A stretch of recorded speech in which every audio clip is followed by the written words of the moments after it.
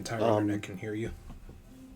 that conversation and all of that, I really wish I could have stuck around to hear your thoughts on that because you're like how you acted that scene out. Oh Did you my, like it? oh my God.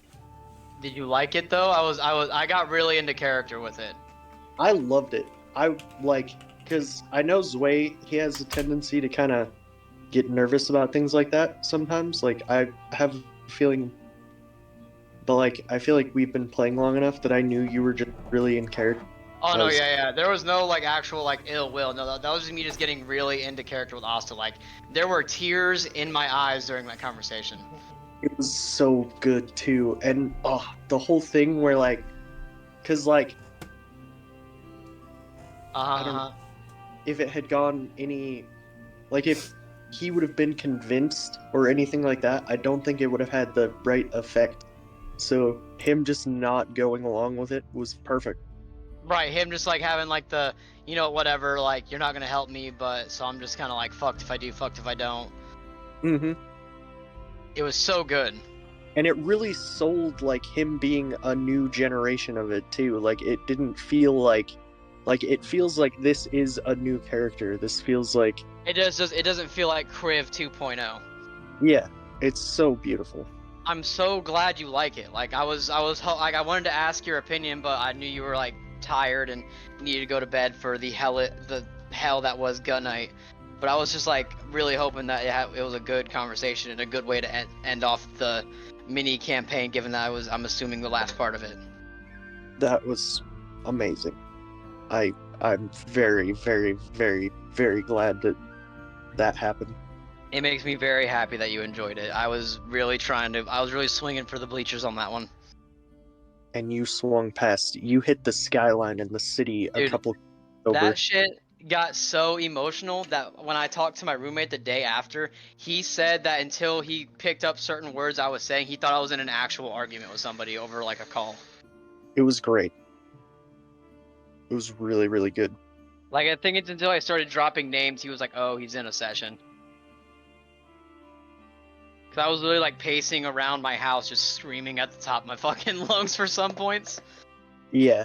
I think you guys and you worked so well together on it too.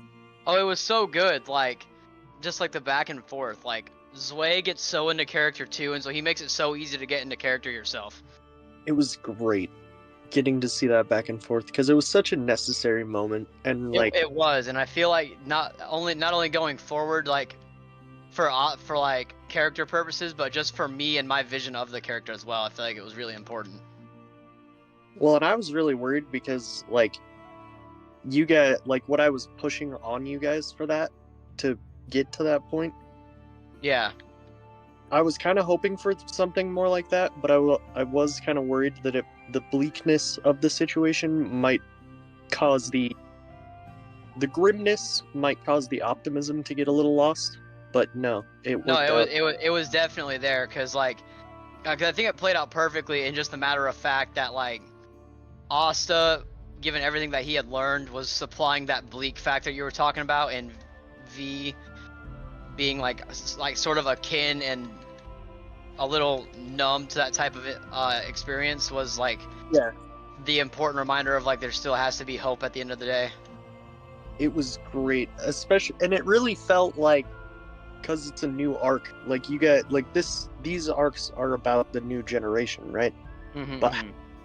this guy from the older generation who has been through things like this before, and he's seen this, he's been down these roads talking to your generation, and you really played into being of this new generation rather than being like, yeah, things do tend to work out because your character hasn't seen that yet.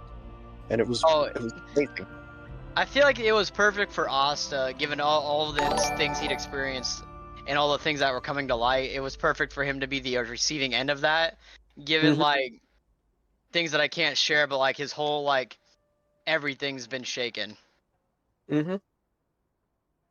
Like it would have been a very different conversation had Kriv been there, because Kriv would have been like, well, we'll just struggle through it like I always do. Right, but like it's because by the time Kriv really got to the point where he was like ready to go hands on with Kishta, he had already recognized what his struggle is and like his purpose in life. Whereas Asta is still trying to find that after having what he thought was his purpose basically shattered in front of him. The optimism of self disregard.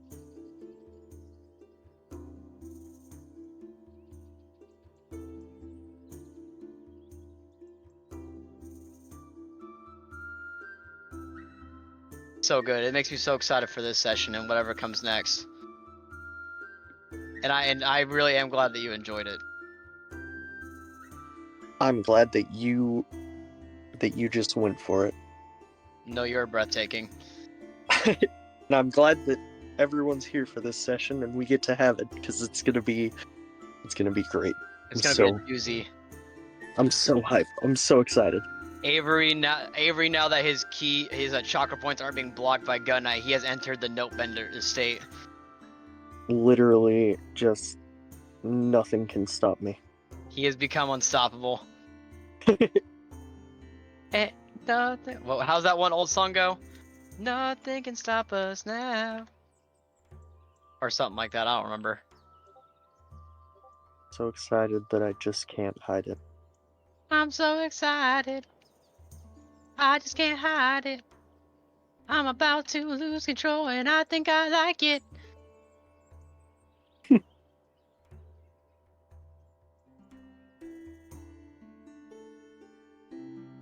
Cough lungs up real quick. Mm-hmm. Gotta get the last of that Gun Knight out of your system. Yeah, I gotta finish processing all of. Gotta get the rest of the pseudo cancer out. I got water. Hydration. Hydration. I've got water, I've got Starry, I've got mac and cheese. Starry? Yeah. It's like almost Sprite. Dude, Starry is like McDonald's Sprite. It's so good. Didn't it replace Sierra Mist? It did, and it was such a good replacement. Because Sierra Mist was kind of but Starry is like so good. Starry do be hitting Yeah. sometimes. Starry be hitting, dude. It Like, do I'm be telling you, hitting it's like McDonald's Sprite. You know how McDonald's Sprite hits different than normal Sprite. I mean, McDonald's Sprite will knock me back to last week if I'm not careful. Right, that shit will jumpstart your car. It will put you on your butt. You McDonald's put that- you Sprite put might have that- been McDonald's Sprite might be a better fight for Mike Tyson than Logan Paul. Man, sports are rigged. You know Paul's gonna win. Just for the I- theatrics of it. Look, I'm not gonna go on record saying nothing, so like don't take anything I say to heart. But Mike Tyson did say, as a quote, if you think I'm taking this fight for money, then you're effing stupid. I'm going to hurt him. No, I do hope that he turns Jake Paul into a fine red mist, because like he deserves an ego check. Yeah. The current song on stream is Harbinger of Spring, and I'm vibing with it. It's a good vibe. Oh, also, in case you ever want to know why McDonald's Sprite tastes so different, it's because they put extra citrus in their syrup before it gets added into the shipped out. Ah. Huh. So it tastes different because it's literally made different than normal Sprite. The more you know. So that's why it's like extra crispy. Crispy. Put that shit in your gas tank and get an extra mile to the gallon. I'm ready to roll some math rocks, man. Yeah, let's roll. Let's get these math rocks rolling, bro. We got a war to fight. Yeah, I got people to shoot in the face. I got people to bonk. Bonk. Bonkus. Oh, actually, hold on, anyway, I'll just text it to you. Wackus Too long. bonkus. Bonkus. Plonk it. Chonkus. Ploingo. Blonga. You guys remember that time Avery became a nondescript, what's the word for them? People who do thinking for a living. What are they called? Philosophers? Yeah, remember that time he became a nondescript philosopher as a puzzle? Mm-hmm. Bro changed his name to Ploingo. Oh, that's right. Had us all scrambling for clues. Ah, yes, the Diogenes era. Yeah, that guy, Diogenes. The chicken guy. Better than both of these. I'm gonna run away. You can't run from me. I'm in your ear. I'm gonna run I'm in your away. walls. I'm in your walls. You're on my extremely loud speaker system today. Mm-hmm. Exactly. Did you see that TikTok that I sent you where I said I'd do the same for you with Bear? Just take this hit, bro. Oh yeah, yeah. Like, Just bro, take I'm this gonna let hit, you. bro. I'm gonna let you do the same for Bear. Just take the hit. Just Just take the take hit. it, bro. Just- Just take it. Come on, it's worth it. Just Take take it. the hit. Take it on the chin, bro. You know I'm gonna do the same for you right after you get up. This is a mutual beneficial thing. You ever see that Fred on TV TikTok where he's like, "Would you push me down the stairs for $1 million?" He's like, "Hey, look, my only regret is that I couldn't find a straighter set of stairs because that little curve messed you up." For real, bro. That's what I'm saying. Bro, Frito is so fucking funny. He's so bro. I'd be Give me dying. peace. Give me peace. And Give me No, that's, peace. um, You gonna that- make me beg? Give me give peace. me peace. Exactly, bro. It's so funny. Frito. That's not Frito though. That's Shogun Sticky or something like that. No, Fred will be doing that too. I thought no, Frito's the guy. Isn't Frito the guy who had like the when you are flirting with the star quarterback's girl or something like that? He's like, I can bench 550, run through it. And it's No, like, that's you can bench 550, push that coffin off your chest. that's not Fredo. That's oh, what's his name? Bro, Nathan would know this off rip. He be watching him all the time. Oh, what's his name? What? I'm gonna find it real quick. What? Why do you do this to me? I'm sorry. No, I'm talking to the notes. No, I'm sorry. How could it happen to me? I made my mistakes. Got nowhere to run. Oh no, why are you so loud? Why stop. Oh my god. Why Uber Eats? Why? Why is Uber Eats invading my house right That's now? that's what I'm saying. And they continue. That's so rude, bro. Yo, I'm about to no. scream. Does anybody else remember that fever dream of a fucking DoorDash commercial with all the dancing people? I wanna Or was know that what- Grubhub? No, it's Grubhub. I see what's happening. No, tell me somebody knows what I'm talking about, please. Don't tell me I'm crazy. I see what's happening here. Actually, speaking of fever dreams, I watched a full movie, and I gotta send it to you because this is some of the wildest shit I've ever seen. Speaking of watching full movies, we have to do a watch party sometime. There's so many shows I want to show you now. I'm forcing you to watch Gurren Lagann at some point. You can't stop me. I'll run away. Dude, why? It's not. It's like I understand you don't like mecha anime, but this one's like so much more than that. I understand, but my watch list, Farad is the guy we were looking for. Farad B. Bro, that's it. Yeah. My watch list, bro. I still got to think finish Frito- catching up on JJK. It's so good. I think Frito and Shogun Sticky are the same person now that I think about it. Oh, maybe. Like I think it's just different accounts.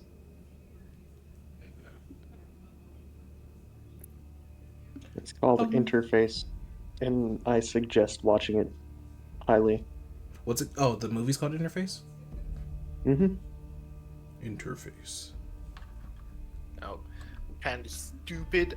I'm gonna be speaking low quality for a little bit. I gotta step away for a minute. Not the low quality dimension.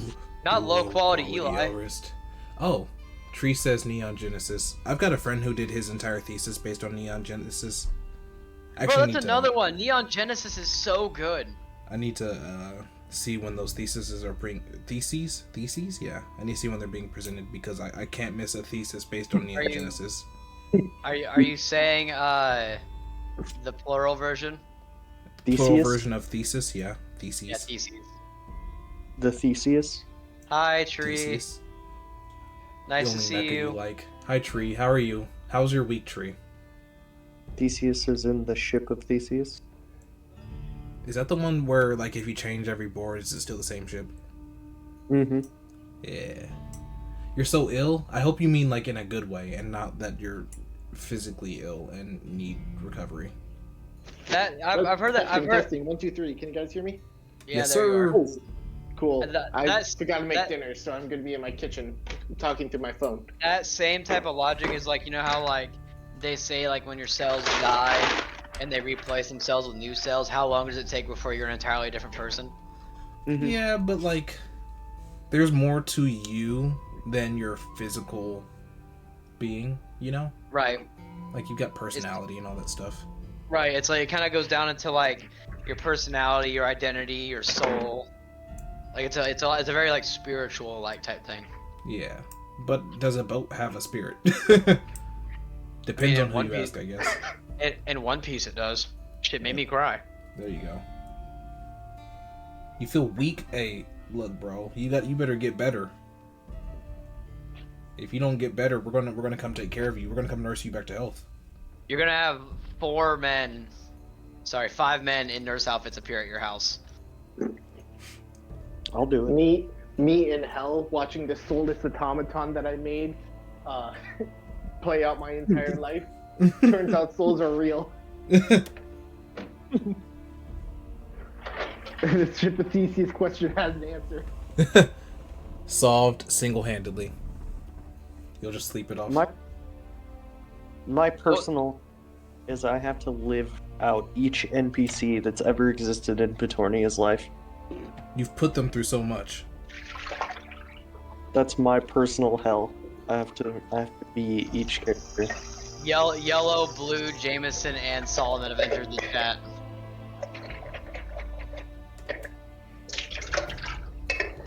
Yo, you're gonna spend so much time locked inside a crystal as Valdor? Spend so much time as Noelani. Oh, that's true. Oh yeah, Nolani's gonna be going through it, bro. Is Noelani Can still you guys- alive? Just Quick question: can you guys hear me doing the dishes? I don't think this has very good. It sounds like you're using the bathroom, Loki. It's Okay. we It's can only the dishes. mildly hear you doing the dishes. It Only only sounds mildly. like water. Okay. Motherfucker's by a stream right now. A babbling brook, if you will. Stream on stream? Streamception? Stream. ah! Stream! Ah! Ah! Victory screech! Future! No. Future! No. Yo, y'all remember that time SpongeBob unironically just released like the biggest jam of all time with Sweet Victory? Yeah, sweet! Fun fact: that was originally supposed to be absolutely awful, but everybody hated it so much that they switched it for a better song. Wow. Shout out SpongeBob everybody. SpongeBob was just out here unironically changing entire generations. But do y'all remember that time they were gonna play Sweet Victory for the Super Bowl, but then they switched And it then up they for replaced it Sicko with mode? fucking Sicko mode, was yeah. Bro, I was heated. crying. I was so pissed. I was heated. I was heated, bro. I was like, this is it. This is the one thing you had to do to get me to care about sports at all. Oh, never You could have mind. at least had like a celebrity sing it. One of your celebrity guests. And then they realized their fuck up and said my bad slime, and then actually had Sweet Victory at the Super Bowl. That time, SpongeBob just casually caused me to have an existential crisis as a 5-year-old. Oh, You know what? Man, SpongeBob put out a lot of hits, like the Ripped Underpants song, the I Jellyfish ripped my Rave song. pants. You know the Oh, Oh, the no. rave one when they had like the yeah, party. Oh, yeah. yeah, bro, the Jellyfish Raid. Not raid, rave. Yeah, because of SpongeBob, my brother was definitely afraid of gorillas until he was like 12 or something. He was afraid of what? Gorillas. Oh, because Gorillas. the The real fucking- gorilla. the indoors episode. Oh. Indoors. The live action gorilla scared the shit out of him. Yo, the Take it away, episode Benny. with the fly that had like the super close-up shots stuck that with me was as a a child. butterfly. Butterfly, A yeah. butterfly, bro. Yeah. Oh yeah. That stuck with me as a child, Like bro. shit. That's It That's did stuck me with too. me. I was like, ah. I was like, hold on, why the eye got so many sections? I can't be messing with this. Like, as someone who my mother has confirmed my first word was butterfly, that shit traumatized me. Yeah. The campfire. Let's gather around the campfire campfire, and sing it's our a campfire song. campfire song. CAMPFIRESONG song. And And if you if you think think you can sing sing it it faster, fast, then then you're you're wrong. wrong. But it'll help If if you you just sing sing along. CAMPFIRESONG.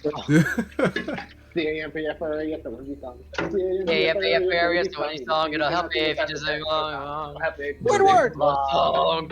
I love Squidward! Squidward's verse. Squidward killed Good. that. Squidward killed It'll that. help. It'll help if you just sing along. Pulled out best SpongeBob song ever to have been released was the Krusty Krab pizza. Krusty Krab pizza.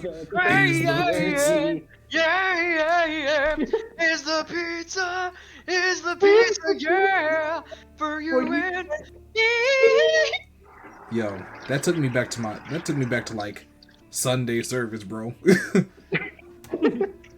Oh, bro, speaking of Sunday service songs, not to skip cartoons, but the transition from SpongeBob to Jimmy Neutron, the I Have the Ring song from that wedding episode.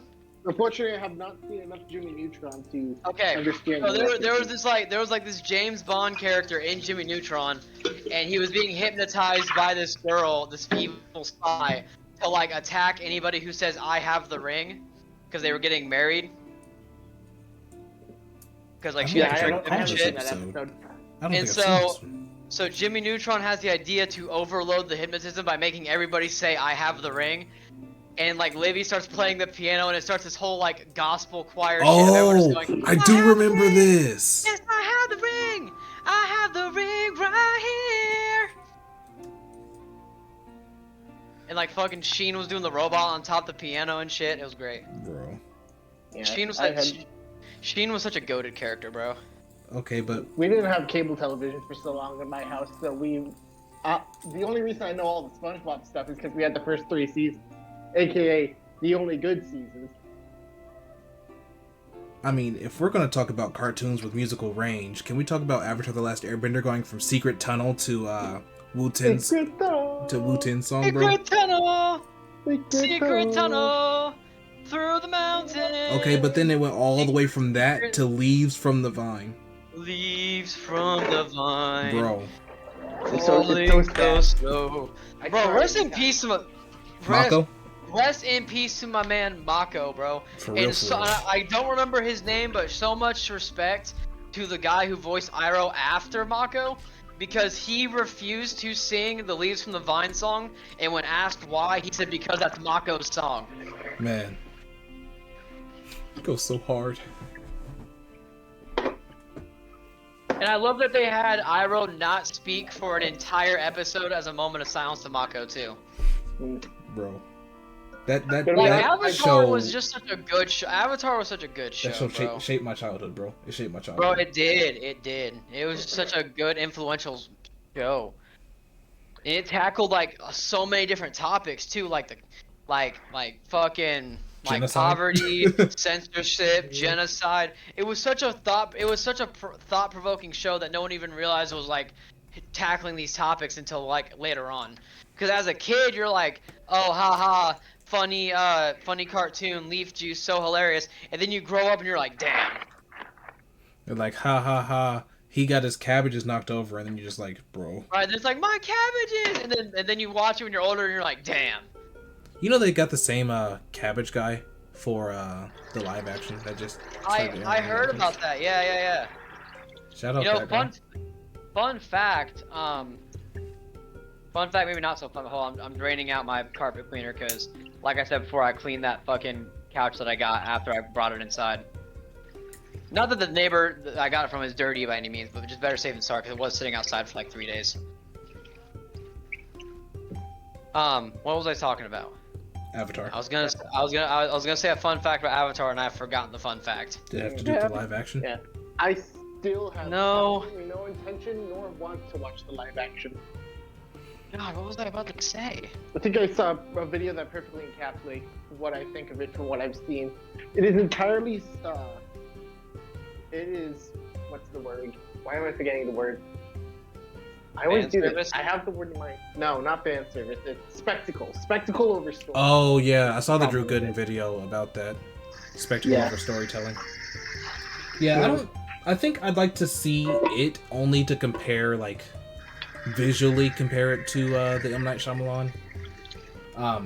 But I don't think I'd like to watch it as a standalone show, because, or even as a comparison to the original, because it's just there's no way it even comes close. Mhm. Right. But yeah, so I mean, Avatar is just so good. It's such a good show. It is. This I is love not what we Avatar. came here for. This is not. We are so off topic. Who's ready to play, bro? I'm ready to throw this hefty die. This mug chonky. I'm So, ready. Let's just do it, bro. I have one announcement. Today's the beginning of today's session. The song, I've kind of gotten into the habit of playing a song at the beginning of every session. But today, Laura is hating me.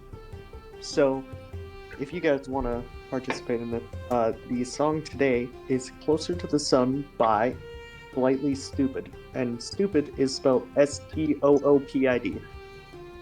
Ooh, Say requires closer to the listening. sun. Looking it up right now. YouTube, closer to the sun. All right, we all need to get it on at the same time. So like, Someone can stream it and have everyone else tune in. Like y'all can do that. This is very true. I got you. Hold on just a That second. is a much better idea, yeah. I got I you. was about to say that. Yeah, I'm glad Sia had that idea, guys. Motherfucker. Hold on, I'm getting YouTube Always- up right now. I was kind of yeah. Here we go. Which stream? This one. Hold on, let me get in there. Yeah, that one. All right, let's do it. Y'all can still see it. You can still hear it, right? Because I tabbed out. Yeah, I can hear it. Oh, wait, Okay. I think I can.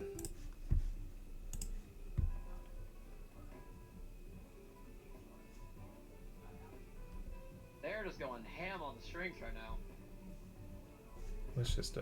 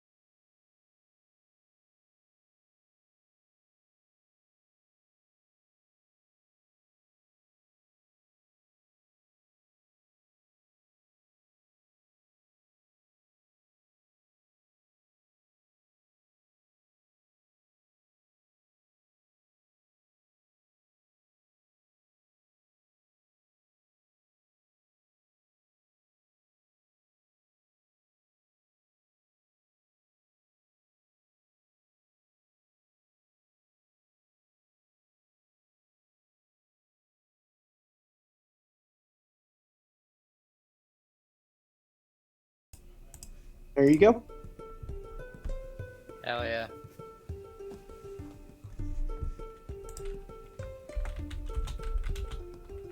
And with that, Oh, Tree's asking if Steam was muted, if stream was Yeah, muted. yeah. I got him. We're back. We're back. Sorry, Tree, there was DMC music being streamed and we didn't want to risk it getting messed up. Yeah. Down the system. Honestly, bro. Fuck capitalism, honestly. Honestly, bro.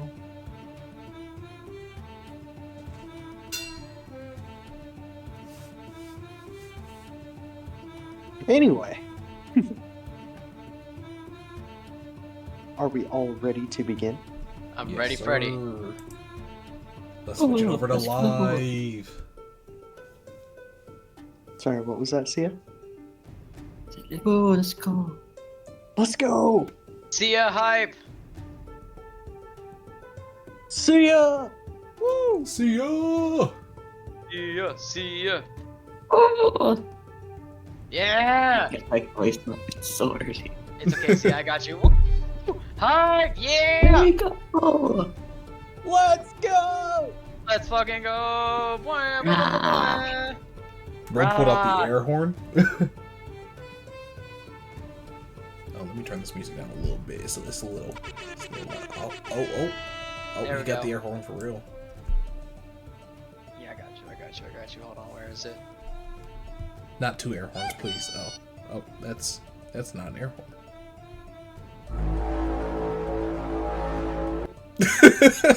Hey, yo. Today's session will begin with our dear friend Sia. Oh. My bad, I hit another button by mistake. I'm about to turn off the soundboard, bro. Great. That had a great effect. We get to Sia, start you're- with Sia. You're in your room, and you have various traps set up, and you have various hiding places and things like that. I do. And that is pretty much how you spent your 3 hours of free time before heading to bed, before the morning began. Yeah, making sure that these Black Ops people are not gonna kill me. And your night goes undisturbed.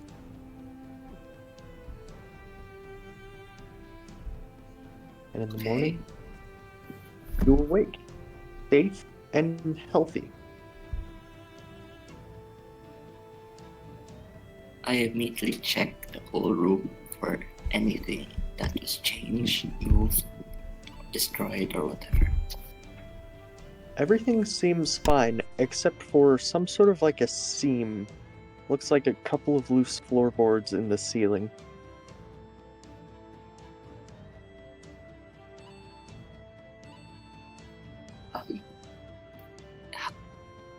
Can I send out my familiar Rosas to go check it out? You sure can? She will also do it invisibly because she's a sprite. She will invisibly sort of check it out. And she'll come back down and say, I'm not exactly sure how far it is. But it does seem to be sort of like a secret compartment.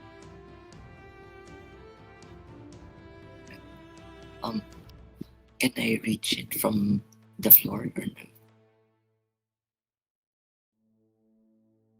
no? Yeah.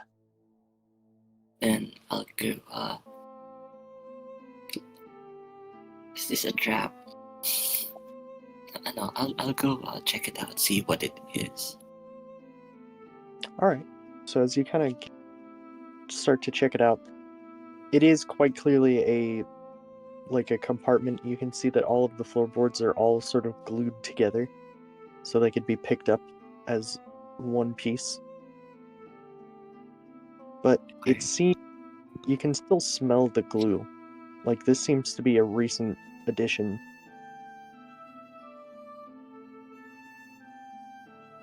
So, does it look like someone was creating a secret compartment in there? Is that what it looks like? It looks like somebody built this last night while you were asleep. Okay.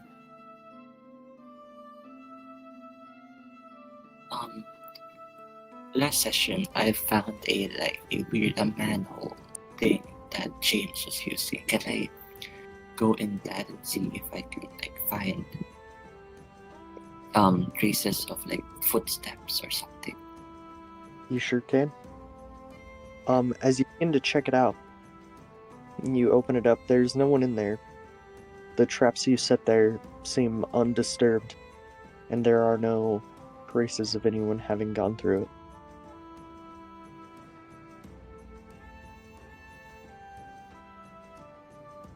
There's nothing in the secret compartment, right? No. Okay. Then,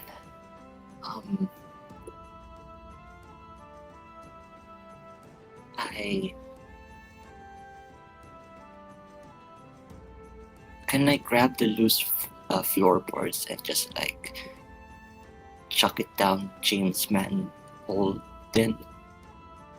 Yeah. Yeah, that's what they do. Alright. Chuck them down there. And then I say, good morning to any invisible people in my room. I'll be at breakfast. And then I just carefully step out of the room. Okay. You carefully step out of the room, and as the door sort of closes behind you, you hear your window open.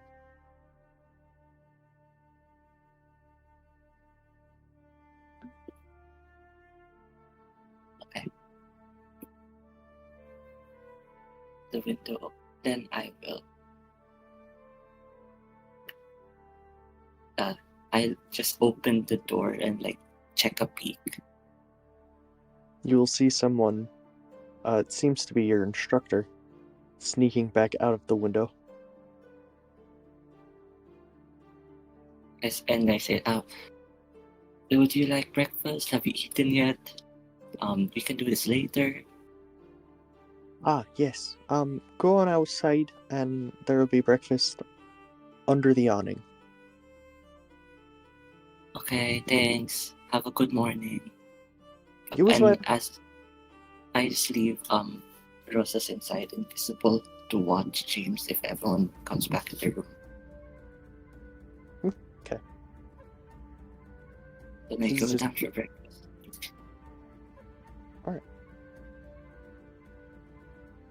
By the time you get down for breakfast, your instructor is already there.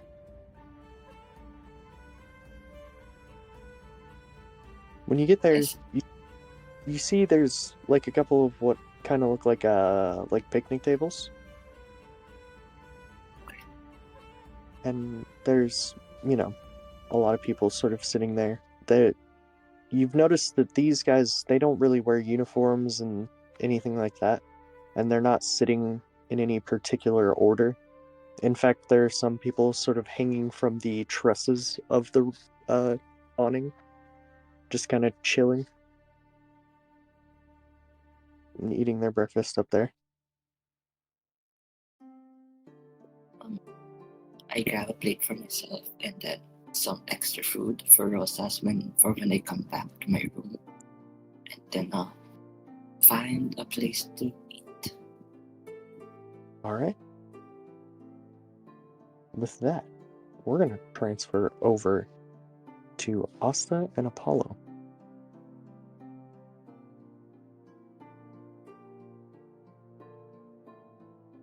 Sweetness. Go. Oh no, go ahead. I'm sorry. Go ahead and roll me. I feel like this would be a wisdom save to see if you wake up on time. Ooh. Oh god, I need to pull up my character sheet. Wake up, mouse! Wake up! So is this a straight wisdom save or wisdom check? Wisdom save. Wisdom save. All right. Wisdom Plus save. 7 on a 17. 24. Let's go. Oh Excellent. god. Now let me... Apollo, where's your sheet at? There it is. What's my wisdom save? Plus 5? Oh god. Oh, on a nat 20 though. 25. Apollo is bright-eyed and bushy-tailed, gamer.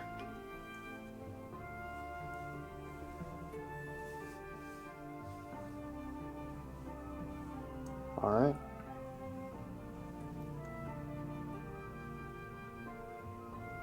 With that, you are up before the sun rises, and you see as everyone else gets up. Gotta get And the for good morning stretches So- in. Asta kind of... Asta's on the top bunk, right? Mhm. He literally rolls out of bed, almost like shocked, and falls to the floor. And his eye, like while his eyes are wide, they're extremely baggy, as if the sleep he did get last night was extremely troubling sleep. Mhm. You didn't sleep very well? Asta's going to rub his eyes, like, no, god damn it. Sorry if I almost landed on you. And he's gonna like kind of look up at Apollo for a second, like he's blinking sleep out of his eyes, almost in a shocked expression. I don't even remember what I was dreaming about, but whatever it is, it sucked. Couldn't possibly suck worse than whatever we're about to be put through, right? God, I hope not. Looks like you slept alright though. I mean, today's the first day I get to prove myself, right? Oh yeah. You gotta show that one dude, whatever the fuck his name is. What's up? Petal? Petal? Was it Petal? No, What? it wasn't pedal. What was it again? It's Paulette. Paulette. Oh, right, because teacher's Paulette. I made that joke. That's what I did. In any Failing case, do we see what direction people are heading in? Can we kind of suss out what we need to be doing? You can see everyone is sort of making their beds, grabbing the stuff from under the bed, and sort of getting these sort of uniforms and getting prepared. Can I look under the bed and see what's there? And you sure can. You can see a sort of baggy, not quite canvas, but like, is it burlap? Burlap, is Yeah. that sort of? Yeah, like a potato sack? Yeah, Burlap.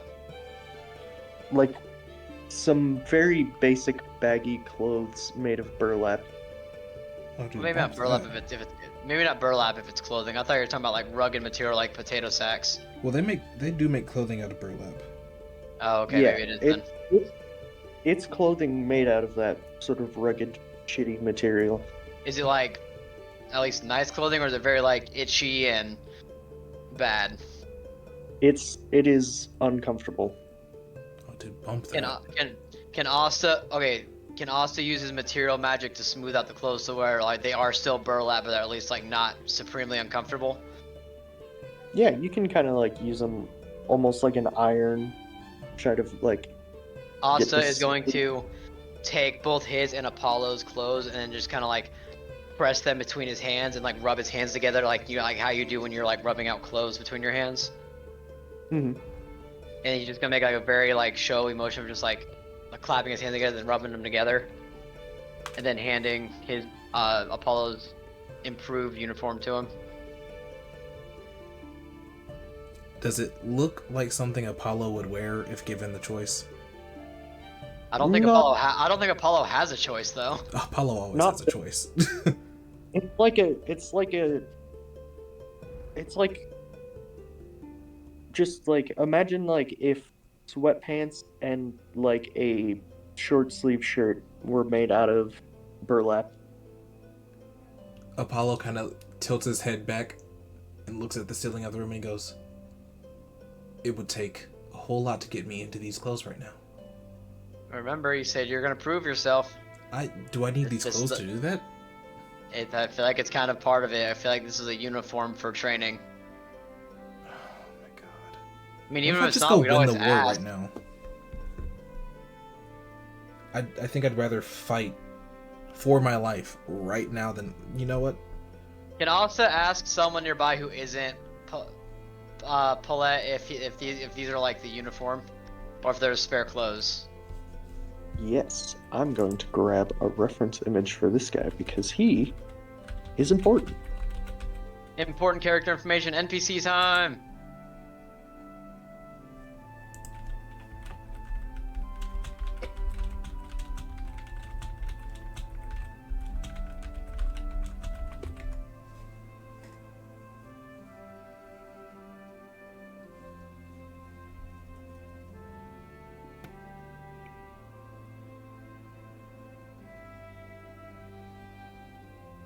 He's going in the notes, gentlemen. Be prepared to pull him out if possible.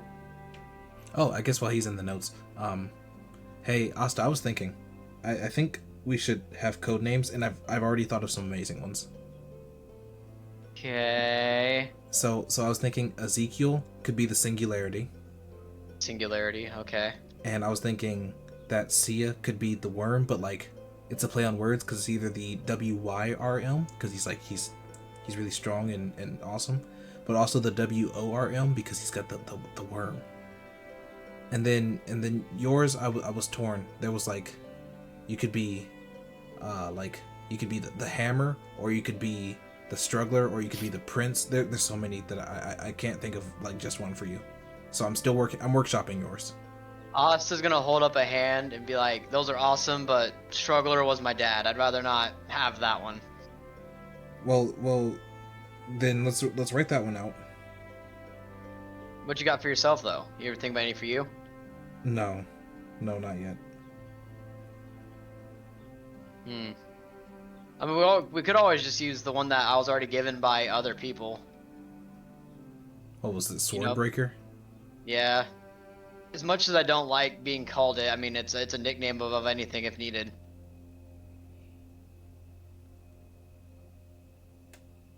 Oh, who do we lose? I think I Eli. think, We lost I Eli. think Oh he's no. going back.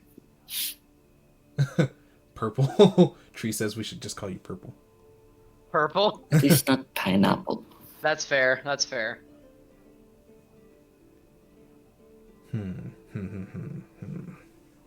Call me Purple Haze. Call you Dragonkin. Hmm? Dragonkin? I guess that's true too. We'll workshop it. There's no rush. We got a thing for one No. for you anyway too. I really like the two and I need to run it by Sia and Ezekiel, but the singularity and the worm are, I like those. I think they work.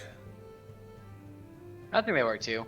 And if anything, we can just shave off the the Well, yes, for conversation singularity and purposes. worm. Yeah.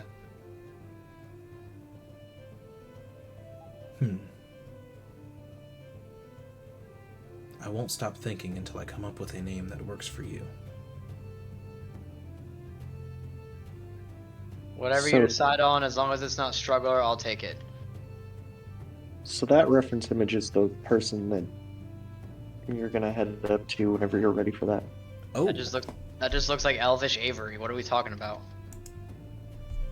The handsome man. Oh, also the main guy, the quote unquote Black Dragon. This is them. We're gonna drop their reference art in here. Above table, this man still nerves me because of that old man talking about the Black Dragon's coming for you all, blah blah blah blah.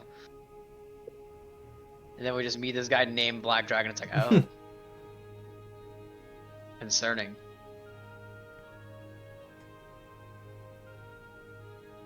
This first person is actually extremely tall, by the way. Is something of note. How tall are we talking? Like, way taller than the world record of elves.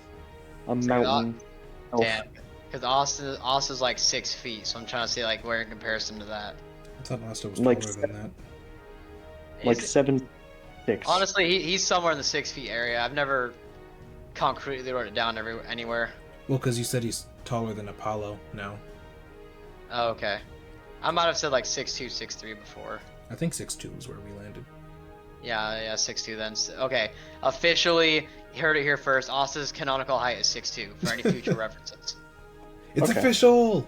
Ah! This For person now. is like 7'6", for Damn. reference. The one in the armor, Oh. yes. Yeah. Tall.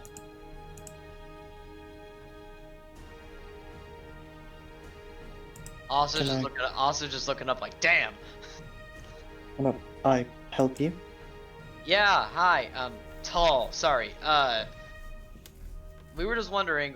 We just enlisted yesterday. Are these clothes under the bunk? Are these like our official uniforms or training clothes, or how necessary are they to wear? They are mandatory, she says as she puts them on. Ah, fair. Well, I guess introductions are in order. I'm Asta. This is my little brother Apollo. When It's you nice look- to make your acquaintance. When you look to Apollo, he's doing the Vegeta cry face. He's. Did you say mandatory? Yes. And Forgive my brother. He's going through it a little bit. I'm Dega, by the way. Dega. Nice to meet you, Dega. Wonderful to make your acquaintance, Dega. Apollo's stripping slowly to put on this Please uniform. excuse him. He's a very fashionable person, and so he's going through it with the uniform. I take pride in my presentation. Asta's saying as he starts changing himself. By the way, Asta and Apollo don't sound like last names. Oh, so sorry. No, it's Get Good and Archimedes. Ah, nice to meet you. My first name is Marina. Marina. Dega. A beautiful name. Thank you.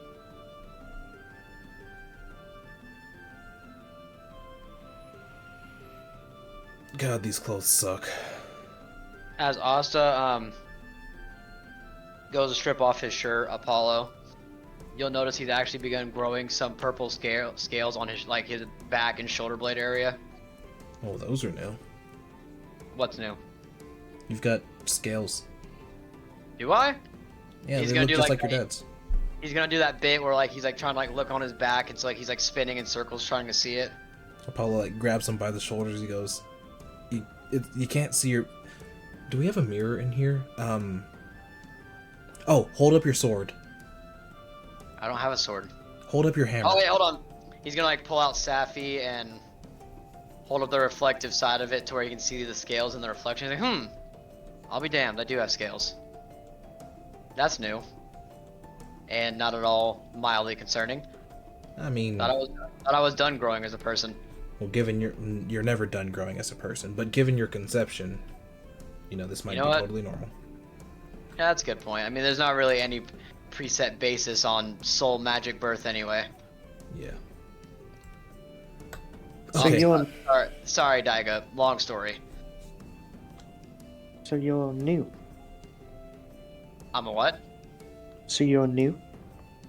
I'm new, to the army? Yeah. We just enlisted yesterday. And you said Archimedes. Yeah. So you're the one that's broke Plet's heart. That what? You're the one that broke Plet's heart. What are you talking about? Asta is cackling right now. He's like, like he has fallen on the floor and holding his ribs. He's laughing so hard. What do you mean broke Plet's heart? He's beside himself about this whole you being the favorite. I Plet's have mad that he's not the teacher's Plet. I have no care for favorites. I'm simply here to establish my family's name once more. I'm Good luck. just here to make sure he doesn't die. Oh, I won't be dying.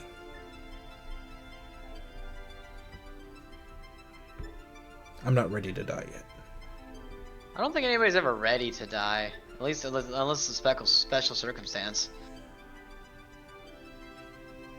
Well, The sooner we get out there and do whatever we're doing, the sooner I can get out of these clothes, correct? You're really going through with this clothes, aren't you? Look at me. You look fine. Can you say that with a straight face? I mean, given I'm laughing too hard at the teacher's plet thing, no, not currently. God, this is awful. Is this Daigo will- burlap? Daigo will kind of notice everyone started to shuffle off, and she will sprint to get into formation. Oh boy. Nice to meet you. Come on, dude, we gotta go. I'm not gonna fit in here. Dude, you look fine. Just come on. I'm not worried about If you- looks. We have a if you're gonna be- formation. If you're gonna be whiny about it, I'm gonna re-wrinkle your clothes. Now come on. I can't wait until we're not in formation. Well, the sooner we get into it, the sooner we can probably get out of it.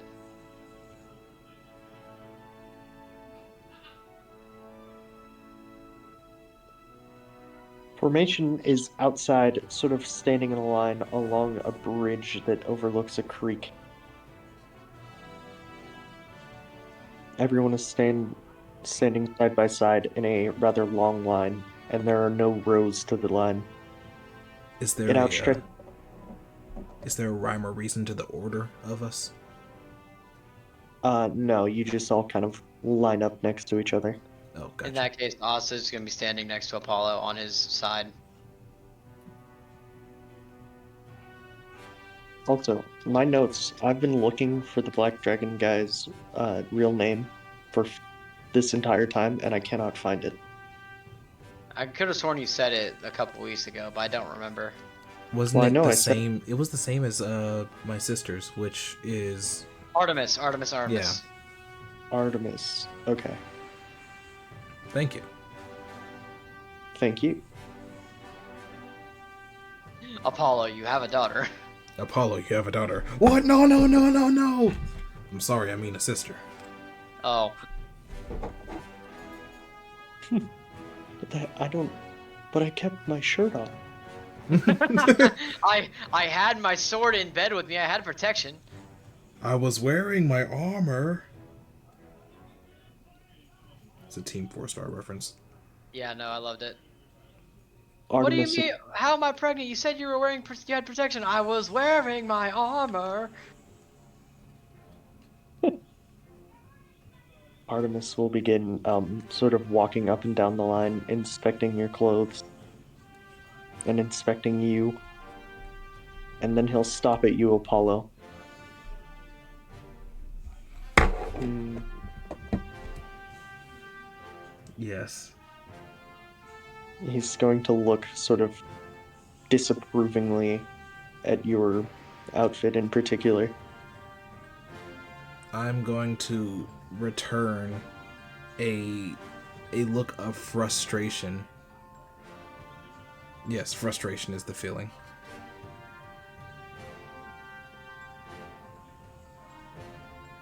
He'll shake his head and just keep moving down along them.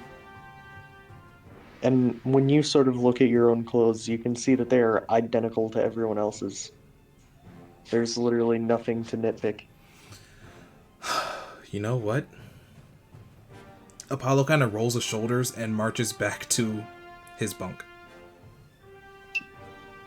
Oh, as you begin to do that, there are various gasps by everyone else in formation as Artemis begins running your direction. Oh boy, here we go. I will be right back. Give me 2 minutes. 2 minutes. 2 minutes. Formation is done. Go get back into formation now. Oh, no, no, no, no, no. You seem to misunderstand. There's an issue here. Look, I came to help of my own accord. And this is not my own accord.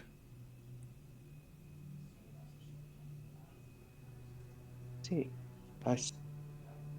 everyone else, you're going to run around the entire camp until Archimedes here is done with whatever he's doing.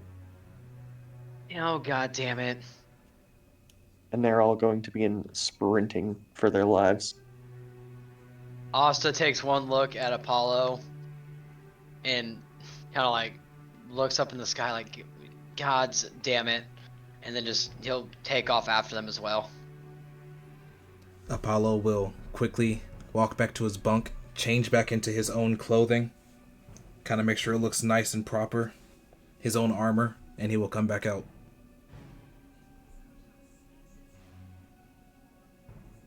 When you come back out, Artemis, obviously they're still out doing their lap. So Artemis is just going to kind of look at you. And Apollo will take his formation position and stand properly. You can see he's kind of smirking, but he's also clearly not very happy about this.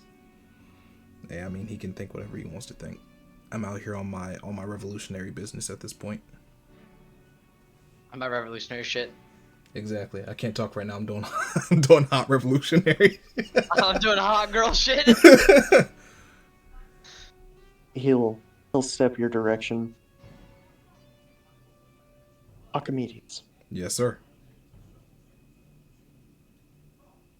As much as this is your choice to come here and your own accord, I need you to be a soldier.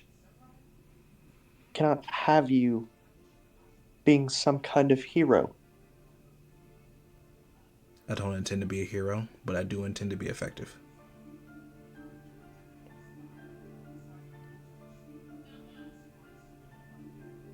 He'll kind of squint at you. He'll grow a really big smile as it seems as though he kind of has come up with something. I'll return the smile. And he'll step back as everyone else gets back. Asta, this base is way bigger than you remembered. Can I roll some type of check to see how, like, not exhausted? Like, I don't think I'll get exhaustion from this, will I? No, it's just Can I a roll lot. something to see, like, how the lap affected me, though? Yeah. You can go ahead and roll me athletics. Also, something you would have noticed is that Plet did his best to be in the front, running faster than everyone else, while Dega was sort of running around doing their best to try and help the guys that were lagging behind. I got a 15. Alright, so you're I would say noticing Daiga trying to help those following behind Asta would probably be doing the same thing. Just kind of like giving like words of encouragement to how like this is nothing. Like come on, like you can do better than this. Not in not in a degrading way, but in like the way of like come on man, like you know what your limit is and it's way more than this. Don't give up now. Bro said on your left. as soon as you get That's the Prince of Struggle, bro. He's in here. He's active. as soon as you all get back, Daiga will immediately run to Artemis and whisper something in his ear, and he will approach you, Apollo. Apollo hasn't dropped his Daiga formation whispered it position. in Artemis's ear. Mm-hmm. Okay. Make sure I heard you right. My apologies. Nope, you're good. Artemis will approach you. Graduate.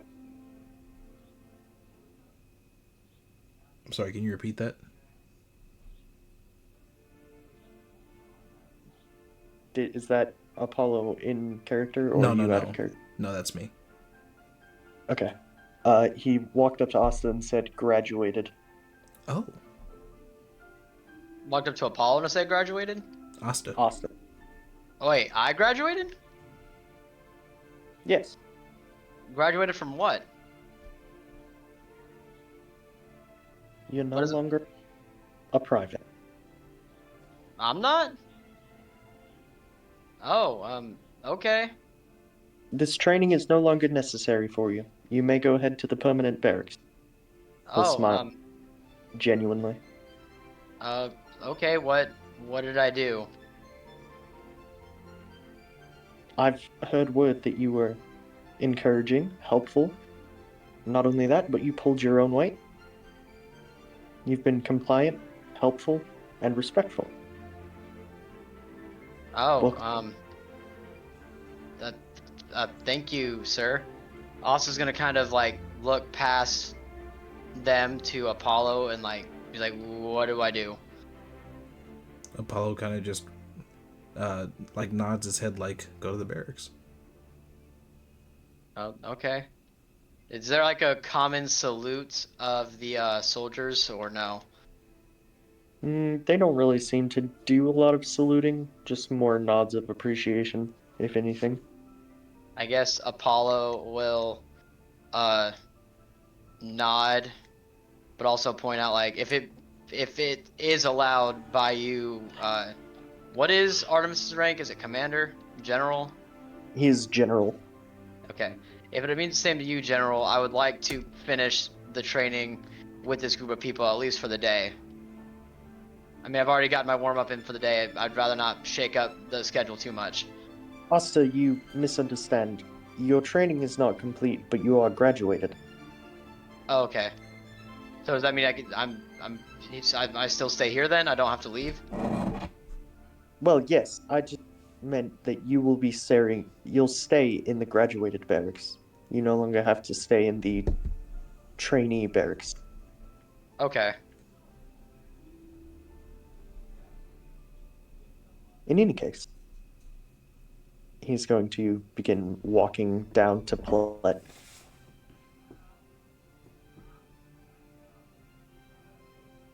He's gonna look at him. He'll sort of look him up and down. You have two options. You are either cut, or you will be Osta's subordinate.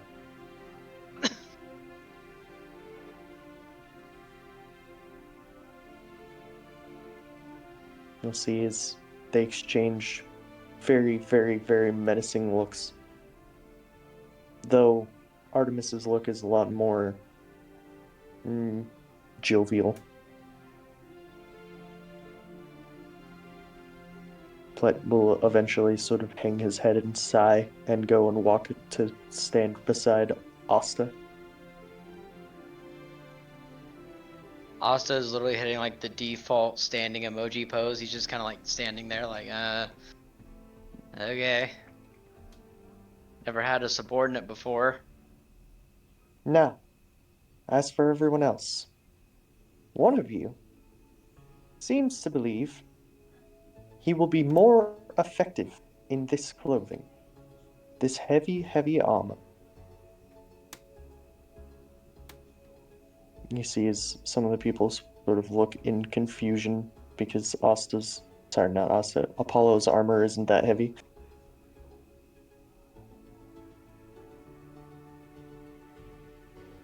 Apollo continues to just look straight forward.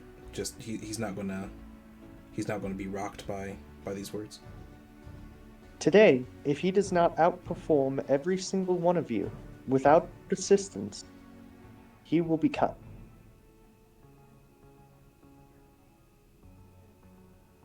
Yes.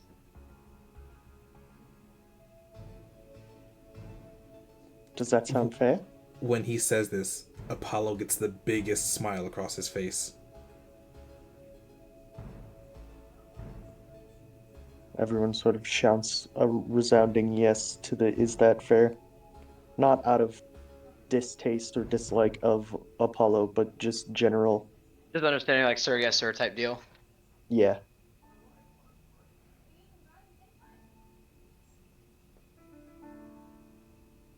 Well then. First part of the day, sparring. Asta will telepathically communicate to Apollo. He'll say, way to make waves on the first morning, little brother. Apollo will telepathically respond, this is how I make a name. Fair enough. Which I want to, like, kind of, not reiterate, but explain further. There was a little bit of sarcasm in what Apollo and Asta said, but it was more of a teasing than, like, an actual, like, I'm mad at you. It was more like a jovial kind of thing, you know what I'm saying? Like, right. more like he was busting his chops. He's not mad at him in any regard. He supports what he's trying to do. It's just more of like just jabbing at him to let him know that he's not angry than anything. Right. Like, that's his little brother. He's got to give him some shit. But also, out loud, physically, will, like, reaffirm with a yes along with everybody else. Apollo will as well. And then under his breath, he'll just say, "Make me a monster." Alright. Now, I don't know. I think Eli's probably, because he had to cook and he's probably eating, but. I'm here. Oh, sick. I just wanted to mute so that you guys didn't hear me chewing on pasta. Reasonable. As far as like what you're doing goes, mostly just kind of chilling with Morgan and talking about like imagine what you would picture like the ancient Greek philosophers, like one of those kinds of meetings with students. Nerds! It's like tea time with Morgan. If I have time to, I would like to also cast Find Familiar if they have like a breast brazier anywhere. Yeah, they have like things like that. Cool. Hold on.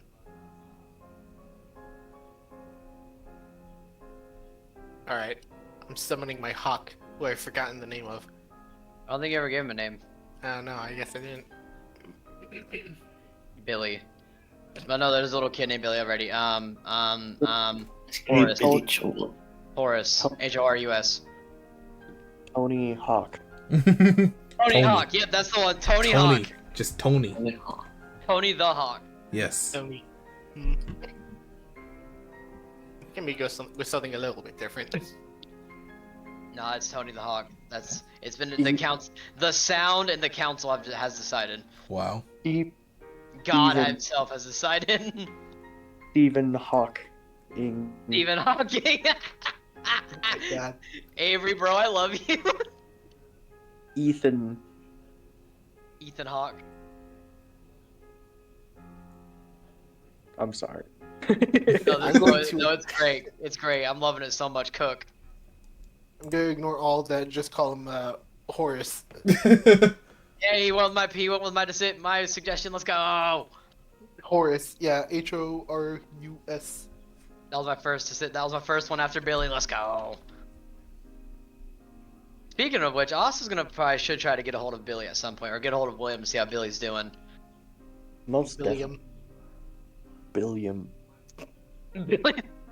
Billiam with Billiam with the giant red B emoji.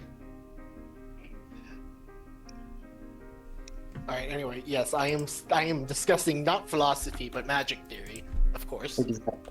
Yeah. If you magic theory, if you cast a fireball in the woods and no one's around, does the explosion make a noise? What is the morality of Fireball? What morality? Fire is but fire. Do you think Ezekiel would tell anybody about how he knows somebody who parried a fireball? That was that was under special conditions. The special conditions That would being not occur naturally. the It was special a one-time condition, fluke, he said. the special conditions being that Asta is him. Now, this is gonna.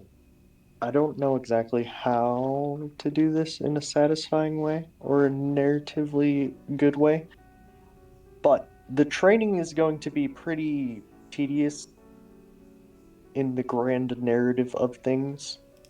Training montage. Training montage. The- I got you. Hold on. I gotta do something real quick.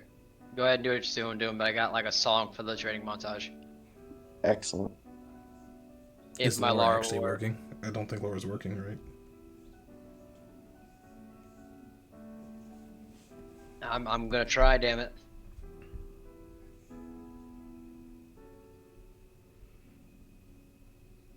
This mac and cheese is hitting, dude. I love mac and Speaking of cheese. Laura. Let me make sure I have her muted. I do. So I'll kind of go down the line as for the individual people and the group that they're with, and what their training aims to make them, starting in the order that we sort of jumped from each person.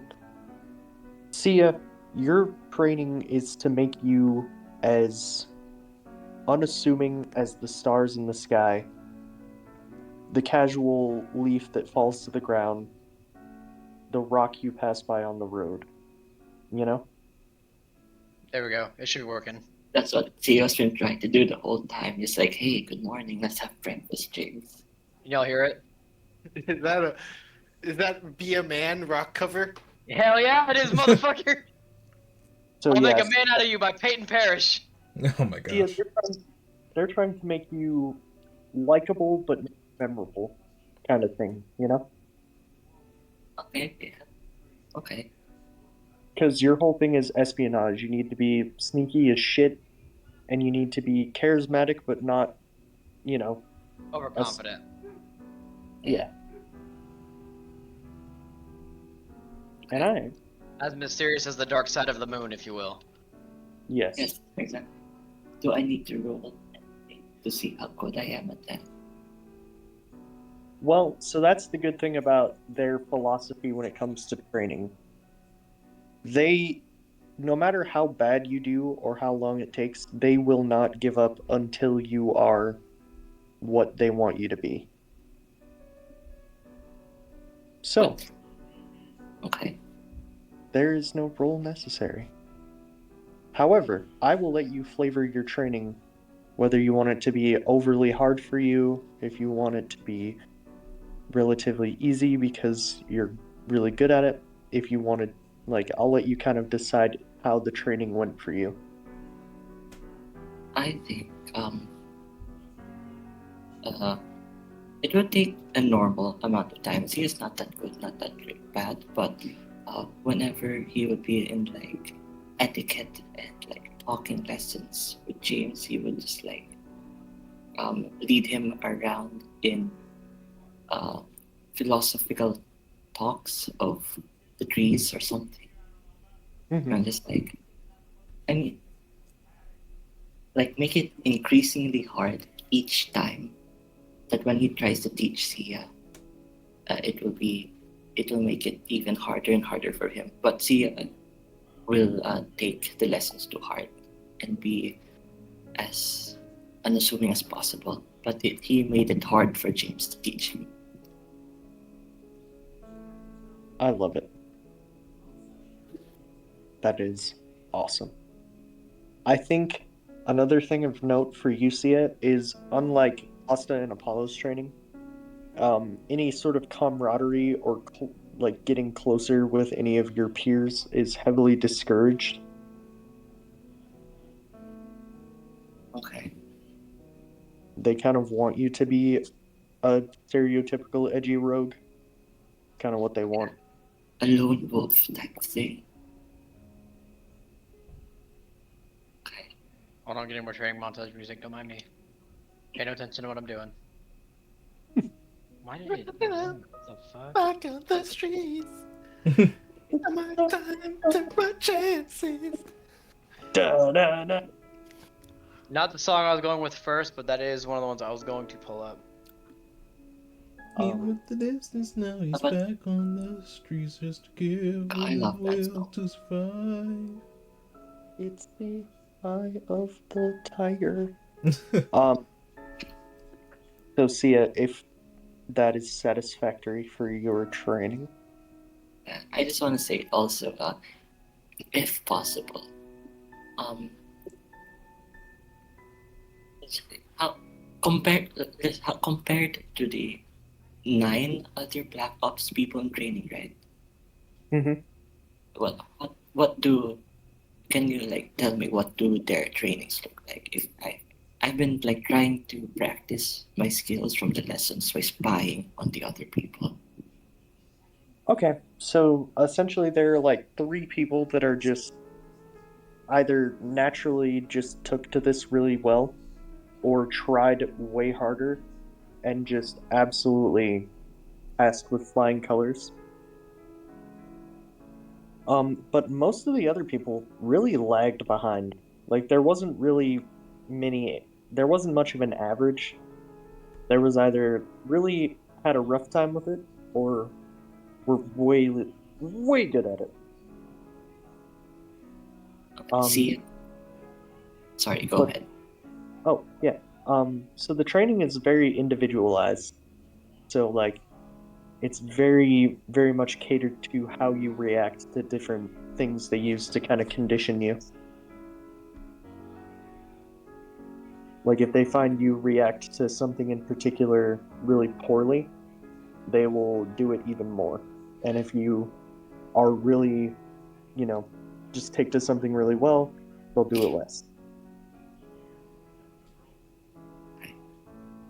Like if a great example would be like James sneaking into your room, right? Like if you didn't care that much about that, they would stop doing it. But if something else was more annoying to you, they would do it even more. Okay, that makes sense. Can I say Uh, that the three people that were really, really good, Sia is trying to gain, I'm not going to say sabotage, but like, um, gain blackmail in a way that is not overly antagonizing. Mm-hmm. Makes sense. Yeah. Like normals like spy on them and stuff. That makes sense, because they would definitely be doing the same thing to you. It's actually kind of encouraged to fuck with each other. Okay, then yes, Sia, with all his magical abilities, will fuck, make, we'll just, yeah, will fuck with them. Wonderful. And he just has an all-around fun time, and that's satisfactory to me. Wonderful. Well, in that case, we'll hop over to Asta and Apollo. Sweetness. Again, same sort of, you kind of can flavor your training how you want. They are not so much with the, they will not, if you're doing a really bad job, they will just kick you out. Okay, so, I do want to explain Apollo's first because Austin's gonna cook a little bit if I have DM's permission to do so. Oh, you can go ahead. Okay, so you know how I'm assuming, given we're soldiers, it's more physical training, right? Mm-hmm. Okay, and you know how in training it's basically you tearing your muscles and letting them grow back stronger, right? Mm-hmm. So every time Asta, if this is allowed, please tell me if it's not, and I'll say never mind, he doesn't do that. But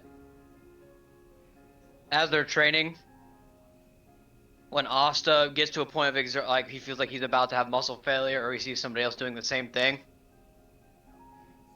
like sweat rolling down his body, his teeth like sharpening into fangs as he like pushes himself to a higher limit, or if he sees someone else about to fall out, I want Asta to like on his exhausted breath cast mass healing word to help the recovery of the entire group, Mm-hmm.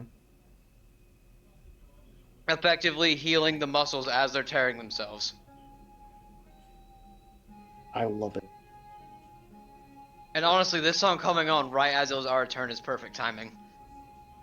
Not to interrupt you at all, but there is a couple things I did want to say. Okay, go ahead. Which are that, so they want to turn you into obviously brutal murderers, Right. but they also want to train you physically to be strong. They want you to develop an extreme attachment to those around you, but they Mhm. also psychologically fuck with you, especially the people that prove to be more confident and charismatic. Right. And like, I'm gonna mention Apollo because Artemis took a liking to you. They're especially going to push you harder because they're trying to see who has potential for leadership roles and various different jobs. It's a very common or like militaristic idea of individuality gets you killed type of mentality. Yes, very much so. While they try to treat everybody the same on the surface level, they will also very much individually fuck with each of you to see who makes or breaks or reacts to different things, to see who they might bump up a little higher in the rankings or give a more specific role to. Right. Asta's They- whole mentality is that the weakest member will decide the battle, and so he's trying to make sure to like he's keeping an eye on everyone else, but also himself. Like, and he's basically timing his healing word to where it looks like a large group of them are about to give out, and then that's when he's casting the healing word. Mhm. I mean, he is the group's healer after all. And something of note out of your whole class. Oh, Asta, by the way, you specifically are considered essentially responsible for Plet. Plet is your protege. Plet is my You- pro. I have to look over. I have to look out for Plet. Yeah, not only that, but you are outright given the authority to cut him.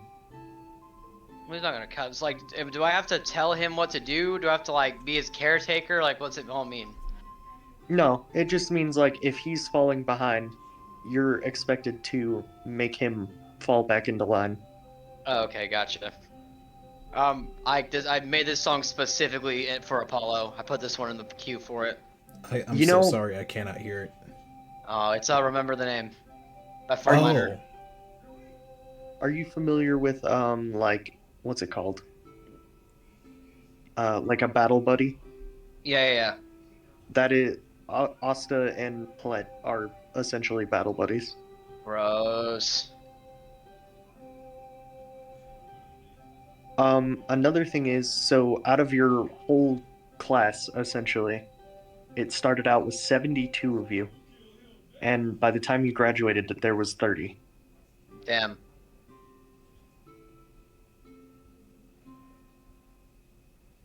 Artemis does not fuck around.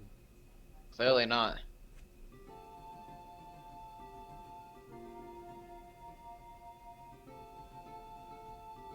But yeah, other than that, feel free to go ahead and take your trainings. Yeah, I mean, I already explained what Austin's gonna be doing. You know, so like similar to how when he was fighting the bandits, like the closer he gets to his limit or the angrier he gets, his pupils will start to sharpen into slits, his teeth will sharpen into fangs, and he'll take a deep breath and cast the healing word, and it'll kind of start to revert itself.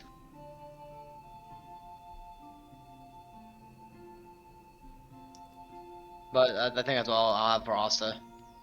So, you know how in the gym you always get a much better workout when you have someone pushing you to go further?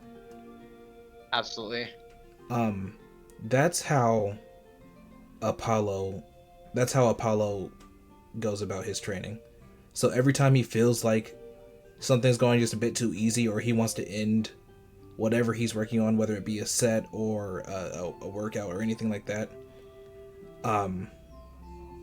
he's going to, kind of gently antagonize whoever he is working with, so that they'll give that same energy back to him, and he's going to try to use that to go a set beyond whatever he would have considered his limit every single time. So Apollo is just on your lefting whoever it looks like is close to him in performance. Just consistently, if he feels like he's approaching his limit, he knows he needs that energy given back to him. So it's not so much that he's trying to like one up anybody, but he is trying to get them to push him the same way that he wants to push them to do better. I see. Well, that's actually going to be very helpful to you that Artemis is constantly on your ass then. Yes, exactly. I heard nerds say he looks at it as the group is only as strong as its weakest link. I think Apollo's current headspace is that may be true, but he holds himself to a different standard than he holds anyone else to, so his best is only as good as the weakest link that he sees around him. Mm-hmm.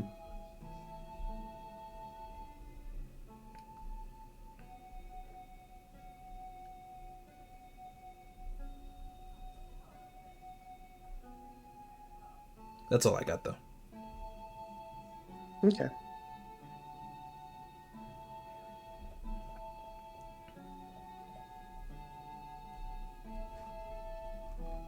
Another good song. One last thing is at the graduation ceremony, it would have been revealed to you that Daiga was actually one of the instructors the entire time. Is Daiga our age or is she older? She's about your age. Okay. I feel like I also would find a connection with her in the sense of they both share a common ideology of like making sure no one falls too far behind. Mm-hmm.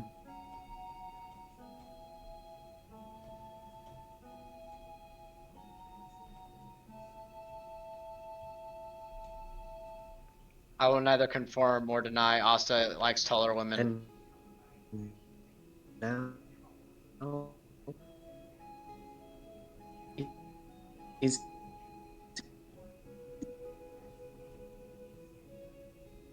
a well. On that note, we're gonna swap over to Ezekiel. Ezekiel, you went into the essentially like the war casters.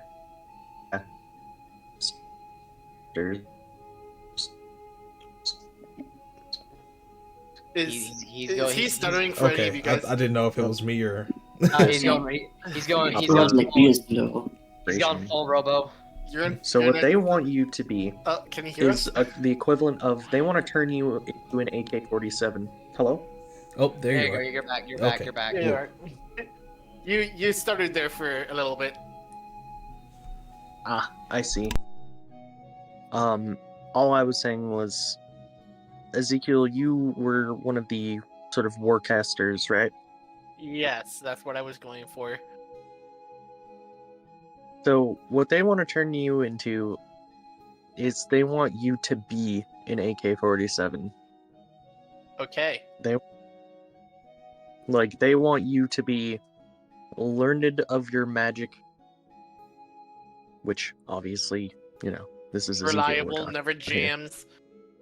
Yeah, they want you to be ready to just spam fireball. Mm-hmm.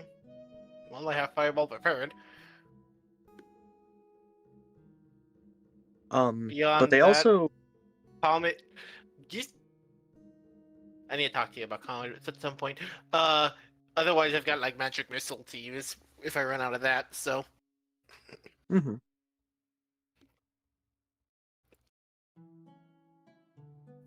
Something else. They want you to all be they want you to be sharp of the mind because they sort of consider you a step above essentially the, by hand fighters. Mm-hmm. So they want you to be smart and prepared because if, say, you're out on the field and a commander were to go down, they want you to be able to fill that role in the heat of the moment. Okay.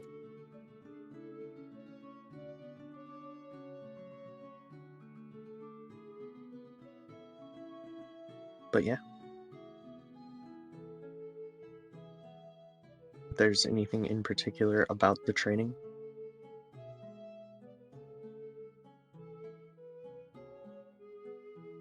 Do you think Ezekiel would have taken to it rather quickly? Or, Sorry, I was distracted by the music. I had to turn down Lara. What did you say? I was just saying, if there's anything about the training or Ezekiel with it that you wanted to, explain or talk about. Like if you think he would have been especially good or, anything like that.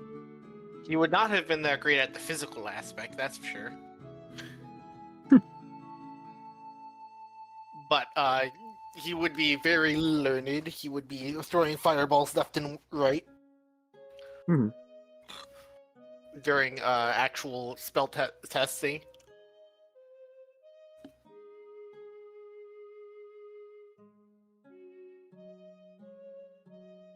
I don't know. He would just do everything like efficiently and only as much as needed. Mm-hmm.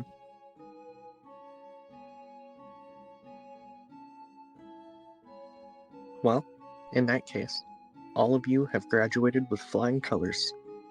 Nice.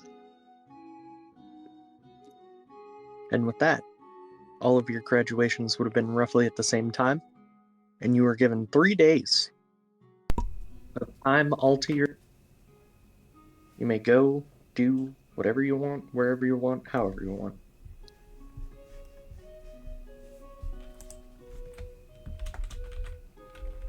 Nice, nice.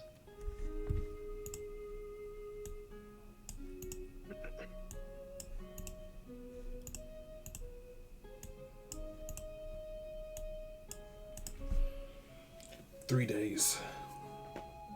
In 3 days indeed. So what do you want to do? So wait, if they're graduated, does that mean that also still has to look after play? It will mean that when you're back together. Ah, God. By the way, the training for you guys was. It was 6 weeks of training. 6-week training montage. Mm-hmm. A month and a half. Wait, do we need to renegotiate another month of contracts? No, so the training's accounted for. Ah, I see. We could always meet up with Ezekiel and Sia. We haven't seen them in 6 weeks. Wait, I figured we were doing that. I meant after that. Well, I mean, we should meet up with them and decide after. We can't make decisions for them. Right. I feel like Austin Apollo came out of it at least a little bit more tone and muscle anyway.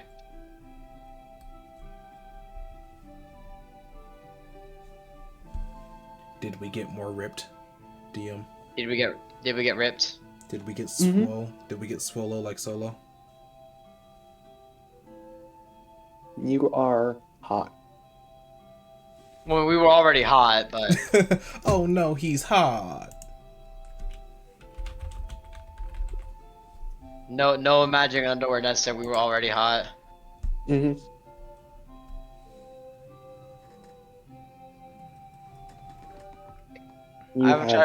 I've got a quick question for you, Avery. Hold on, I gotta send your DMs. I think that Apollo does want to find Ezekiel and Sia, though. Meet up with them before we make any decisions. Alright. Ezekiel and Sia, where are you? What are you doing? You're graduate. Nikhil's just continuing studying, doing research. This time in a more public setting with all the other wizards.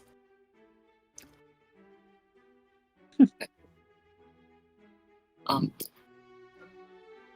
ask a question first. Has anyone ever broken into James' room yet? No. Nobody has and lived.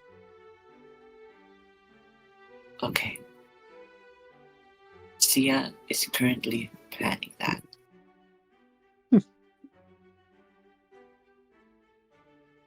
He will try to do it before graduation, but he assumes that he'll meet up with a opponent faster than Ezekiel before. So, yeah, he's like,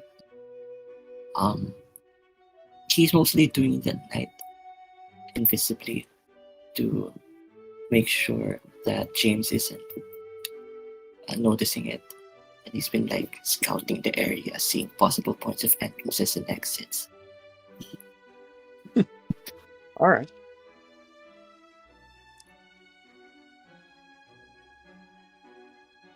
As the actually, hold on, let me think about how I want to word this.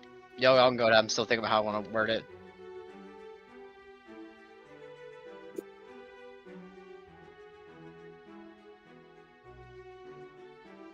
I do also have one final question in DMs. Our sweet DM Bavery. Okay, thank you. Mm-hmm. So as the 6 weeks progress, Asta has not only grown out his hair but worn it tied back more often. Like making a point to like make sure it stays tied back and like kind of kept on the back of his head.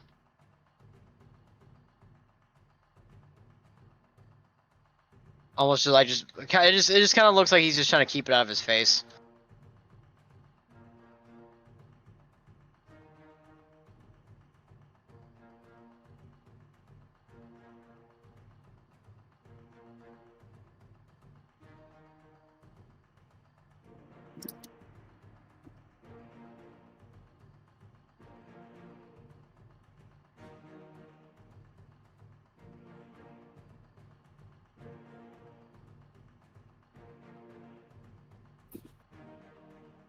Did you have more about the hair? No, it's just like that's about it for now. It's just that he's kind of very determined to like keep his hair tied back. Well, I'm sure if you asked about it, he'd give you a reason, but for right now it's nothing. it sounds like Sia is sticking to his area, so it might be harder for us to find him. So maybe we could try to find Ezekiel. Yeah, might as well go find Mr. Fireball himself. I want It's to see at if I night can. anyway, so With how much strong we've gotten, I wonder if I can smack away 2 fireballs now. What were we saying, Sia? he mostly does it at night. So if you're wandering around it, you would see him. Okay. Well, whichever we found first, I think we would approach. It wouldn't be too hard to find either of them. I mean, both of the sections they're in are right next to yours, so. I'll roll a d4. Okay, we're going for Sia first.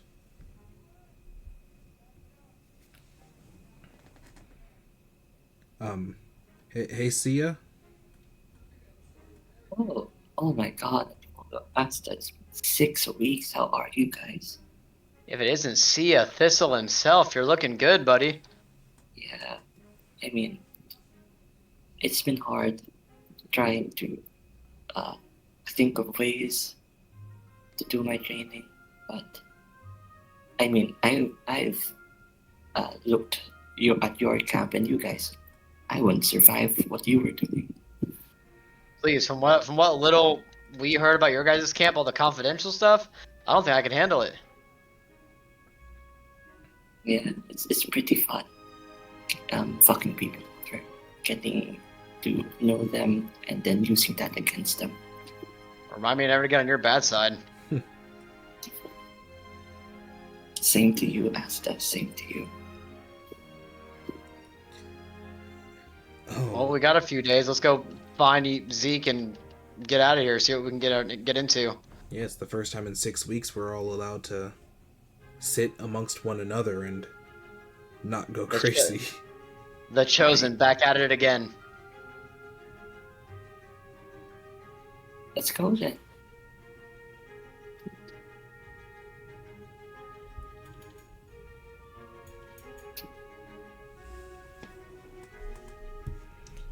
So, while we're on our way to Ezekiel, Apollo will turn to us and go, "New hair?"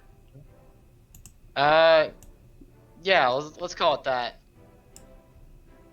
Okay. And he's going to can also check around to see if he's only in like if anybody else is looking other than Sia and Apollo. Nobody else is really around. They've already pretty much left to go do their 3 days, have their fun, visit their family or whatever. All right, so Asta is going to kind of take like a look around and like make Apollo and Sia promise not to laugh. And he's going to undo his hair and let it fall down. And around the top, like around the corner of his head, like not exactly on top, but not exactly to the side either, a horn has started to sprout from the back of his head and wrap around to the front. Like a horn, like a dragonborn horn, similar to his father's, that started to sprout from his head. Oh, you're looking more and more like your father every day. Yeah, I don't know what's going on. It's only the one, so I don't know what's going on there. But it's embarrassing. Aren't you supposed to have 2 horns or something like that? That's what makes it embarrassing. The other side hasn't started growing a horn yet. Have you like tried feeling for a bump? Trust me, I have. Why do you think I'm growing my hair out? I don't know what's going on. But Well, so what if far it's it's like- only the one. What if it's like dragon puberty? Is there dragon puberty? Do what? Dragon puberty, like, do you grow out tails, a horn, wings? Well, I am only half dragonborn, and we don't usually grow wings. That's more of a astral type of thing.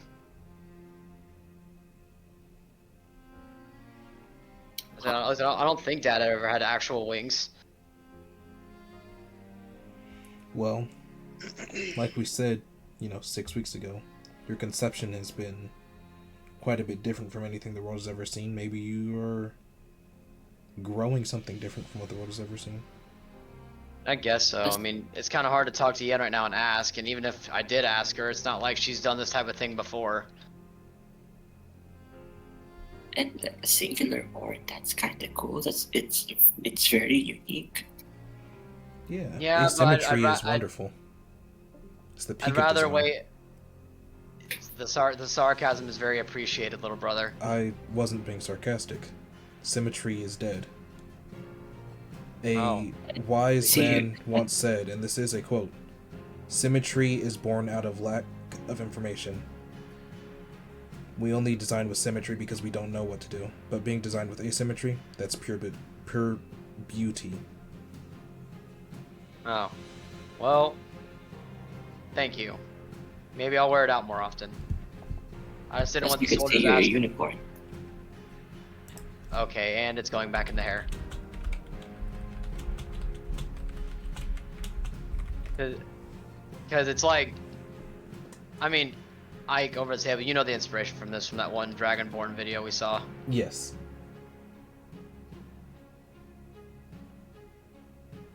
I should probably send that to CS so he knows what I'm talking about, because I think I've already sent it to Eli. Well, I do like the hair though. It's pretty nice. Oh, right. The guy on the right? No, the one on the left is what the horn is talking about. Oh, the horn. Right. Scrolling, there you go. Not exactly like that, but what I'm saying is like when it's growing on the same side.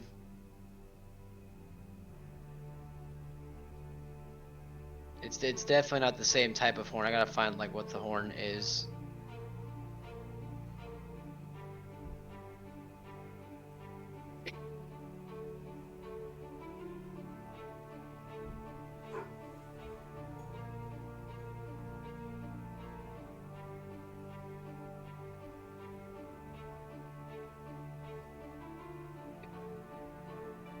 Well, it's still growing out, Asta, so it might look better when it's fully grown.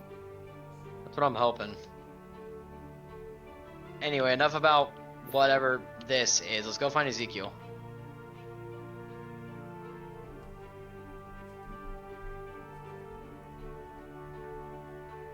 Wherever our magic man is. I would love it to be like a running joke that like how we met him the first time. He's just there and we didn't notice him. There's like a dedicated like wizards area, right? There sure is. Mm-hmm. Let's go find our boy.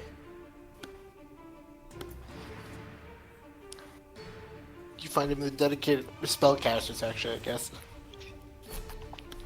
In the dedicated spellcasters area.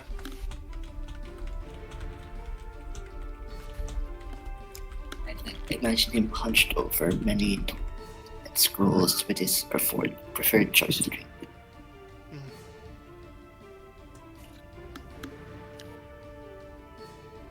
Ezekiel will look up from his research. Ah, There he is. hello. It's been a little bit. 6 Yeah, been weeks. about 6 weeks to be exact. How you been? I've been good. My time here has been enlightening. Well, that's good. It's good to hear that it's been enlightening. Have you I would learned hope so. anything you didn't know? So did you learn anything A few. new? A few things. Well, more things to add to your library, right? Or at least your journal. Indeed. I see the mage hand is busy as always. Actually, that raises a question that I've had for you. How Yes? how has this journal not run out of pages? Is this some sort of magical journal of infinite pages? Or do you just have like a lot of journals hidden somewhere? It's my spell book. Do spellbooks generate just new like- pages over time? This Do you add this type of pages? this type of spell book does. Huh. You've seen me flip through these pages. You know that it's enchanted. I didn't know that, actually. I didn't notice. I never thought about it, I suppose. Guys, this is I literally specifically described that I flipped through more pages than the book could hold in like the first session. I do remember that. My brain has taken several breaks since then.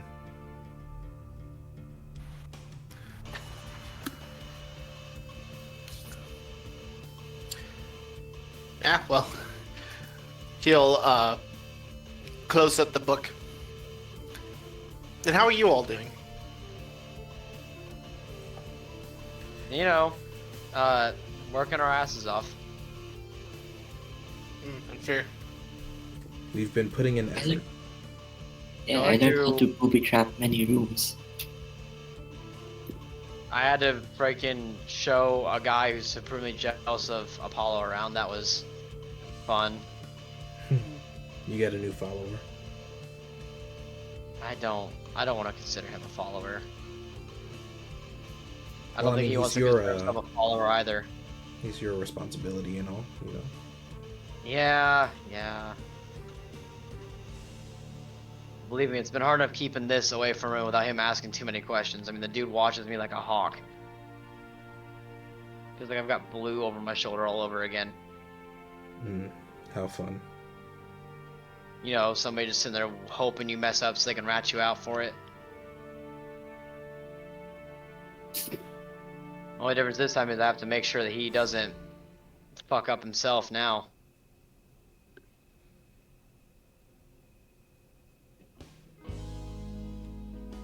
So, now that we're all together, we have 3 days of freedom. What do we want to do? I mean, what is there to do? I mean, we can always take a walk through the Emerald Forest to at least begin deciding. Sounds good to me. X. I just imagine like the Telltale games, like Avery will remember that. Nothing bad would happen in a mystical elf forest. Yeah, nothing it's at not all. like anything bad has ever happened there before. Right. Nothing Well, traumatic or otherwise. I was just thinking, like, if you guys remember at the very beginning, you guys ended up staying in a tiny hut just outside of Elfwood in the Emerald Forest. And I was like, it would be kind of cool if they went over there. Did we stay in a Oh. hut? I don't remember the hut.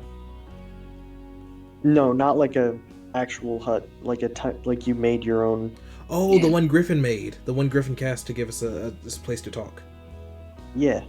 So this is like before I was even in the campaign. This was like session 1 or 2 of the campaign. It was literally session 1. But I was thinking like we could walk down the same path that the OG Guardians walked down when they first found Dot.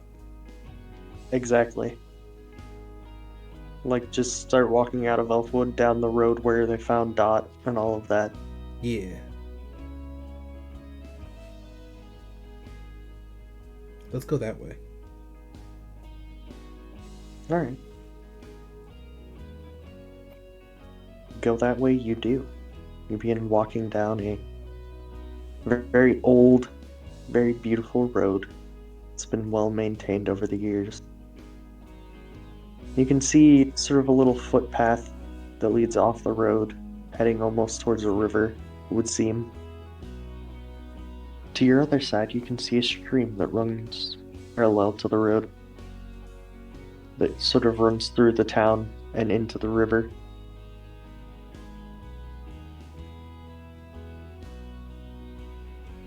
What a beautiful forest. You can see as the spring leaves begin to bud and are growing after the harsh and long winter that is now past. And for a moment, you feel the sun on your face. It's soothing warmth. Not too hot and not too piercing as the wind sort of blows a coolness. But you feel as the wind quickly shifts gears. A strong, heavy, pushing breeze. A singular breeze. Like a wave rolls past you. This one's scorching hot. Oh. Is this what I think it is? This is what you think it is.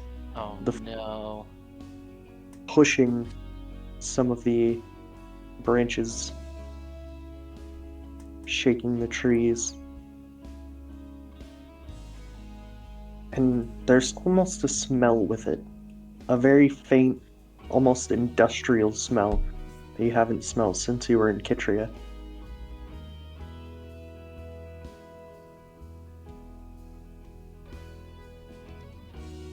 Apollo turns to feel the warmth of this hot breeze on his face, and to see what this smell might be created by.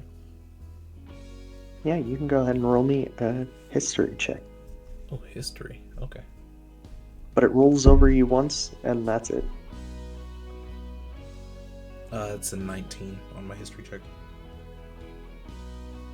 It smells exactly like burning, like the fuel that rockets burn in Kitria. Asta, do you smell that? When you look to Asta, he's looking in the direction that the breeze came from, and his eyes are absolutely wide open. He almost has like a 1,000-year stare, and a single tear falls down his cheek as he pulls a shaky hand pulls his pocket watch from his bag, and he notices the now gray color of it. Asta, are you doing all right there? He doesn't answer, checking his watch and opening it to check for any new messages or anything else that might pertain to the situation. Almost as if he wants it to not be the case. Is something wrong? Should we alert the camp? What's happening? We have to go. We have to go right now. Go where? Go back. Go back to camp. Back to whoever and warn everybody of what just happened. We have to go. Okay, talk to us. What happened? Oh my god. The nightmare. It was real. Oh my fucking god. Slow down. Use your They're words. dead. What happened? They're dead. Everyone is fucking dead. That was a fucking bomb, Apollo. A bomb went off. That is a bomb. And everyone is fucking dead. God, the bomb, the Centurions, the Shadowwalkers V. God fucking damn it, that's what that nightmare was. That's why I dreamt last night. Ugh! We have to go. Listen, I'll explain on the way, but we have to go. Apollo. Asta is going to... The watch has like a holographic function, right? Like it can like project images. Yes, sir. Okay, so Apollo is going to pull up a map. I don't know why I clicked open in browser, not copy images. I am dumb. As they begin, Austin begins kind of hurrying back to camp. He's going to pull up an image on his watch and say, "This is the map of the world as we know it. That area that you're seeing is the blast radius of what we just experienced." Holy shit. Listen, I've explained how the Centurion bullshit works to you before, right? Yeah. Okay, whenever I go on a mission, I retroactively forget it until the time comes that my memory of it won't damage the timeline in any way, shape, or form due to the fact that some of my missions can take place either in the distant past or the near future. Yes, you've explained this. Right. I was pulled from my right before we met V, I was pulled into a mission to go back in time for what I told was a diplomacy mission. Back into the Great Sands to help with settling peace between the Sand People and the Tabaxi. However, that was a lie. But I was pulled back early due to a severe emergency. This was that severe emergency. It's, oh my god, and oh my fucking god. And there's more, but it's so much on my brain. Fucking damn it. Yes, okay, what you're showing me right now doesn't even overlap Elfwood. Why are we saying that everyone in Elfwood is dead? No, everyone in the blast radius is dead. Everyone in the Centurions is dead. Solomon is dead, Apollo! Okay, calm down, okay? Yelling at me is not going to fix anything. Let's figure out what we're going to do next. I don't know what to do next. I'm sorry, it's just... Listen, I also found out a lot of stuff about the Centurions, and it turns out me pulling that deck from the card wasn't a coincidence. Eladrin, the only real true-blooded last Centurion left, rigged the deck to make me pull that card for some bullshit plan of his.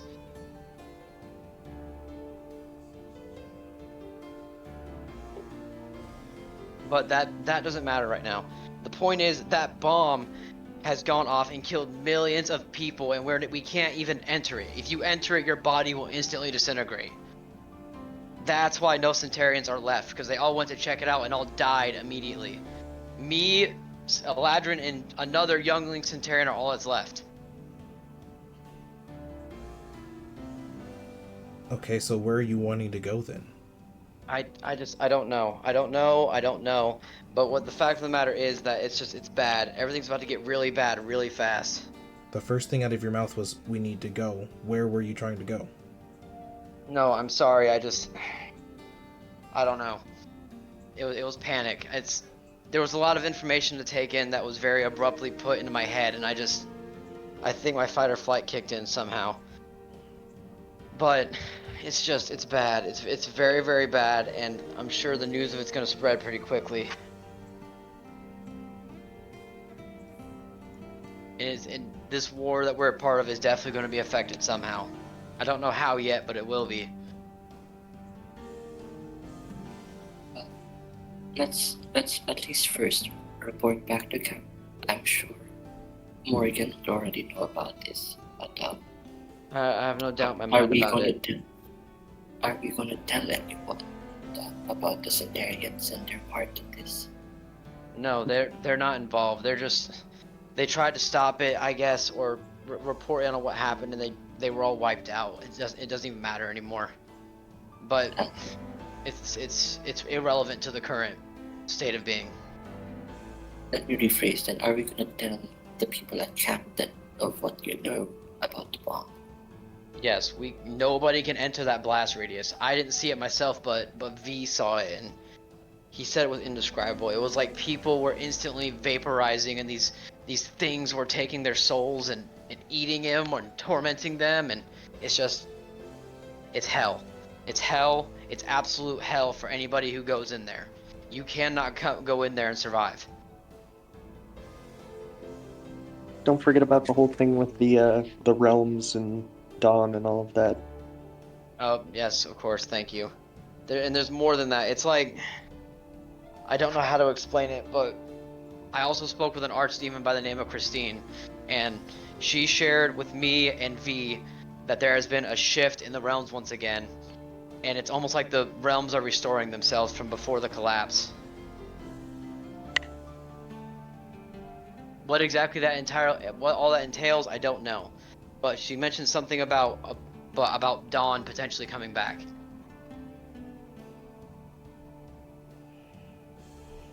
Oh, God. Also, Kishta's dead, so that's another thing. She's confirmed dead. She's dead as hell. But there's some unexplainable monster in the center of the blast radius just overseeing the entire operation. Listen, I'm sorry. I'm not being very concise. It's just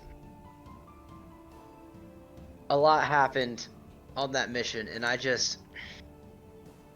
lies were revealed, monstrosities were introduced. I'm shaken up. I didn't expect all of that to hit me at once, but here we are.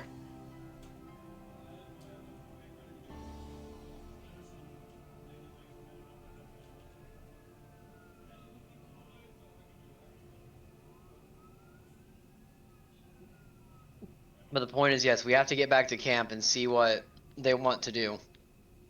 Because right now, all I've really been told is that we need to figure out what the next step is.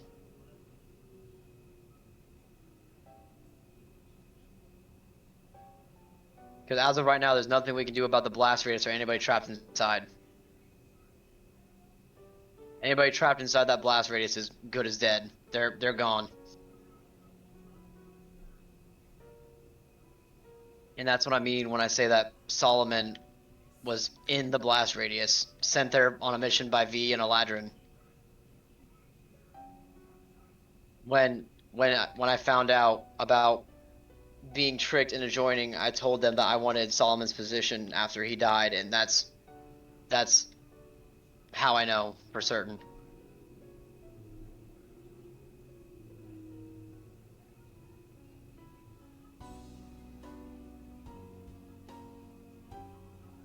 It was a lot.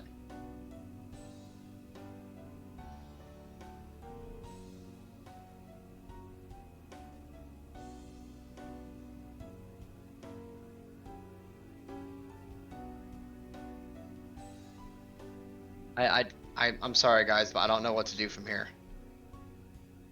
All we can do is keep moving forward. Let's go back to camp. Yeah. Let's report back, see what they want to do, see how we can help.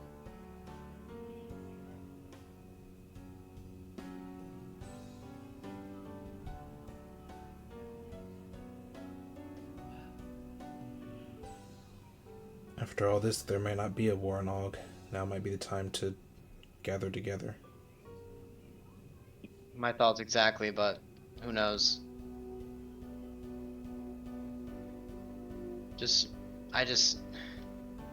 Whatever happens, we have to stick together.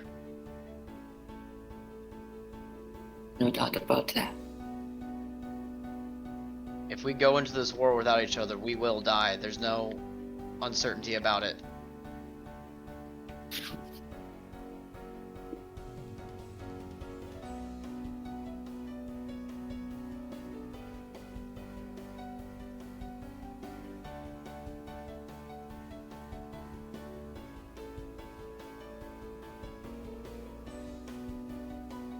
So is that the general consensus that we're going to be heading back to camp? Yeah, we don't need to be out here taking a walk. Screw the 3 days off.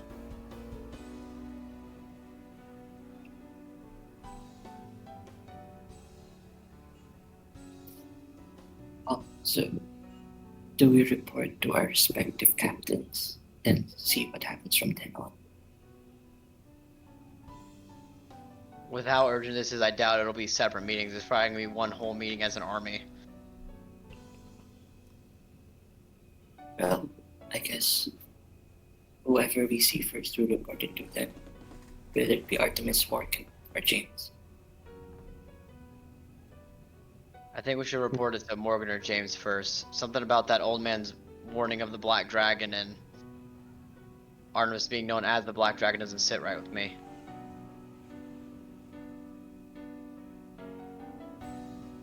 On your way back, you can see Artemis, James, and Morgan already in a meeting.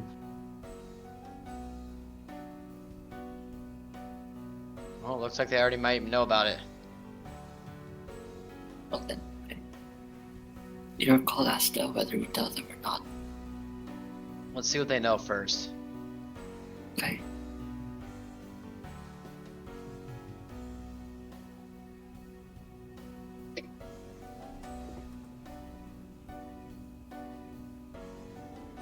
Although Asta will make a note of the smell that they smelled of rock, almost like rocket fuel burning from Kertria when as they're on their way back, given he wasn't able to actually go to the explosion himself last time. Well, Asta, now that you remember, you know what the cause of the explosion was. Well, do I know who did it though? Well, no, but you just know it was plasma, which is what they Right. use for rocket fuel in Kitria.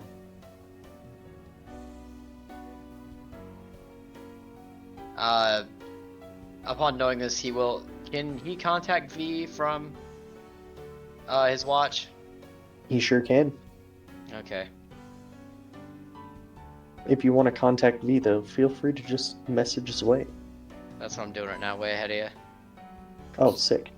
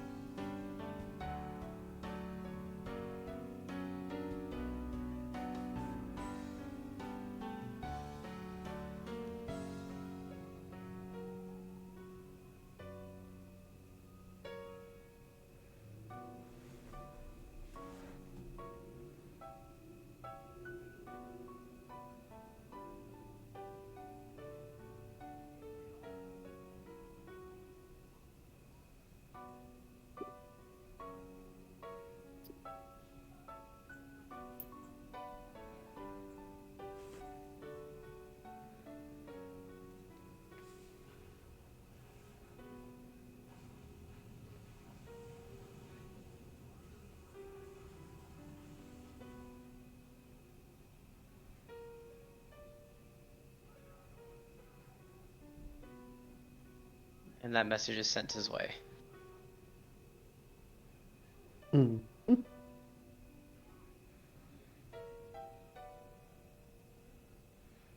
Alright, so what do you want to do? I think we're gonna. I don't think we should play dumb. Well, for lack of a better word, play dumb to see what the commanders do know already.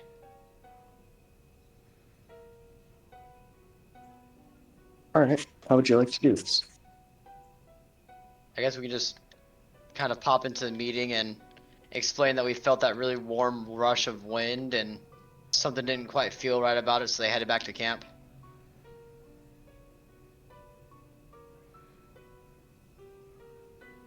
I see. In response to this, Artemis will sort of perk up and say, I have bad news. There was some sort of explosion, according to Morgan.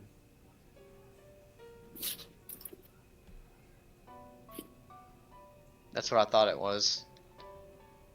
If it helps you any, I can almost tell you for certainty what the source of the explosion was.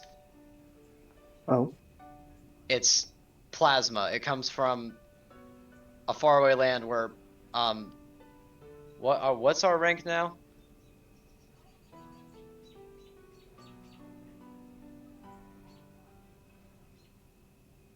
Like, what's the rank of Apollo and myself?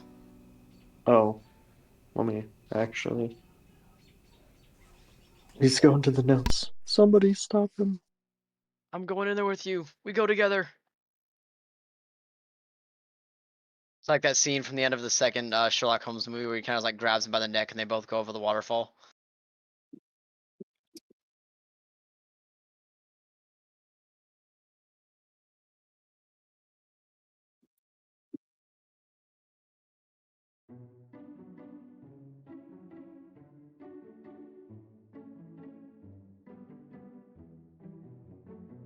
Ah, so you would have been private first class. Okay. Private first class, Archimedes and myself come from a place where a substance known as plasma was the source of our fuel for ships. And uh words. God damn it. It's so much. The source of the explosion was plasma. I'd recognize the smell of it burning from anywhere. I'd advise that no one due to the nature of plasma, I would recommend nobody go into the blast radius. Residual burning plasma has been known to instantly liquefy anything it comes in contact with. He'll nod in understanding. I'll be sure to give the orders. Though, the more troubling part of all of this is it seems to have kicked off a war in every nation I can think of. That doesn't surprise me in the slightest. I'm sure a lot of fingers are getting pointed as to who set it off. Precisely. Most of them seem to land on High City, which is no concern of ours. In any case, our allies in Marine. Sorry. Over the table, do we care about High City? Mixed feelings. Aren't they still over Onsk? Or have they been Not- moved again? They've been released from Onsk. Oh, look at them being sovereign again.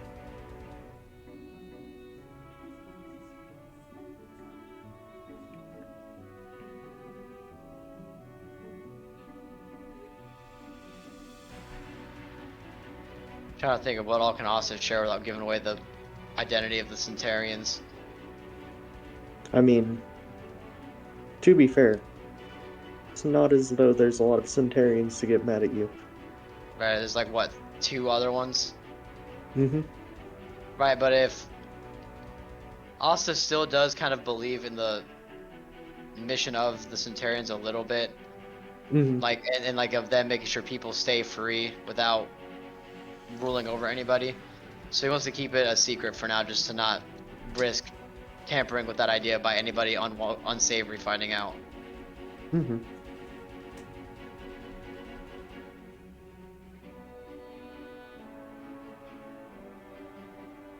Our allies are preparing to launch a full-scale invasion of Og as soon as their materials get down from Iraq. Lemga seems to have been cooked, and now a lot of the, well, Goliaths are being essentially kicked out because it's too hard for them to live there. An explosion of that side would melt most of that ice. What's- I'm sure what's left of it's probably immensely flooded.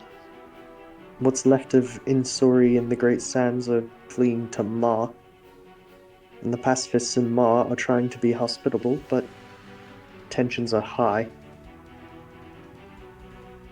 Villano and Fina, well, at least what's left of Fina, are at a full-scale naval war. Igdor is trying to invade. Isk is currently at a full-fledged war with High City.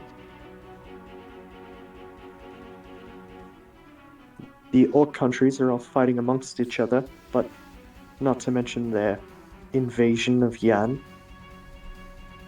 Their invasion of where? Yan. I see. Tor is at a full-fledged civil war, but also fighting Hiss, and High City is assisting them, but also trying to invade Hiss. Ido, Huiv, and Mina are all three at various wars or allyships with each other. And Yutka is trying to take back its land. All the while, Ma is trying to get its grubby little hands on Villano. Everybody's getting attacked from all directions. Yes. And what's our place in all this? What are we going to do? We're going to have to try and take what we can. Protect ourselves mostly. It might be smarter to sit back and let them fight it out and try to rise from the ashes, so to say. As much as I would like to disagree and help as many people as we can, with how many fingers pointing in every direction, I feel like you might be right. At least for now, anyway. At some point, we need to try and come together because, with all due respect, sir, I don't think an explosion of this magnitude can come from any one nation on this map. I fear to say this might be coming from otherworldly sources.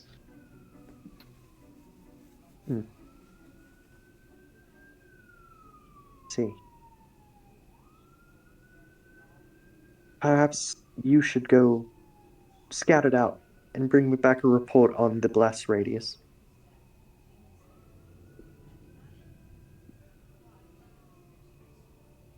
You want us to go check it out ourselves? Well, don't go in there, of course, but I believe if you know about it, at least the material that caused the explosion, you should know how to not die. Of course.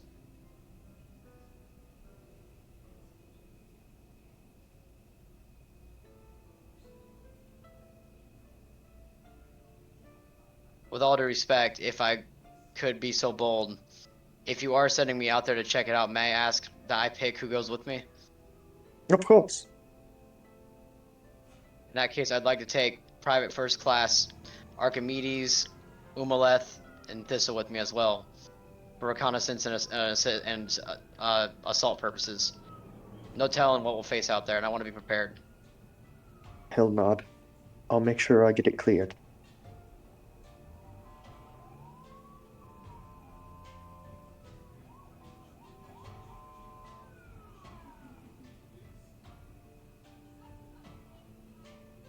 Be careful. Of course.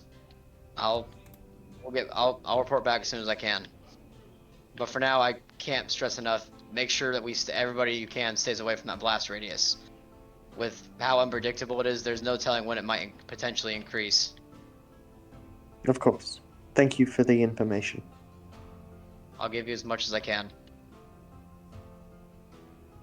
He'll give you an actual salute this time. So we'll reciprocate the salute. And then he will get back to talking with Morgan and James.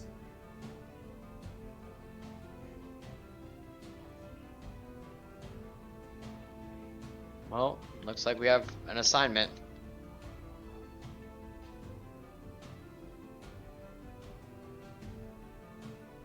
The question is, how do we get there?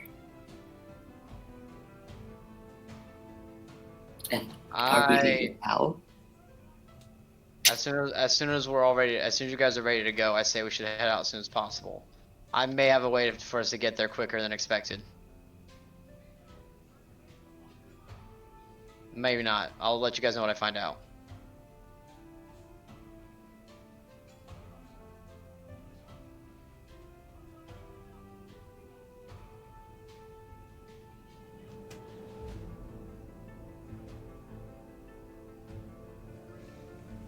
I guess then each of us should get our things ready and meet back up when they've done their meeting so they can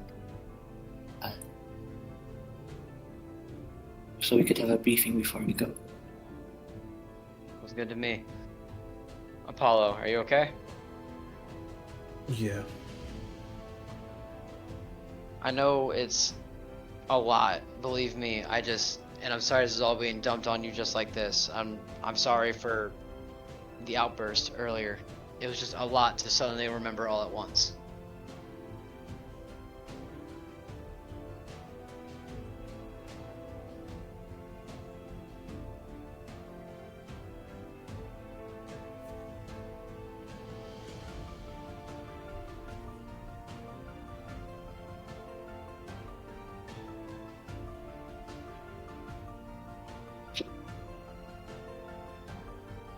I guess we'll just head back to prepare our stuff for the journey. Feel free to prepare yourself. Question. I will send it to DMs actually, hold on. I forgot it was called that. That's such a hard name too. But hold on.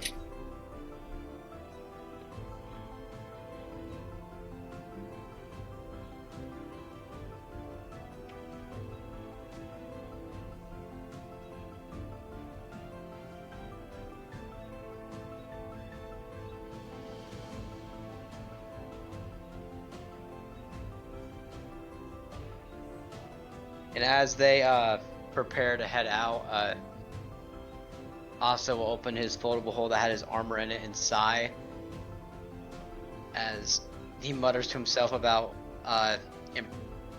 further improvements needed.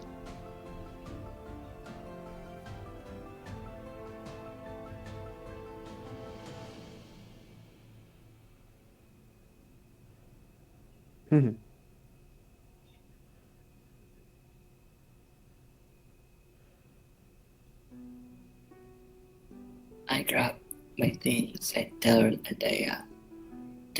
Rosas that we're going into somewhere dangerous. I'm not gonna force you to come with me. There's a high probability that we might die.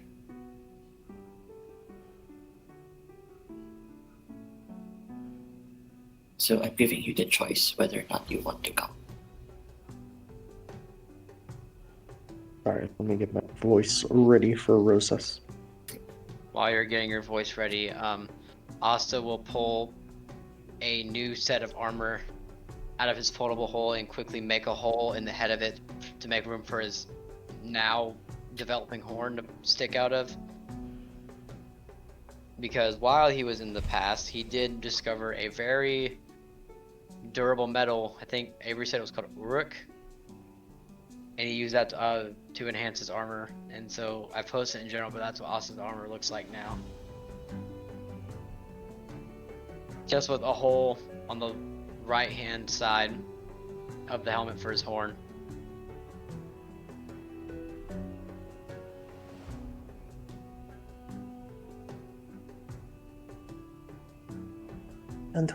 Don't worry, Sia.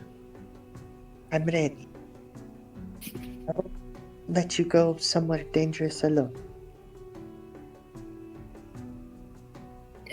Into the breach together we go. Nod. Begin to prepare herself.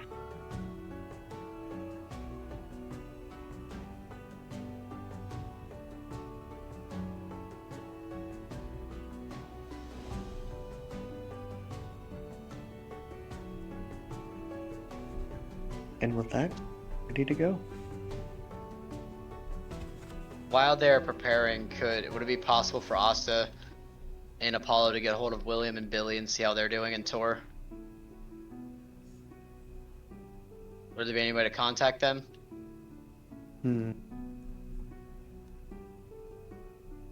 There's a way to contact William, but I don't know if you guys would know about it. Would there be any way for us to figure it out? You would have to have the knowledge that your prior characters had, So probably not then. unfortunately.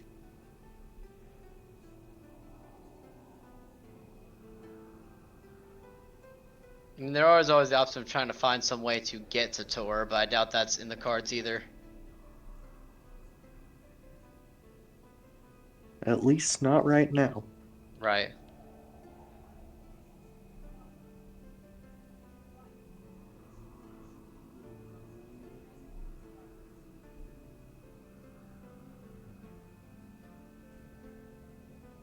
I think I also will check on Apollo again and see how he's feeling, because he knows that this was a lot to take in all at once. Apollo is just sort of gathering the few things he has.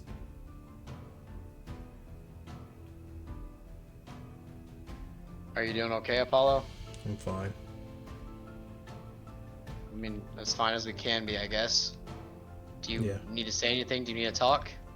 No, it's fine. Apollo. You know that I know when it's not fine. What's on your mind? It's nothing. Let's just go do this. I mean, it's something. I mean, we're about to be going into a very dangerous situation. You need to have your mind clear as it can be. You know, part of me feels this is exactly what I need to be heading into. so it's fine. Yes, but can you guarantee that it's the best thing to be heading into this situation with the current mental state you're in? Yeah, I'm fine. If you say so.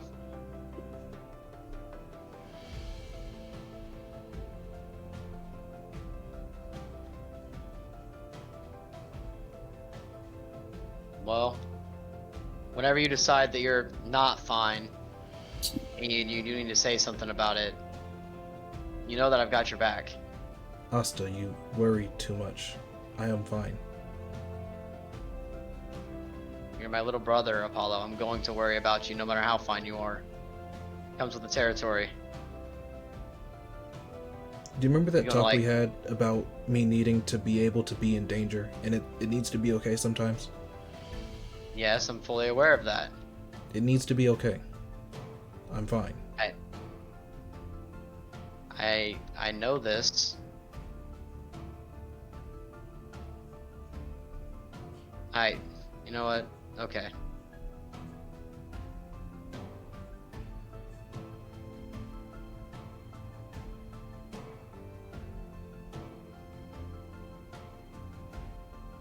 With how much you're asking, I'm more worried about you. Well, I'm gonna be real with you. I'm less than fine. You're not the only thing I'm worried about. It's the whole thing of Eladrin tricking me into joining the Centurions. It's everything I've went through from that one choice that I thought was mine to make. I mean, you know how Dad and Yen are. It's all about choosing your struggle and being your own man and deciding your own fate. And I thought I was doing that. I thought I was, Asta the sword breaker, Asta the fighter, the man who went into Lumga and fought Kishta toe to toe and won. And I thought that was me. I thought that was my struggle. But now I'm finding out that it wasn't even my choice to make in the first place. It's like my whole everything, my whole existence up to a certain point was not even my choice to make. And now I'm finding out about all this, and I'm worried. Not even worried in protecting you. I'm worried about protecting everybody. I'm worried about fighting. I'm worried that I'm not gonna be strong enough to fight alongside you, Sia, Ezekiel. I'm scared I'm not gonna be able to protect Billy. There's so many people I want to protect and fight with, and I'm worried that my strength isn't my own because my choice wasn't my own. Well, that's foolish. And I had a talk with V before I got sent back and forgot everything. He said that if I became, like him and Mom, that I'd be stronger, but the price that I would pay along with it would be too great for the situation. Well, let's slow down and break this down one at a time. First of all, when you joined the Centurions, were you given the opportunity to say yes or no? I mean, I guess, but... No, don't overthink it. If you were given the choice to deny, then joining was your choice, whether the opportunity was presented or not. Your preparation gave you the ability to say yes. That was your choice. When you traveled to Limgut and you stood toe-to-toe with Kishta, you had the chance to run away. You had the opportunity to say no and leave, but you didn't. That was your choice. Everything you've done so far has been your choice.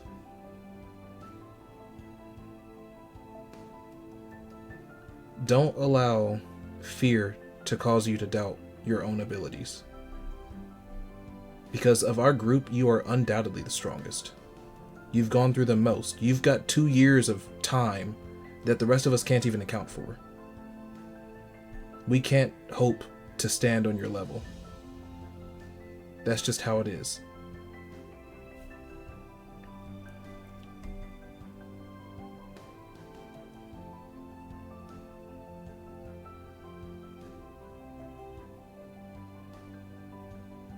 Even if you're right, I don't know, it's just... what's the point? I said a lot of things to V that I don't really understand, because, I mean, I'm just worried that the person I was when I first got here isn't the same person who came off the ice, and and I don't know if that's a good thing or a bad thing. I would hope that none of us are the same person we were even yesterday. We exist to grow and change. That was the core of why I wanted to come out here. I wanted an opportunity to grow and change. And as frustrating as it may be that we are now pivoting course, we're still giving ourselves the opportunity to grow and change. And so I will pivot with it and grow, and I hope that you will as well.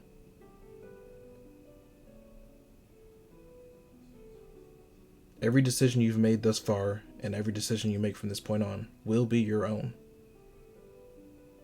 Whether it's expected of you or not, it is your decision. And whether you decide to follow the decisions that you feel you're expected of, that's up to you. It's your call. Do what you want to do. Do what you feel is necessary. Do what you feel is right.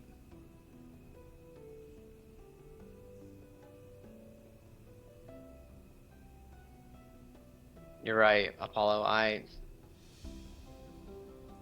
don't know what to say, but you're right. And I despite everything going on, going into who knows what to see what happens, I still think that this path is the one I'm supposed to be on, with you and Sia and Ezekiel by my side. There's no other path I'd rather take.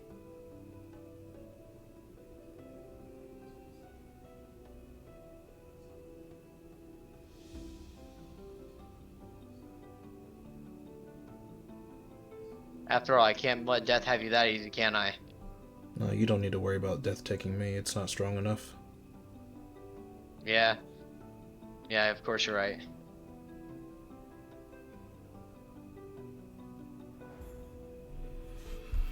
Plus, I still Into need the to live breed. long enough to come back and give that black dragon a rematch. He owes me, and I don't plan on dying until I get it. That's the spirit. Seriously, stop worrying about me and worry about yourself. I'll be fine. Both of you assume I can't worry enough for the both of us. I hope you wouldn't even try. That's a joke, little brother. Knowing you, it might not be. Well, for now, at least the intention was a joke. Come on, we can't keep Sia and Ezekiel waiting. Right. Asta will hold his hand out to Apollo. Well, into the fire? Speaking of fire, it smells like smoke. Oh god. You can hear Why- the sound of blades clashing. Sound of what? This world tries to burn itself to the ground every 15 minutes. We need to go. Blade, That's Petornia for you. blades are clashing outside. Asta will throw his helmet on with his horn now sticking prominently out of the side of it. Apollo will jump out the front door, guns drawn. And Apollo will fall behind with Safi at the ready. You can see Og has launched a full-scale invasion of this little encampment here. You Yeah, can- strength. You can see the Emerald Forest is lined with shiny armor as far back as you can see into the rolling hills behind. And you can see Artemis, Morgan, and James with their very few people left because they gave those 3 days and everybody else kind of took off. With their very few people still here, trying to hold them off. Oh god.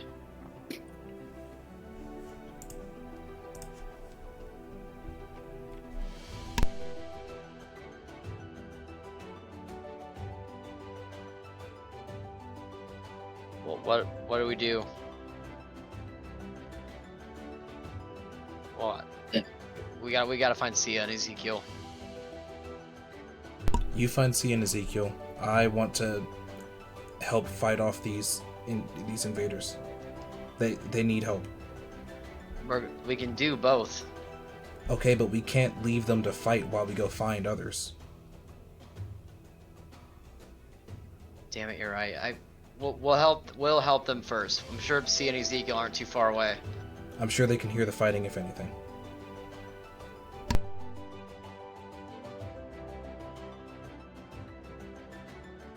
Sia and Ezekiel can most certainly hear the fighting. Well, then I would go out and immediately start helping in the fight.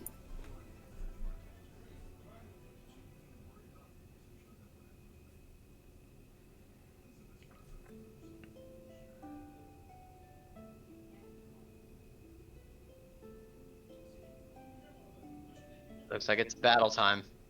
Yeah, so we roll initiative. We're gonna, yeah, go ahead and roll initiative.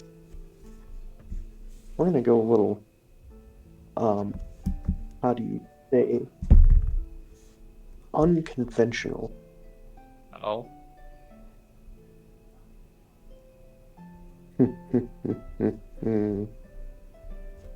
Evil laugh. I don't like that.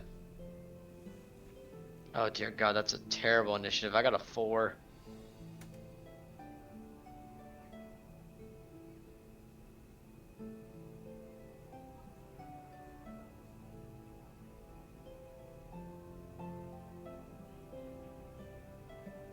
That's a 4. Mm-hmm. Alright. I rolled high, guys. I got 19 for 21. Amazing. I rolled 18 for 23. Also amazing. I don't know if Ezekiel was here. He's muted. Fuck, I was muted.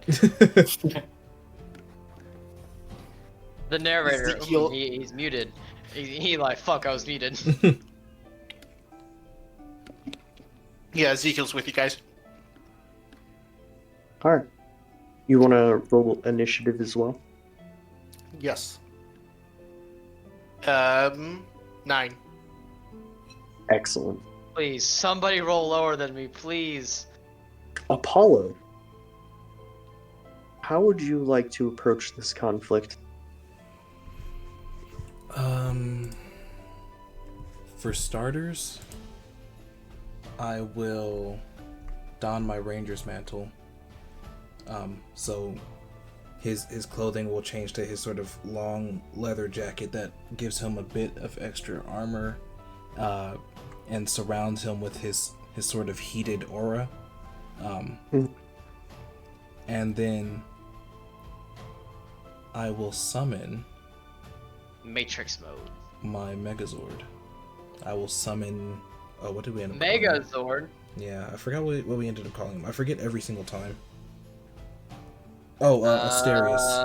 There it is. Yeah, I will summon Asterius, and I'm going to try to summon him between our comrades and the enemy. Okay. You were able to do so.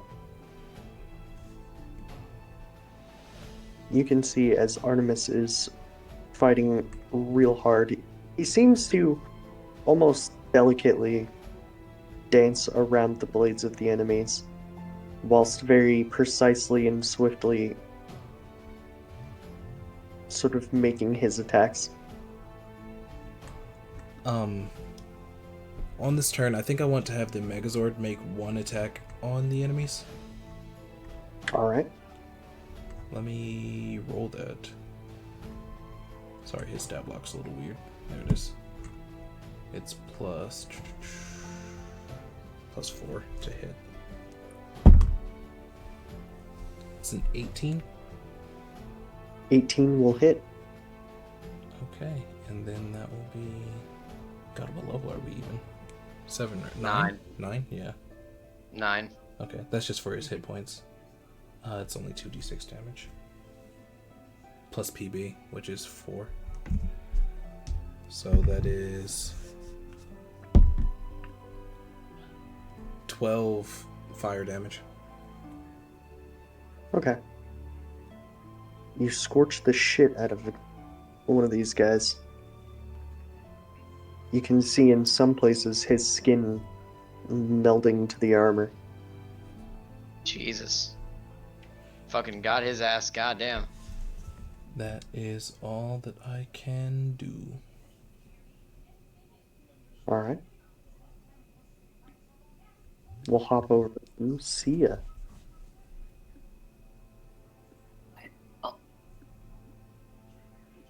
So, like, Og army people have surrounded the camp, yes? Or they're It's- attacking from one side. They're attacking from one side. However, the amount of people that you can see that are here to actually attack, they could surround the entire town.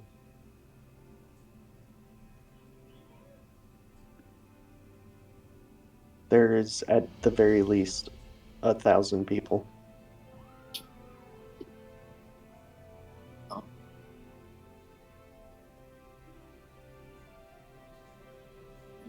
Okay. And how many people do we have in this camp? In the camp currently? Let's see. Counting you guys and the commanders, there's about 50 people in total.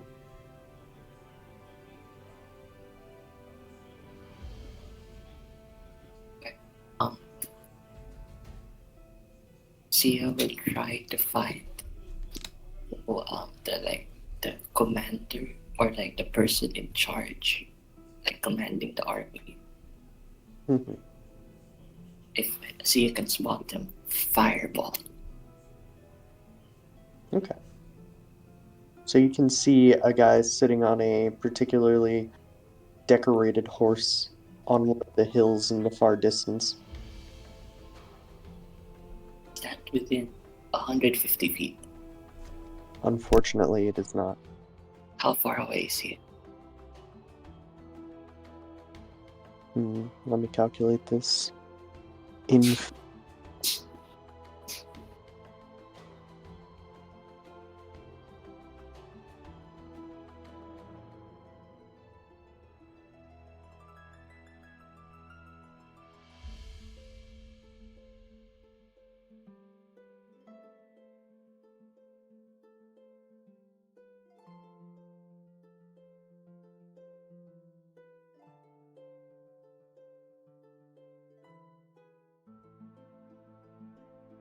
so about 5 kilometers away. A little less than 5 kilometers away. Okay. That's very far. Okay. Instead, Sia has haste. The twins spelled haste on Artemis and James. Okay. Yeah. Basically, they're faster. They can also have another attack action. They get a +2 bonus to AC. Mhm. They start just going sicko mode on these guys.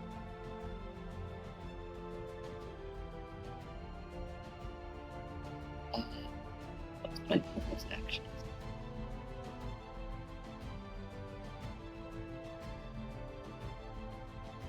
Yeah, that's all I can do. You see, when Sia casts, he just reach both of his arms out and do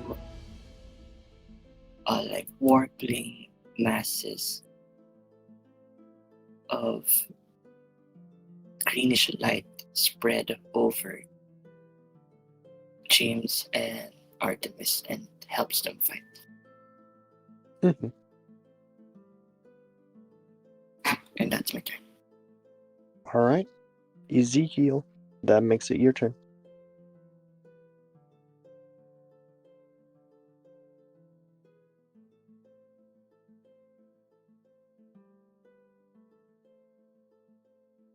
Oh, my mic was up. All right.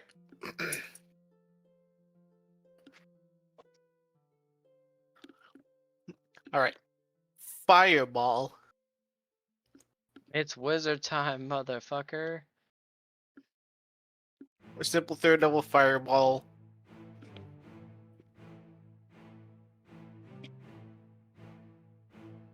At optimal placement. I don't know why that would be. I mean, to be totally fair, they're sort of in a marching, like, massive queue, essentially, so they're just kind of marching in. Mm. So you could kind of just throw it at any particular. All right, I'll just toss it right in the middle of them. Sick.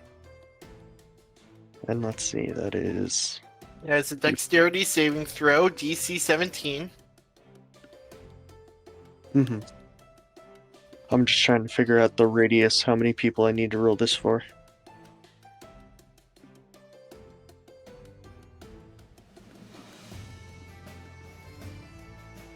Be 10 people.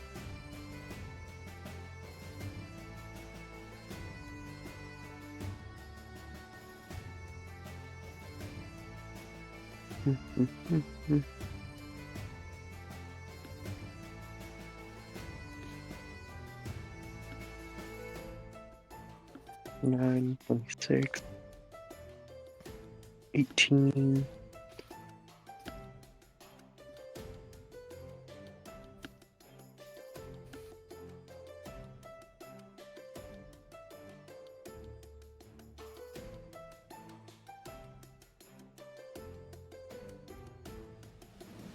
Okay, so 5 of them succeed. All right, 5 of them take. Math. 5 of them take 16 damage, the rest take 32. Excellent. So out of 10 of them, 5 of them are just gonna die. They're just gonna get burnt to death. Fantastic.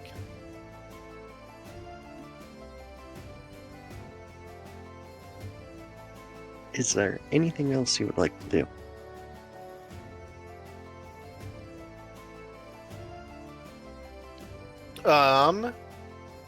Not that I can do. Nope. Okay. Well, with that, we'll hop on over to Asta. Alrighty. Do the commanders look like the commanders and our men? Do they look like they're injured, like severely injured at all?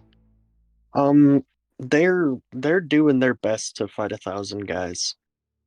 So about as good as you could expect. Yeah, Kind of bloody, yeah. except for Alrighty. Artemis is dancing around these blades and doing great. Everyone else was kind of going through it. Mm-hmm. Alrighty. If my mouse will wake up so I can see my sheet, please wake up. Thank you.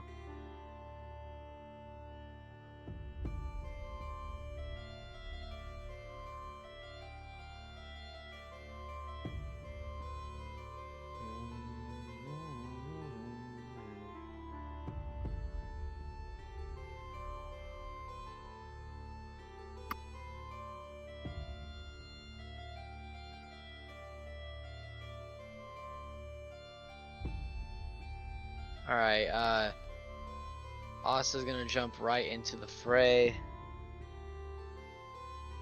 And he is going to first, as a bonus action, cast Mass Healing Word for the sake of the soldiers that are injured and hurting. Mhm.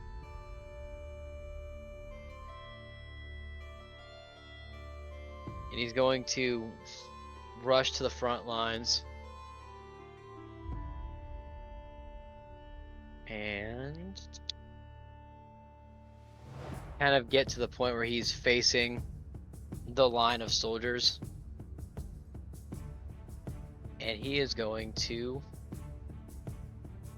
release a force breath attack.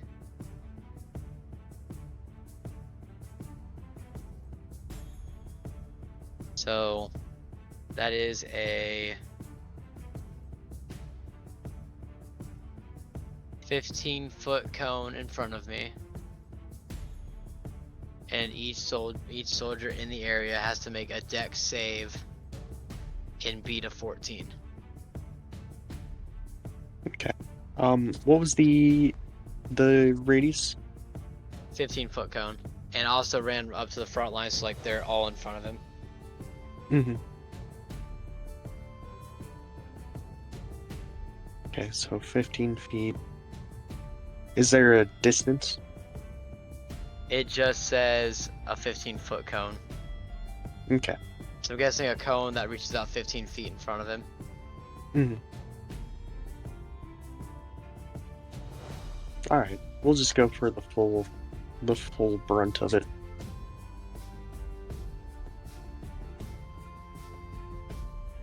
So all of these guys have a +6, so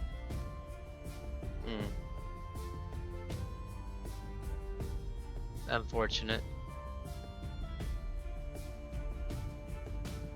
Come on, roll low. Roll low.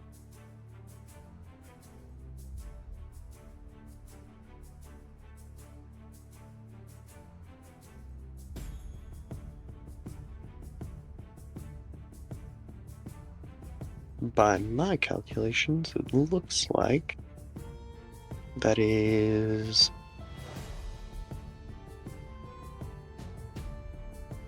14 to pass. Yeah, 14 to pass. Mhm. You think 14 of them did pass? That's what it. Yeah. Yikes, how many got hit? So that would have been 6. Wait, 6 of them got hit, but 14. I'm confused. 20 got hit, 14 passed. Yeah. Oh, so 20 people got hit total? Mm-hmm. So you casted this on 20 people in total, but 14 of them passed the save. Okay. Let me roll damage for that. Ooh, that's still pretty decent. That is 19 for damage, so whatever that half would be whatever they.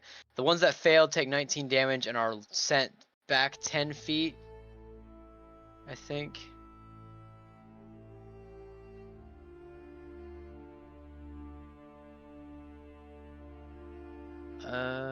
No, actually, no, just no. I thought they got sent back if they failed. Guess not. On a failed save, the creature takes the amount of damage, 1d10, but increases to 2d10 at 5th level of the type associated with your gem ancestry. So 19 damage of force, and then I don't know if you round up or round down for that, but whatever that halved would be is what the other ones hit. Okay. Excellent. Oh dang! I just checked the chat. We got people in here. Do we have people in the chat? We got Vis. We got Lie.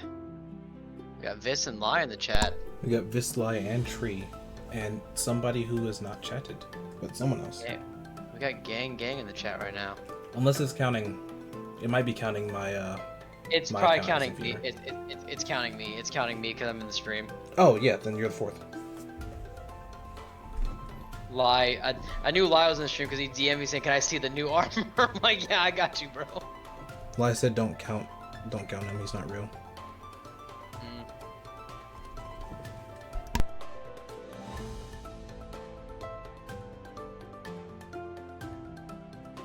Yeah, there you go.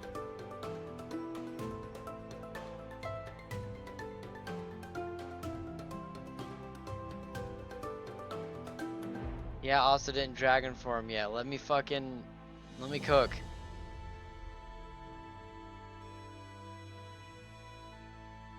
Am I being bullied into trying to fucking have Asta go dragon mode right now? That's crazy. I'm getting backseat gamed by the fucking chat.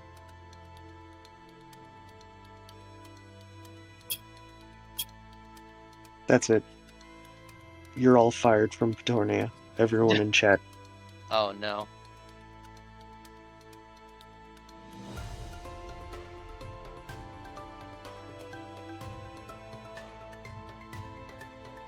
Alright, whoever said pineapple does not go on pizza in the chat, you're fired. They are right.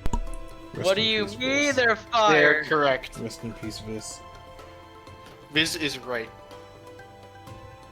What? Avery. Pineapple- I never thought I would hear Eli say that. That's what I'm saying. Someone clip that. Someone clip it. I'm making it my ringtone. Pineapple on pizza equals good. Correct. I cannot agree because my last time I tried it, though it has been a while, so maybe I'll have a second opinion. But as of my current experience, pineapple does not go on pizza. You guys should try mango Yeah. on pizza. It's amazing. What the fuck? That sounds That sounds even worse. that sounds worse. No, I'll try it. I'm down. Look, I gotta already, have, I like, already we gotta- kind of we- vibe with pineapple on pizza. Not gonna lie, so I'm down to try some mango on pizza. We gotta have a whole like Amazing. Petornia pizza party at Petornia Con. Everyone just brings their favorite type of pizza. Wonderful. What did Ezekiel do in combat? Fireball. Oh, okay, yes, Fireball. I remember. Does that mean it's time for the 1,000 enemies to destroy us?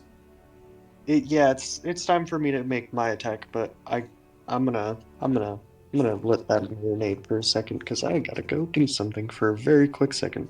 Yeah, I'm scared. Except for I'm not. I mean, can you imagine from Artemis's point of view, like his star pupil just summoned a fucking lion, It's not a lion, it's a dragon. a dragon. I thought it was a lion. No, it's Summoned a dragon that spewed a bunch of fire. Ezekiel threw a giant fireball. What did Sia do? Didn't Sia He also do cast something? haste. Yeah, casted haste. Also just jumped into the fray and fucking screamed at like 20 people and launched some of them backward. Like we're like the cavalry is here.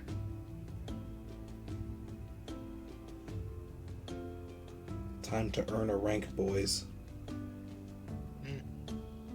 Private first class isn't high enough. If we survive. What do you mean if? I mean, if it's 1,000 soldiers, I my don't guy. care if it's 1,000 Thanos. The fuck you mean? I do not care. What do you mean if? I do not care. He said you should kill yourself now.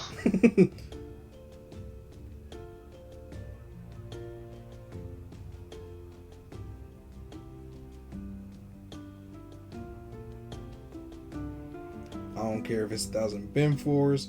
I don't care if it's 1,000 Sukunas. I don't care if it's 1,000 Gojos. I don't care if it's 1,000 Not the anybody. Sukunas. I don't care.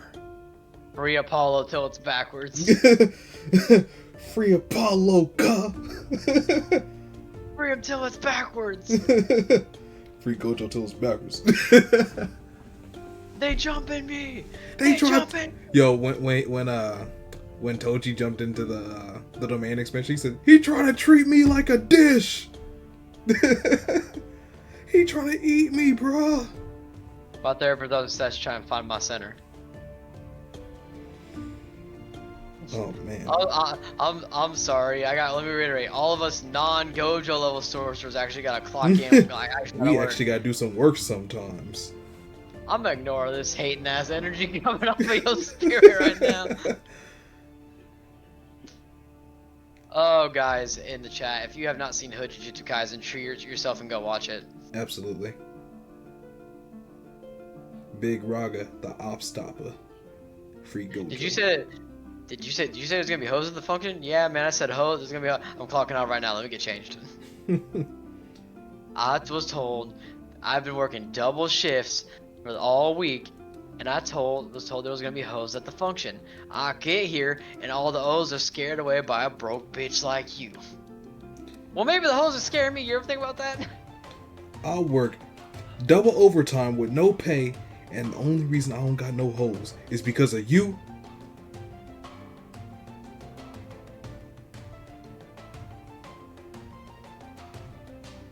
Speaking of JJK, I'm finally getting entirely caught up.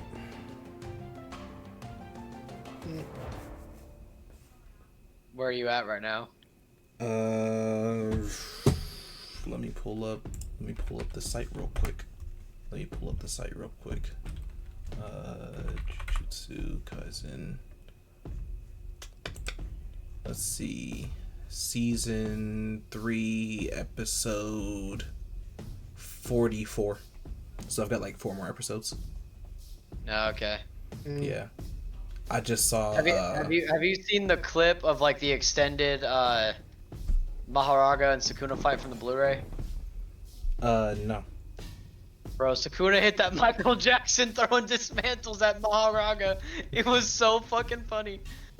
Nothing will ever be funnier than I know something you don't know. Oh no, my parlay! You don't got nothing I haven't smoked. I snuck my strap into the party.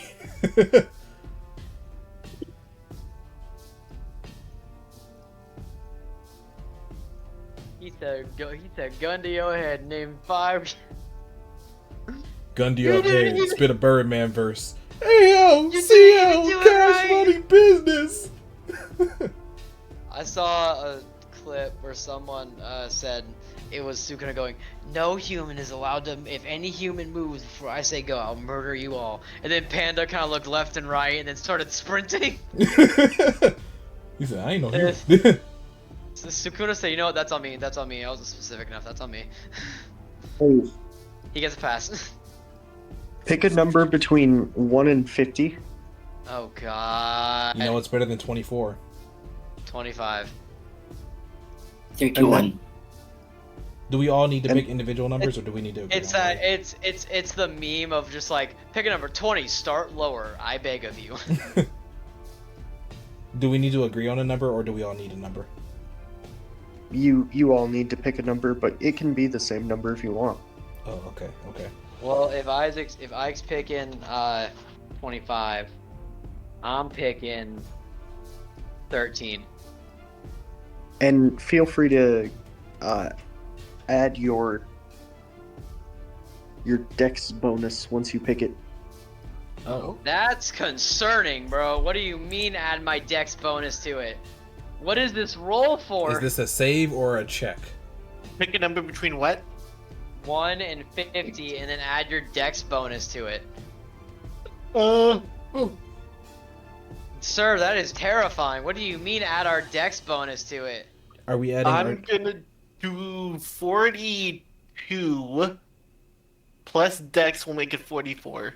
Like, I'm worried that this is about to be the number of soldiers that's about to hit hit all of us. I'm scared. Do we Let's need go. to add our? 52. Total 52. Just go ahead and pick whatever, and go ahead and use your save modifier, and then just write it down for yourself. Or Save modifier. Our dex Oh, save it's still plus modifier? yes. Okay. Oh god, okay. Alright, I got my number. Yep, I I have got my mine. number. Alright, who wants to go first? You know what? Fuck it, I'll go first. You know, for the content. Are any of you below a 57? Yeah. Oh my god. Yeah. Yeah, I I'm pretty think sure all every of us one of are. us is below a 57. I chose 52. That's it. I got no. How'd you pick 52? Oh, because your dex modifier. I could have Yeah. had more than 57. That's, how you go oh my pulse. god, we're about to die. We're about to die. We're all about to die. Not. We're all about to get this fucking work, I can already tell. Alright, so you're all below a 57, but not by too much. At least some of you are not by too much. So, you're all unfortunately going to get hit by an arrow. Oh my god. However, go ahead and tell me what the difference between the number you have and 57 is. Like, what is the difference between it? A 'Cause lot. That is approximately how many arrows are going to hit you. Oh god, I got Yeah, hit by so- 13 arrows. Yeah, so Oz is dead, guys. Yeah, he's dead. He's dead or downed or something, but he's not okay. He's dead. Yeah, I got hit by 23 arrows. Oh man. You I got- choose high numbers. You said guys. 57? Yeah. You said 57. So the difference between our number and 57. Mm-hmm. Yeah, I got hit by 50 arrows, guys. It's nice knowing y'all. I picked 7. I had 6 plus 1, so 7. So I got hit by 50 arrows. It's nice knowing y'all, but I'm gonna go ahead and leave the call now. Because Asta's dead. Ain't no way anybody face tanking 50 fucking arrows and coming out the other side. Don't know until you try. How much damage is each arrow doing?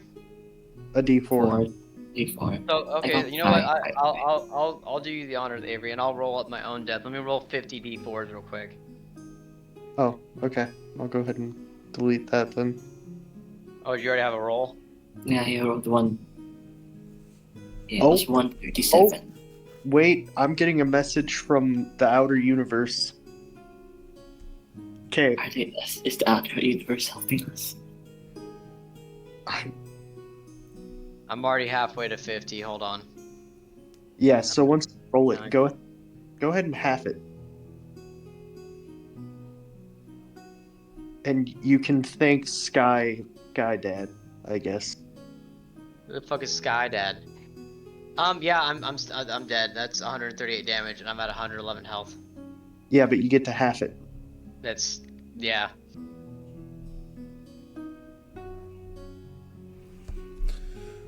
Do Half we it. do we each need to roll our own damage? Yeah, actually, go ahead and roll your own damage. I'll go ahead and delete the ones I rolled. Okay, so we just roll D6 for however many times we got hit. A D4. D4. And yeah, go ahead and do, and then half whatever the total comes out to. Okay. Because while there were the massive volley of arrows coming your way, a bunch of weird robotic crab-looking things sort of fell a little before and took a lot of the arrows, about half of them. All right, and then divide by 2. Yeah. So whatever your total comes out to, cut it in half. And if it's an uneven number, go ahead and take the lesser half. Oh, Okay. okay. Shoot, give me that back then. No, that didn't hurt all that much. Hey, I wonder what kind of Sky Dad that would be. Don't worry. Wink wonk. Wonk wink. Winky Yeah, wonkety wonkety winkety. Is us still down after the halved?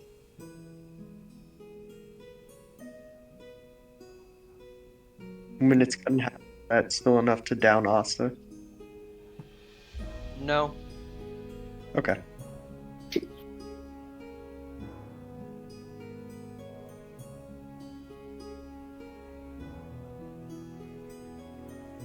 And with that concludes their. But he's got 47 hit points left. Ooh, bro. Hey, that's more than one. Let's keep fighting.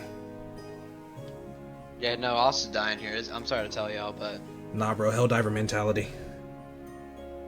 there's not a second Asta just ready to fucking pop in like a Helldiver is. Well, then you better not die. Let's go. For democracy! We're gonna go ahead and swap it back on up to our boy Apollo.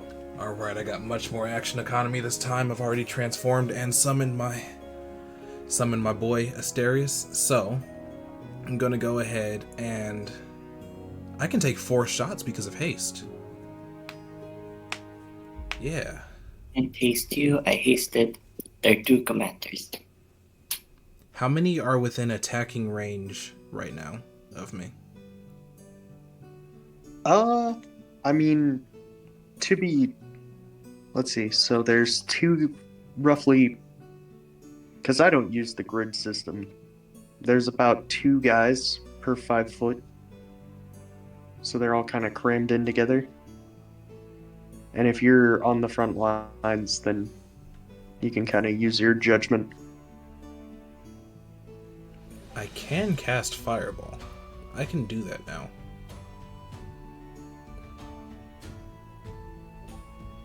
With 2 actions, I can throw 2 fireballs. We'll see. Let's see, what's my spell save DC is 17. Like, that might be efficient. That might be efficient. Hey, hey Avery, Mm-hmm. I got a question. And when we send your DMs, I know I've said that a lot, and I'm so very sorry for it. No problem. Are you sure it's okay? Like I'm not bothering you? No, it's absolutely okay. Hit me. Hit me with all the questions, all the time. I love it.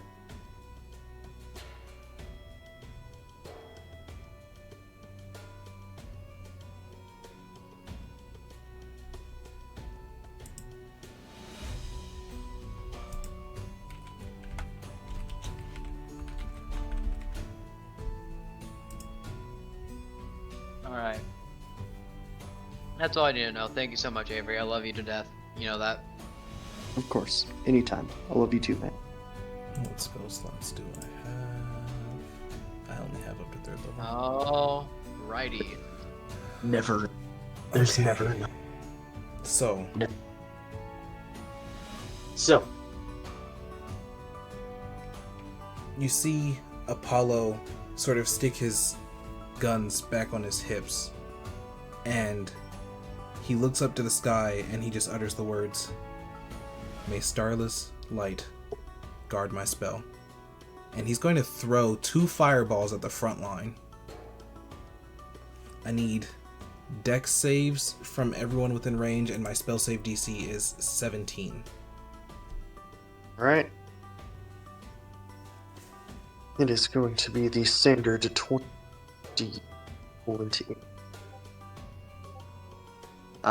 These guys all have a +6. No 20s? Damn. 2 1s? Oof.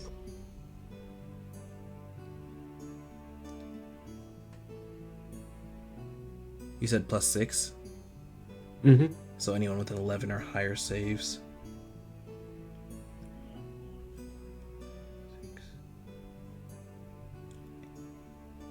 Ten saves, it looks like. Half 10 and half. saves. Half and half.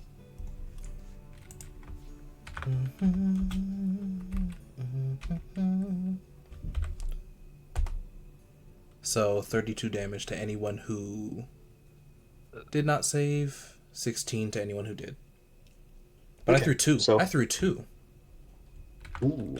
So half of them are just gonna fucking die. Oh, I rolled another 32. That's really funny. That is exactly average. Makes sense. Irony. Are we just going to use the same save for both fireballs, since I basically threw them at the same time? Yeah, why not? Okay, cool. Yeah, so then anyone who did not save takes 64 damage. Anyone who did takes 32. Okay, so all of them are dead. All the soldiers or all the ones that he hit? Mm-hmm. All the soldiers that he hit. I was about to say, you better not kill them all before I get a chance to get my get back for those 50 fucking arrows. No, I only killed 20 of them. It's okay. There's still 30 left. I'm getting my get back. I'm telling you right now. And I'm gonna send Asterius forward to attack. Let's see. I feel like he can only make 1 attack. Sky Daddy let me live, and I'm about to make it their problem. Yeah. Yeah, he can only make 1 attack. That's going to be... Oh, and that 20 plus 4, 24 on whoever's he's hitting. That's a critical, too. Yeah. Go ahead and roll me double damage. What is it, 2d6? So 4d6. Oh god. 11, 16, plus another 6. 22 plus 4, 26 fire damage. Excellent.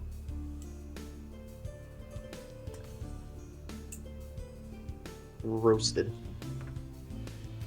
And he is going to stand there with a dominating presence because he is very large. I love it. I want him to kind of roar. I want him to get some attention. Oh, Here there are. Do the roar. the giant definitely got attention. Wonderful. Good. And if that's all for you, That's all. see it. How overrun does the base look? Pretty overrun. I mean, they're kind of attacking in a single file sort of nature. Like, if they were to break apart, they would have you surrounded so fast. Why they don't- aren't they doing that? Hard to tell. Okay.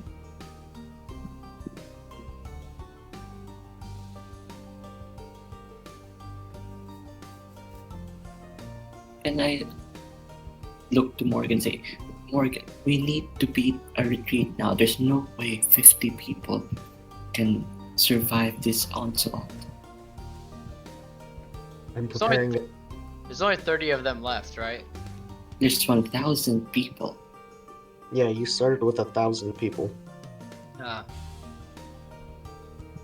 He'll look up at Sia. I'm preparing a teleportation spell. Where are the important files that the enemy cannot get their hands on? I'll grab them. We need to keep information confidential here. He kind of pats his sides. I've got them. Don't worry. But then I guess Sia will go to the front and try to grab as much people out as he can, like the people who are struggling and like near death. Mhm. That's what he'll do for most of his turn. Alright. Is there anything else You you'd guys like to can will that take my action / bonus action?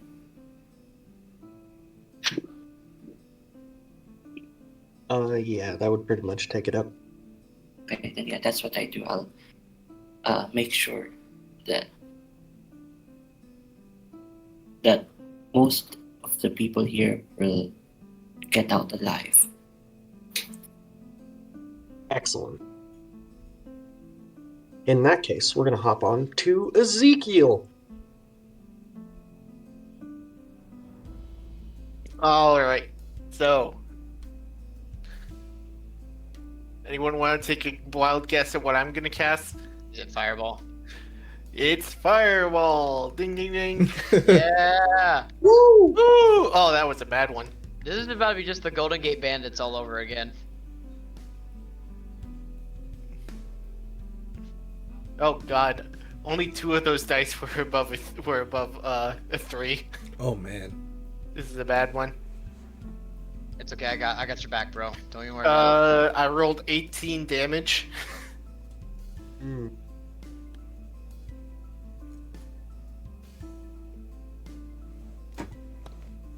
Fireball rain them down.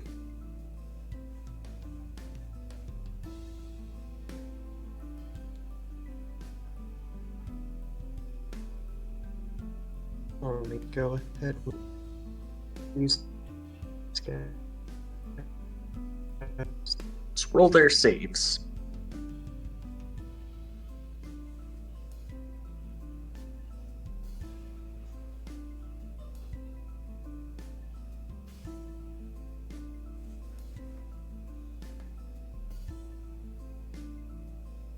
Okay, so 9 of them succeed.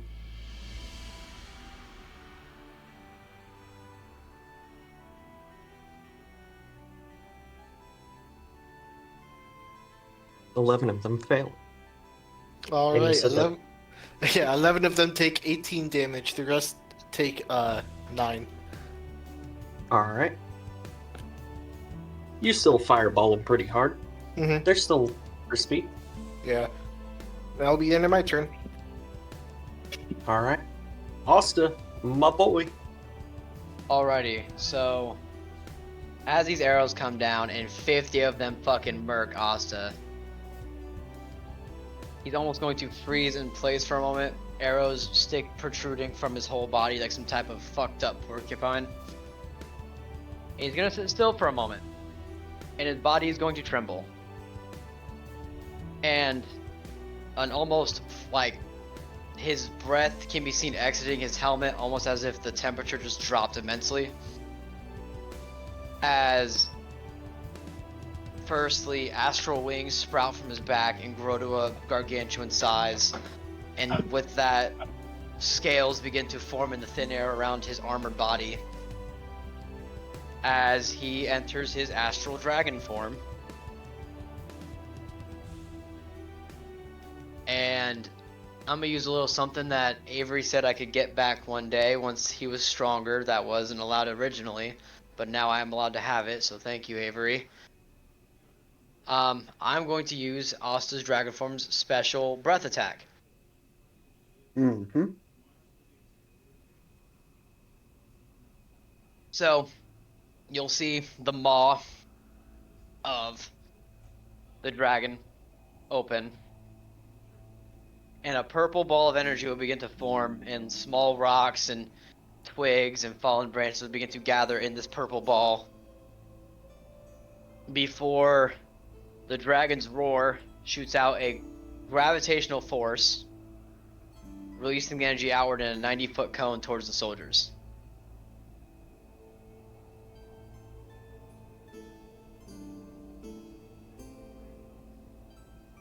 And with this improved breath attack, it is not a dex save, it is actually a strength save Ooh, spicy. of 20.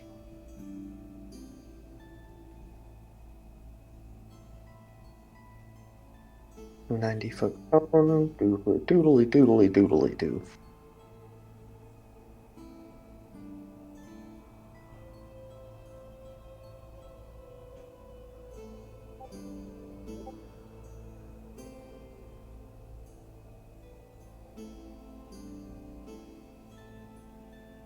I'm gonna go ahead and roll the damage on that. Okie dokie. So like I said, that is a now 90-foot cone in front of him, and every person in the cone has to succeed a DC 20 strength check.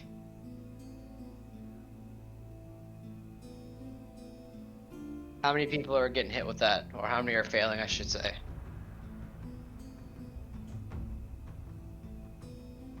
So 17 out of 60 succeed. Okay, well, the ones that failed are taking 58 damage, and if they're still alive, their speed is reduced to 0. Well, they're not surviving that. Okay, and then it's half of 58, so that's 29? Yeah, 29. And their speed is not affected, So you but left, still taking 29 damage. yeah. So you left 17 guys with 1 HP. I don't have another action, do I? I don't think I do. Killed 40, left 17 with 1 HP. Right. In dragon form, do I have another do I have a multi-attack action or no? Well, I guess the breath attack would cancel out any multi-attack. Yeah, I don't believe you have any more actions in dragon form, unfortunately. No, that's all good. However, I will use, if permitted, my bonus action to release another mass healing word. If that's allowed. Yeah, that's reasonable. Alright, this one will be at 5th level. So everybody heals for 17 health. Because it's 3d4 plus 3.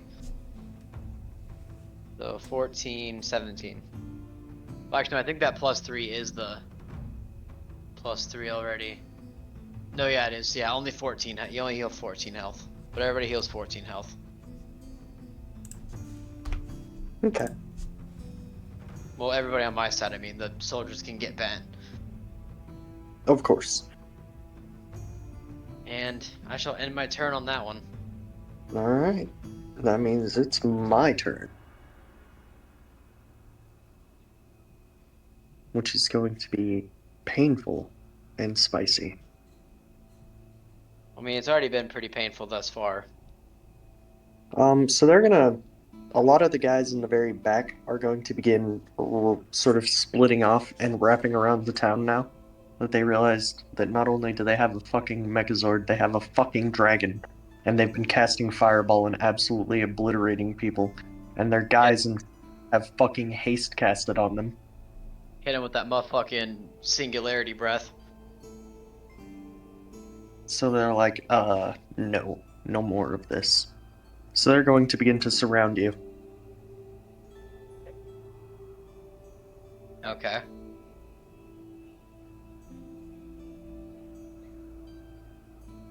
And I could make an attack on each of you, except for Sia, because Sia's sort of helping people out.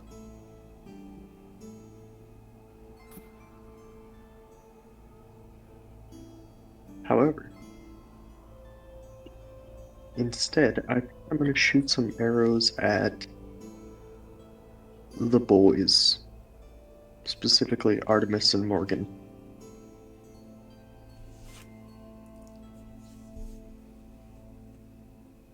I love the DM you sent me saying the horn was very cute. Asta's over here going through Dragonborn puberty basically, and you're like, oh, so cute.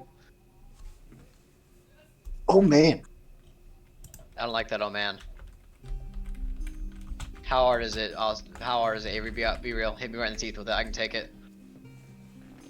This is about to be real bad for these guys. These guys as in us, or these guys as in the soldiers? These guys as in Artemis and our boys. very specifically Artemis. That is 2 nat 20s and 0 nat 1s. Oh my god. Does it help if he has haste? He can move a bit faster right now. That's a +2 to AC as well. Yeah, I've got that encounter. Don't you even worry. Oh, cool.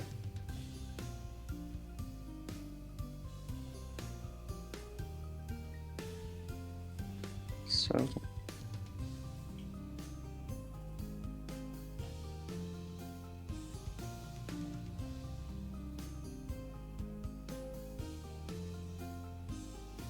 $53 as he gets absolutely pelted with arrows.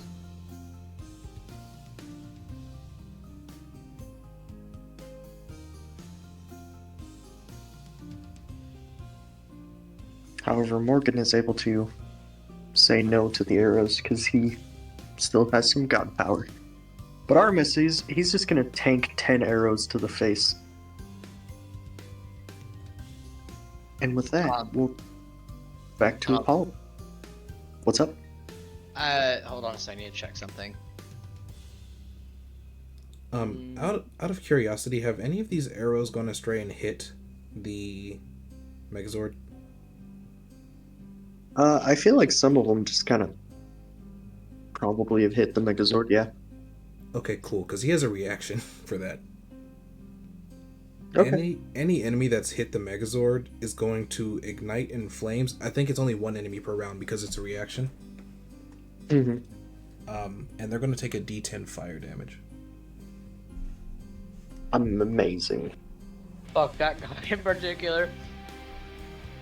It's called. But my ranged question enemy. is, with the skill called My Dad Held Up the Sky, bitch, is that only attacks against me, or is it like kind of like how interception works, where it can work with people that I can see? Unfortunately, that is more towards you. Unfortunate. Okay, I was just want to see if I could help Artemis out any. That poor guy takes 7 damage. It's not much, but it's something.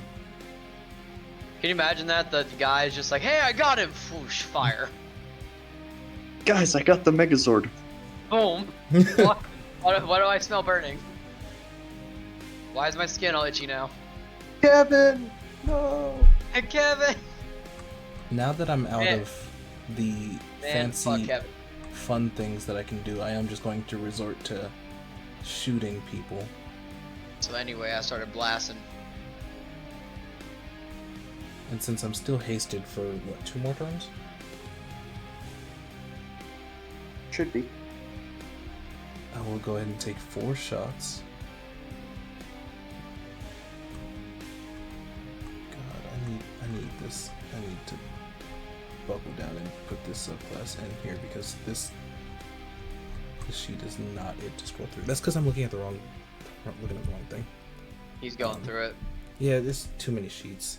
I am going to use my pistols as per usual.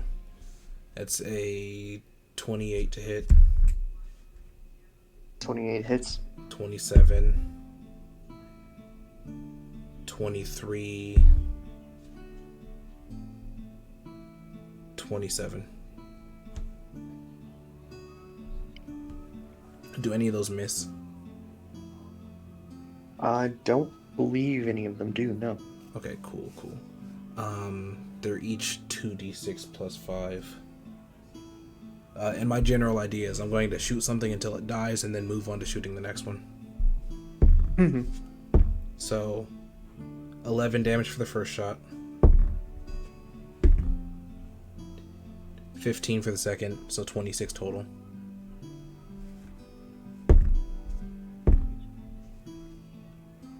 $13 for the third, so 39 now. Still alive? Okay. Nope. He is very dead. Okay, on to the next one. My last shot. 13 damage to that last guy. And assuming that guy is still standing up, I'm going to send the Megazord over there to bite him.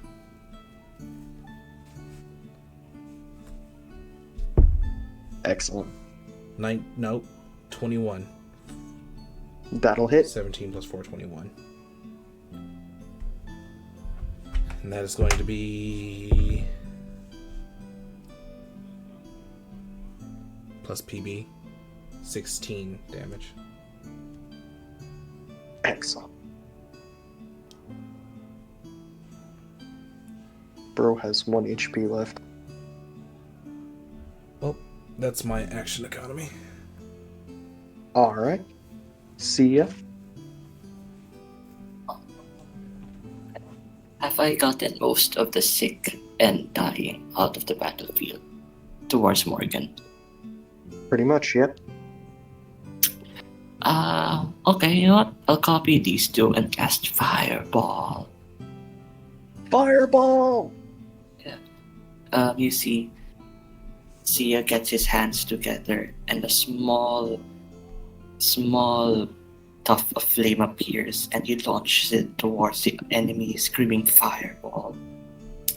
And yeah, I have a DC 17.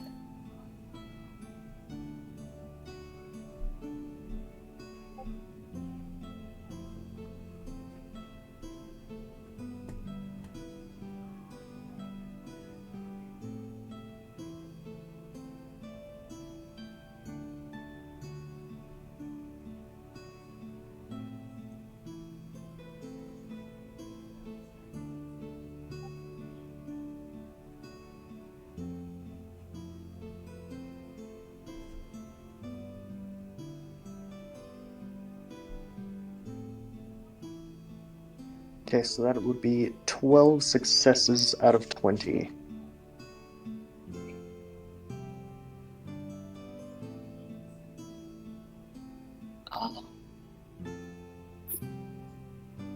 The people who fail take 30 points of fire damage, and those who don't fail, those who succeed rather, take 15. Okay. Well, in that case, 8 of them just die. Death. As my bonus action, I will, what's it called? Quicken spell? Yeah, yes, okay, quicken spell, Fireball, for as my last third level slot. And do it again.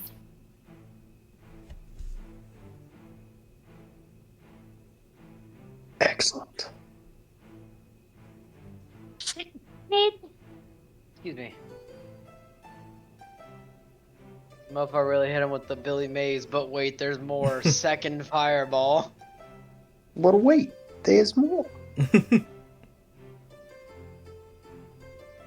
Excuse me for my sneeze, by the way. My bad. Okay, guess I'll roll the damage you get. Mm-hmm. And that's lower. Those who fail take 27 points of damage. Alright, let's see who fails and who survives.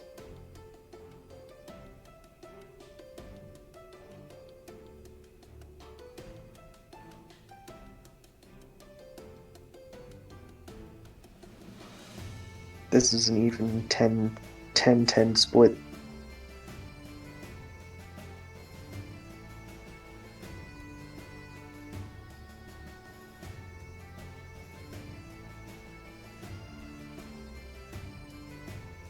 And with that, That's my turn. we'll hop on over to Ezekiel.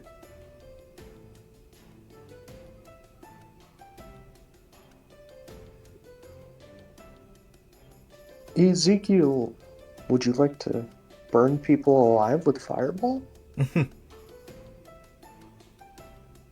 Ezekiel. Would you like to cook the flesh off of these human beings? Would you like to Fahrenheit 451 some people? What are the odds his mic is up? I'm guessing it's pretty great. Would you like to scorch? Would you like to lower your microphone? Hi. There he is. Sorry, some of my noodles were drying out. I had to quickly rehydrate them. Ooh. Rehydrating the noodles. Yep. I'll real quick do my turn, and then I'm gonna store it all in the fridge or something. Rehydrating noodles and dehydrating people with fireball. Fireball, 4th level. Hey, Just because I want to save a 3rd level slot. He's gonna hit him with that fucking hollow purple. Okay. Let's be honest. If there was a spell, at least in D&D, remotely close to hollow purple, it's fireball. No, hollow purple is pure destruction. Fireball doesn't exactly do that. Isn't there a black hole spell? Oh, is there? I think there's something like graviturgy or something like that. Alright, make the spell save. DC 17. let's do it. Let's go! Woo!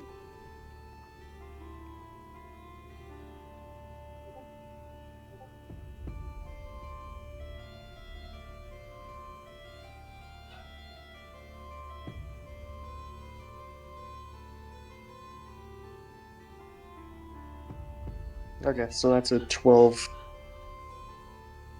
12 Eight. would fail. Oh, wait. Hello? Yeah, you're still here. That's 12 successes. Oh, 12 successes. Okay, yeah. Those 12 take 16 damage, the rest take 32. I will be right back. Alright. My turn is open. Bro really did just come in, cook 8 people, and dip. Mm-hmm. And with that, we'll hop over to Austin. Hell yeah. How many people are left, by the way? Probably a lot. A couple hundred, yeah. Yeah, I was worried about that.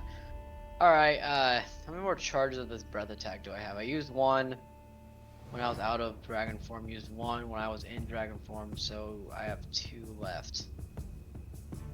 Okie dokie.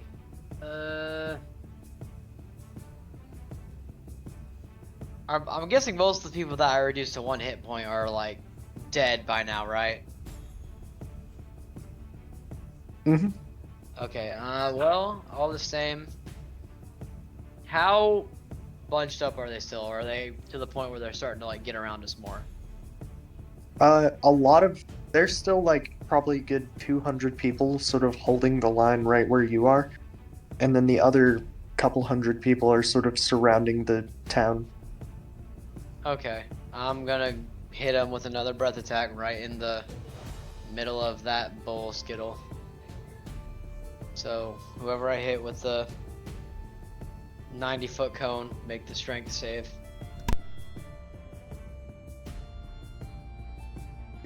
D. Math hurt. Math hurt. Good book.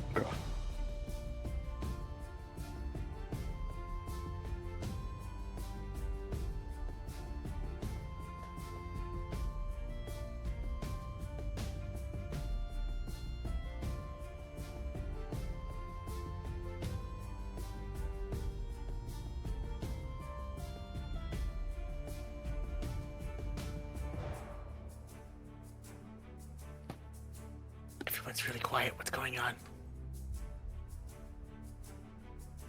Avery's doing math. Ah, okay. Power word no you.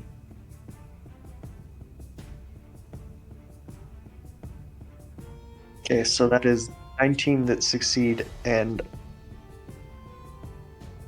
19 that succeed and 31 that fail. Alrighty, let's get the 10d8 out. Come on, high roll, high roll.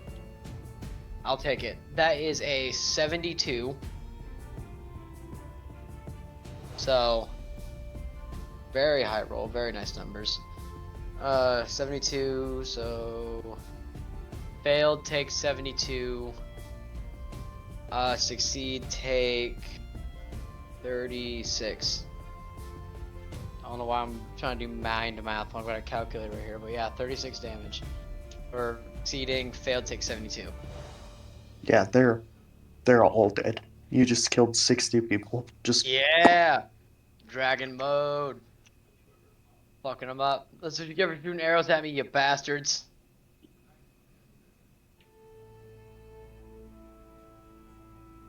Yeah, Slide, that is fire. That is force damage from the singularity breath. forged in fire, like that hit History Channel show. It will kill. Who is this guy? The real Xenon spirit. That's a new one. Yo! Who dis? Hey, yo! Hey, long time no see. Who dat? That's a good friend. That's a really good friend. Okay. From down under, as they say. Oh, an Aussie friend. Yes. I introduce him to people as the Australian most times. You've played Warframe with him. Have I? Oh, okay. Yeah. Hello. Nice to meet you. I'm the guy who does the... This is our that's our darling Avery, the guy who does all the click clock math rock stuff behind the scene to make this game so great. The one that breaks our heads. I'm sorry.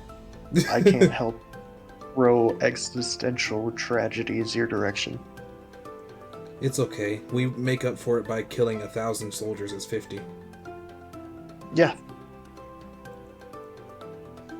I make up for it by killing your NPCs. Reasonable. So Don't be doing that, because you better leave Billy alone. That is a child. I would never kill a child in a game like this. Right, guys? You don't know me to do anything like that now. Would you count Dawn as a child? Not at all. Oh, I forget. I haven't actually... I forgot. None of you guys were in that group. In any case, we're gonna skim over that. What do you mean by that? That makes it my turn.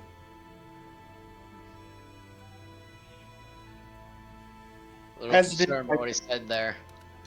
As much as I would like to commit more atrocities on the likes of you, Morgan got the teleporter prepared.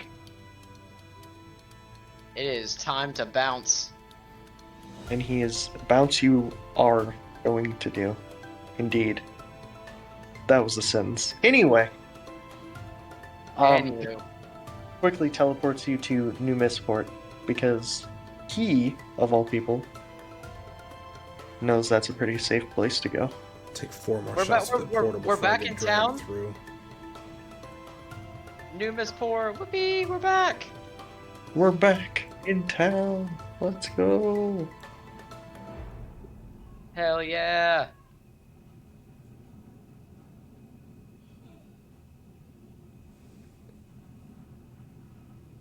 And here you thought we were going to... Why are you a dragon? You just now saw that? I was in the heat of battle. I didn't have time to think. I've been able to do this for a while, man. I don't know what to tell you. Maybe that's why you're developing all these scales. Maybe, but I've been able to do this long before the scales started. Is there actively a portal open that we can see through? No. Okay. I'm assuming he just left the Zord behind because that's not actually a person. Yeah. Listen, Zords are people too. I mean, I can actually just pull him here right now.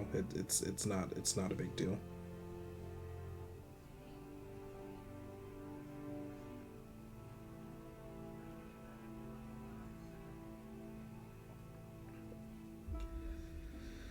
Okay, we need to stop and think about next plans.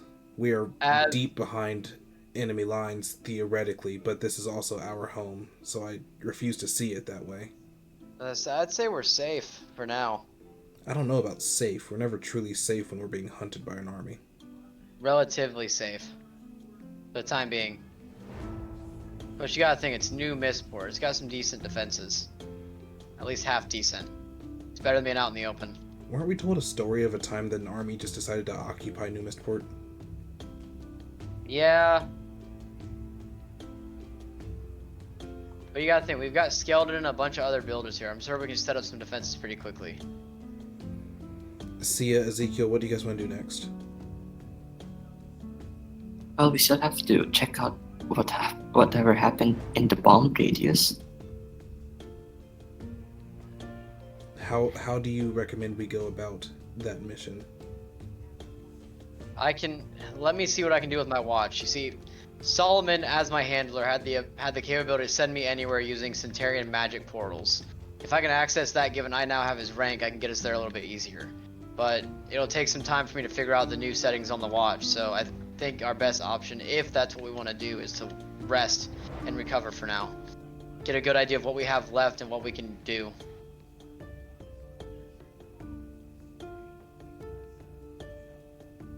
Besides, I feel like everyone that did survive the fight needs some rest. I'm honestly good to go. Well, I think we should take a rest. I saw you got pretty shot there. It'll take more than 30 arrows to take me out. He was talking to me. Yes, I saw that. Ah. And Asta did say that if we go in there, we will be vaporized. So Instantly. And your soul will either be consumed or tormented for the rest of its existence. I hear you. I can't sit still. Well then, like I said, we can try and get a good rough estimate of what we have here and what we can do with it. For sure. I'll go figure something out. Believe me, I'm not gonna be sitting still either. I'm gonna figure out how to get us to that blast zone without being detected by the army. If I can figure out how this portal technology works, it'll be super handy. For sure. I'm gonna go work on some stuff. Just you know how to contact me when we're good to go. All right.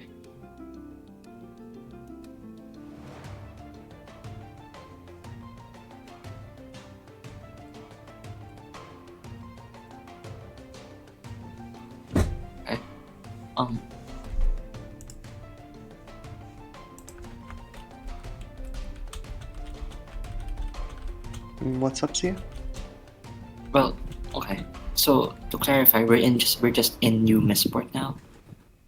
Correct. Indeed. Okay.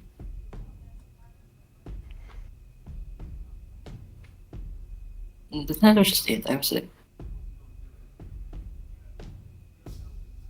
What time is it? No, just it. That's basically. I just wanted to ask to clarify. I wasn't sure if you were. Oh, okay. You are all free to do as you please. Asta is going to tinker with the watch, see if he can figure out how the whole portal thing works, find out the limitations of where he can and can't send portals. And he's also going to update Skeleton on everything that's been happening. Go check in on his good old teacher that he hasn't seen in ages. Well, that's a lot to take in at once. You're telling me. Believe me, I've suddenly remembered it all in one sitting. But we are kind of being targeted by an army right now. So, do you think there's anything you could do about helping with defenses? Well, if you teleported over here, I doubt there's any way they know you're here. Also, Correct. it's only a not. matter of time before they find us. I think they were more attacking the town than you. That's a good point. I'm sure they knew a rebellion was out there, but I doubt they knew the specifics of who was in it. Good, that's true. That's a good point. We might be at least able to lay low here for a while we get our next step ready then. Indeed. Information travels slow around here. Even if they did know it was you, it would take a couple weeks for any message of you disappearing or you being here to make it to the capital, so they could send anyone after you. Yeah, that's a good point. Not everybody has teleportation magic like we do. Exactly. As wise as ever, Skeleton. Just experience. Oh, that reminds me, and Asta's going to pull out his foldable hole and pull out a couple ingots of Uruk that he was saving for Skeleton. I found these for you. Oh my. Haven't seen this stuff in a while. Yeah, the mission they sent me on was like really, really far in the past. This stuff was just laying around in the sand everywhere. He'll take it, throw it in like a little cup, and push it into a freezing cold area, and then pull it out, and it's liquid. It liquefies in cold, Mm-hmm. and I made my armor out of that. That's concerning. Well, if your armor's made out of it, I can always help you a little bit with that by putting some hot enchantments on it. Sure, if you think it'll stop it from suddenly melting on my body and if I ever get stuck in the cold again. He'll just go ahead and start enchanting it so that way it's always kind of got some flames on the outside. Thank you, Skeleton. Once again, you're the best. I do what I can.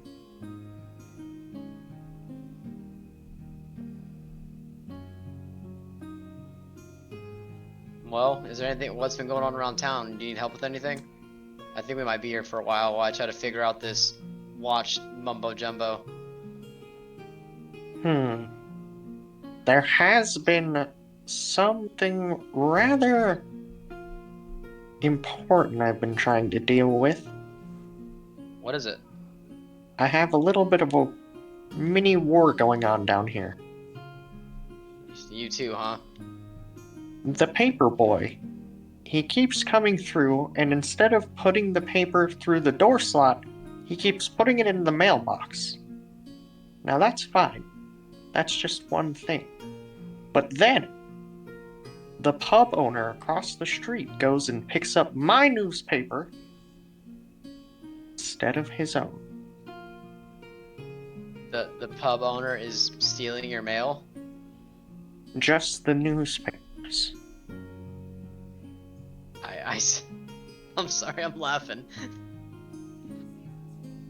Asta's almost going to like involuntarily laugh, and he'll apologize. I'm sorry, Skeleton. It's just Oh, with everything that's been going on, it's almost nice to be here again. Hmm. This is serious, Asta. I'm very aware it's serious, Skeleton. I'll talk to the mailman for you, see if he can't put it in your door slot. That way the pub owner can't take it. Okay. Also, there's a bunch of puppies in a couple houses down, and when they let them outside, they always chase me around and try to chew on my ankles. Not the puppies. I'll get my revenge somehow. Nya! Ah! Ah! My Ah. God, man, I love Skeleton so much. Rubs his chin as he schemes. Skeletor, is that you?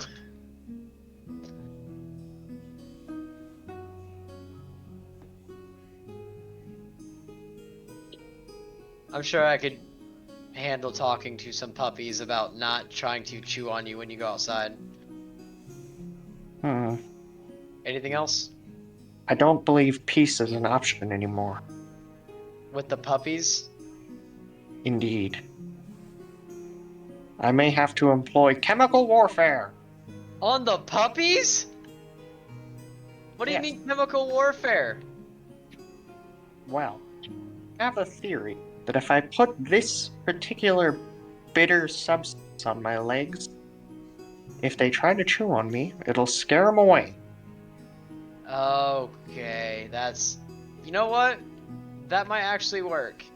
You know, make Yep. it some type of bitter smelling substance that'll make it to where they won't be deterred to try to chew on you.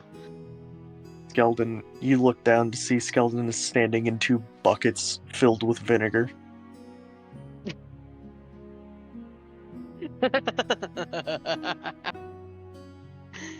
Oh my god. As far as the mail situation, I think diplomacy is still possible. I mean, the guy might just be less fortunate than you and can't afford a subscription to the magazine. I've seen it, Asta. He gets his paper too. Oh, then why is he taking yours as well? That's I that really is odd.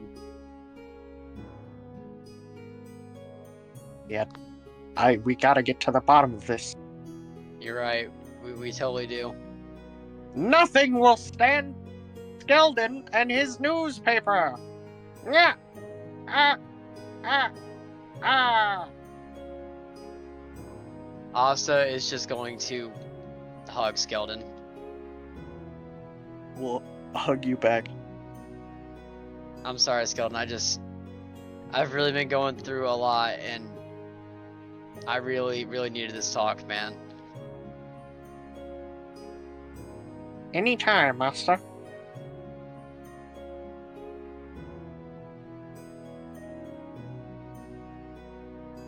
He'll sort of pat you on the back. The sounds of bones patting on metal. Yep. Crunk, crunk. That's so good.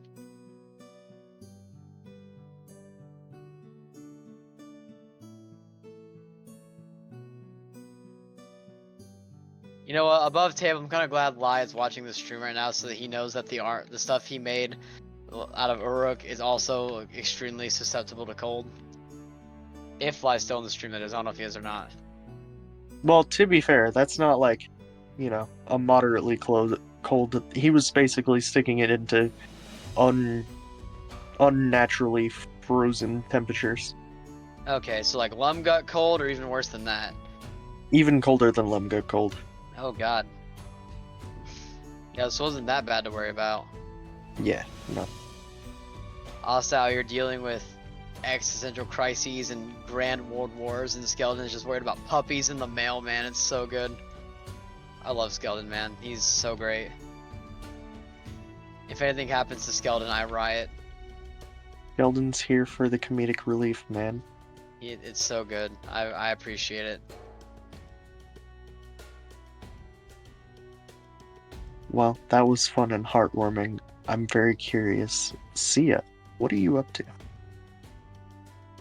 Um, Sia will find Morgan and ask him a question. It's the thing that I asked you about the act as well. Oh, I got you. I was prepared for this. Okay. Yeah. He was prepared. Okay. I'll start with a question. s- Morgan, you're the god of wisdom, yes? You know everything. To some extent, yes. So, what do you say if I were to shuffle a deck of cards? You would know where each card was in the shuffle. Well, I'm not a psychic. But would you have would you have a more probable with probability and all that, would you know where something or a card is specific or where the card is around in a certain deck? If you were to staple the cards together and let me read them like a book, I would remember everything within the book. If you were to let me read every card, I could tell you every card in the deck and the order that they're in. But if you shuffle them around, I'm not going to know what order they're in. Interesting. Okay. Well, that's good to know. So you wouldn't know which card or where the card would be in the shuffle. No. Oh, sad. Okay. Well, I suppose if I watched you shuffle them, I could tell you what card was where if I was really paying attention. oh, isn't that good? Okay. I will be back.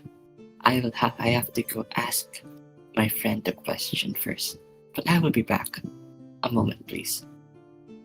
Okay. I go find Asta. Asta had just left Skeldon's.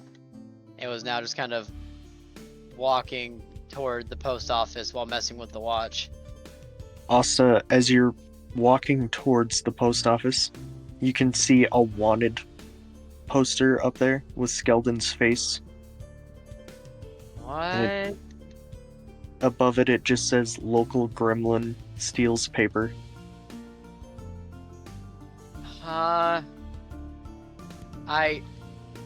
But Under that, it says wanted alive. We don't want to arrest him or charge him for anything. Just pay for the goddamn paper.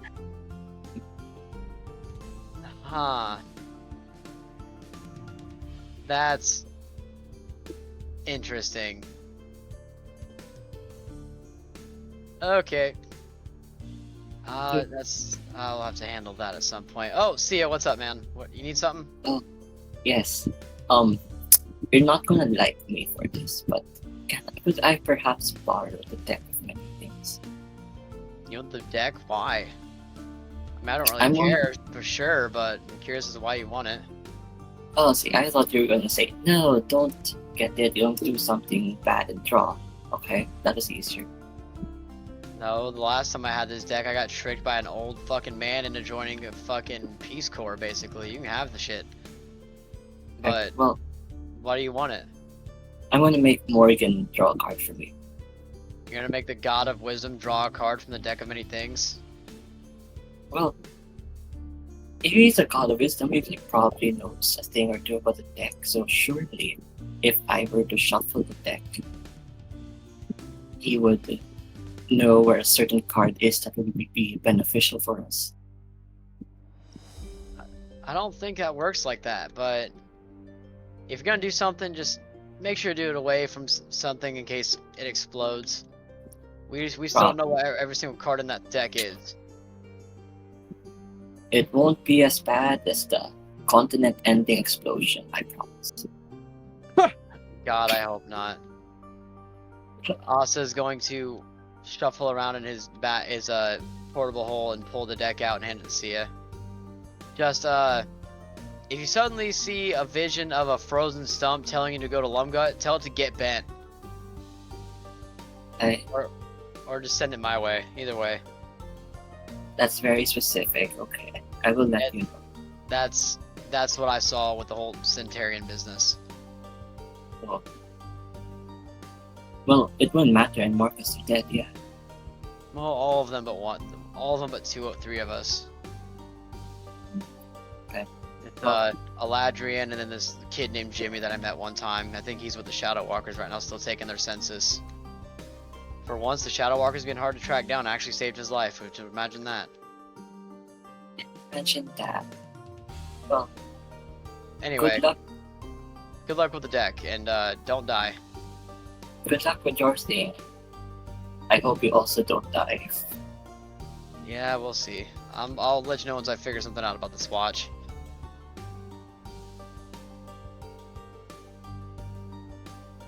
It's probably not an interaction that needs to be done, acted out, because it's not really important, but Asta's gonna go inside and pay off Skeldon's debt for the paper, and then like put in a subscription to go to his house so that he actually gets his own paper. Don't worry, this is about to be really fun. So you go in there and you go to pay for that. What? No.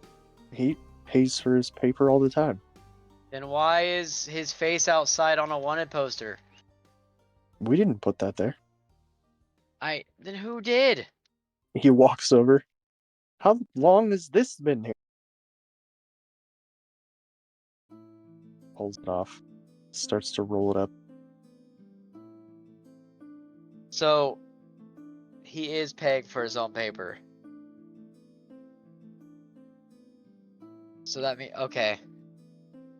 Also, like, pinches the bridge of his nose there. Alright, okay. So, whoever delivers the papers to that part of town, can you make sure that they put it in Skeleton's mail slot and not his mailbox? Apparently the tavern owner across the street's been stealing his paper. Yeah, we can arrange for that. Okay, great. I would appreciate it. I think he would appreciate it. The paper boy says he doesn't like to slip it in the door because there's always sparks flying in there. And he's worried the paper will catch on fire. Okay, I will talk to Skeldon, and I will have him promise to keep the sparks away from the door so that it doesn't catch fire. Alright. What kind of, this is a whole on JRPG side quest that Asta's going on right now, and I'm here for it. The paper story. The paper story. I want more pictures of Spider-Man. Oh god. Isn't that, who the hell is Spider-Man? I don't know, there was some Dragonborn used to swing around here on a web. Purple? Yeah. That's my dad. This fucking guy back here won't shut up about wanting pictures of Spider-Man. Jameson? Or is I it don't know. somebody else? Some wandering vagrant that wandered into town. The plot thickens.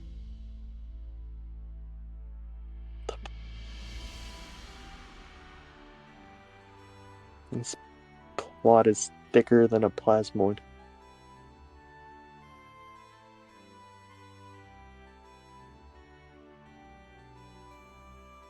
Anyway. So yeah. You get back to Morgan with the deck of minifigures. Yes, this deck was the one I was thinking about earlier. I see. I don't play games of chance myself. But they can be so fun, you don't know what happens. Yes, but they're oftentimes dangerous. But sometimes games of chance can be cheated, let's say. And I can't cheat them, if that's what you're going for. yes, And I don't necessarily support this, however. You have fun. He'll So you're not gonna help me cheat the deck of many things. I'm sorry, but I will. But I will imbue them with a little bit of power for you. Make them a little more, since you seem to like games of chance. He will tap the top of the deck of many things, and they will go from being silver to gold. Bye-bye now. Thank you. Hope you do whatever you do. You as well. Don't die. Me too. I hope so. Sorry, I had to switch my phone because I gotta pick up my brother from work. Now, Me. instead of a D1000, I roll a D10,000. You added more things to it? There are even more things that you... There's even more possibilities. Okay. I don't want to draw it in the middle. I will go out of town and draw it there. But you are drawing from the Yeah. deck. I see. You know what? I'll let you roll. 1D10,000. How many how many cards are you drawing? Just one. I hope just one.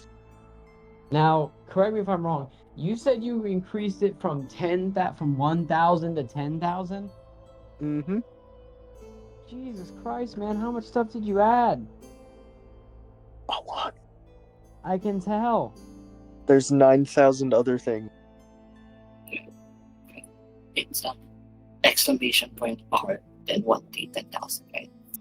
Yeah, Mhm. the second point, roll, then space 1D 10,000. Okay, guys. 10000. Let's hope I don't die. Let's hope.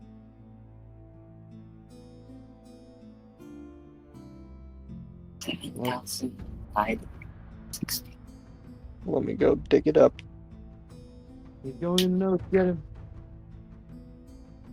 Don't gamble, kids. It's not good for you. However, counterpoint for the content.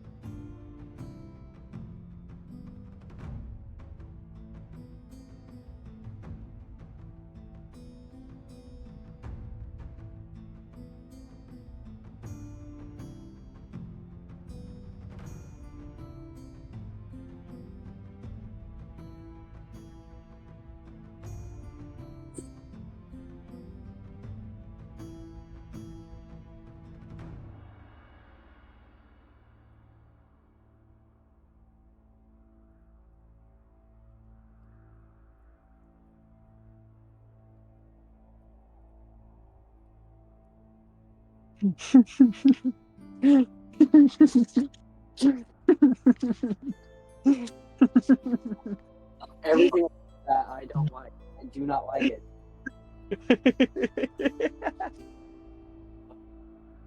Arnie's. Why God. are you so Not many good. emojis? That is not a laugh. That is the opposite of a good laugh. That is so bad. Sia, what have you done? Sia, what have you done? Don't worry about it. Sia, Does- for the content. First, I need a brief description from you. Oh no. Does Sia have a crush? Oh no. Um, uh, I don't think he's close with anyone or is romantically attracted to anyone that he knows. So no, he doesn't have a crush. Okay, does Sia have like an idealized, like a dream partner or anything like that at all? If you asked Asta, Daigo would be a pretty good option for him, but I'm just saying. Asta was getting some little dragon shaped hard eyes at the end of that fucking training session.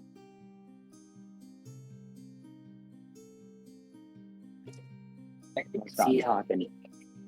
Hey, I'm gonna stop talking now. Sia was like someone that's not him, who's like calm but also will risk his life for something fun. Mm-hmm. So I think he's like someone down to earth person, fairly rational in the sense that he's not going to risk games of chance like this where he draws a card from the deck of many things with 10,000 options. So he wants his complete opposite. Yeah. Okay. Respect that. You know, opposite attract and all that.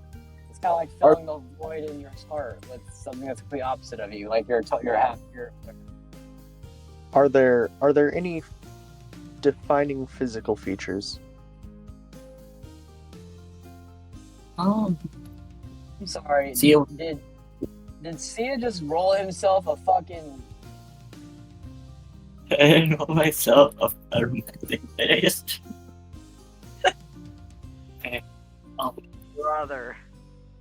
Sia would like someone taller than him. He's 5'7", I believe, 5'6", 5'7".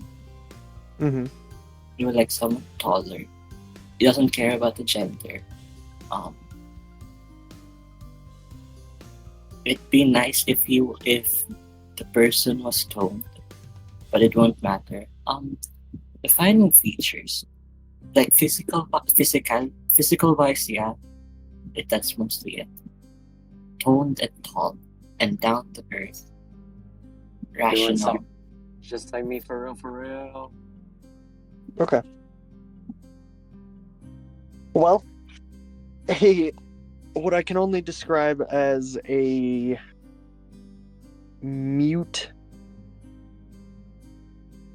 elemental personification of this being, this person you imagined is going to appear before you. The element they're made of is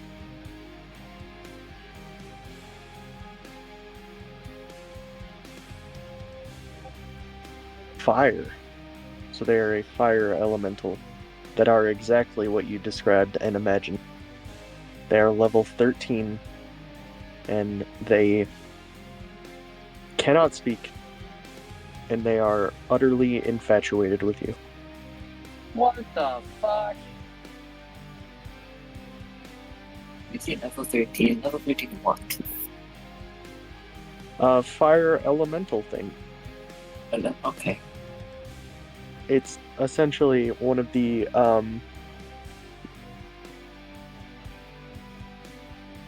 it's like a elemental homebrew class.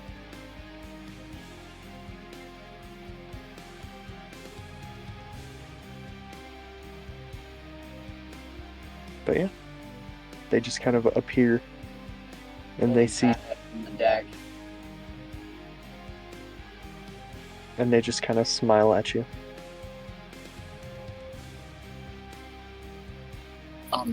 Do I get the sense that the fire elemental is infatuated with me?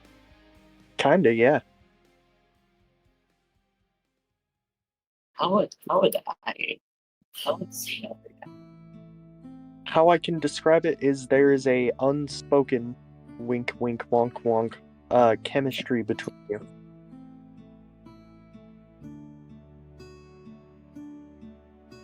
So let me get this straight. So Sia has a bloodworm, a pixie companion, and a fire elemental who's in love with them. Mm-hmm. Sia is like the Petornia Pokemon master right now. I know. I'm gonna catch everything. Okay.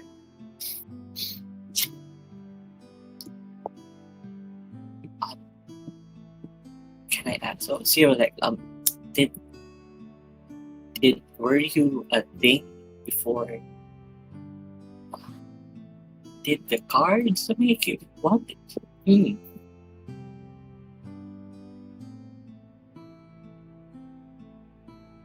They That's so- literally materialize before you. Okay. I So it's mute. It can't speak. Correct. I will bring him to Asta because he's the guy with telepathy. Asta's leaving the post office and he sees them. He's like, wait, what the fuck? Sia, what did you do? Okay, so the cards, they're now 10,000 choices, Okay. and I drew a card, and now I got this fire elemental. Can't seem to speak, and now I don't know what to do. So could you like telepathy and speak to him? Asta just stares at Sia for a second. He's like, so you're telling me that you took the cards to Morgan. Morgan multiplied the amount of potential outcome by 10, and you summoned a fire elemental that loves you. Well, love is a strong word. My God. The yen give me strength. Alright. Asta's going to like, how tall is this? How tall is Asta and Sia? That is up to It's like 6. Let's say shorter than you by an inch, 6'1". Okay, so Asta's gonna check out this fire elemental. And he's going to say out loud, do you understand common? It'll shake its head, yes. Okay, so we can at least comprehend a single language, so this should work. Thank you. So Asta is going to, once he understands, we'll know that it will understand him, telepathically communicate. As soon as we get and he's gonna say, so, you were just summoned here, huh? Now I gotta come up with a voice. You know what? Fuck it. I'm gonna go all the way. I'm gonna go hard. Oh gosh. Yeah. Pretty much. I see. Were you like teleported from anywhere? Or did you kind of just show up here? It's kind of hard to remember. I mean, I can remember, well, fire, and I can remember like the night sky and basic things like that, but I don't really remember how I got here. Asta is going to cast 5th level spell Legend Lore on the fire elemental, see if you can find out where they came from. Okay. Just to make sure this elemental wasn't like ripped from their family or some shit. I would feel. Remind me how legend lore works. Yeah, I got you. Give me a second. Actually, it might only work on items, so I might not be able to use it.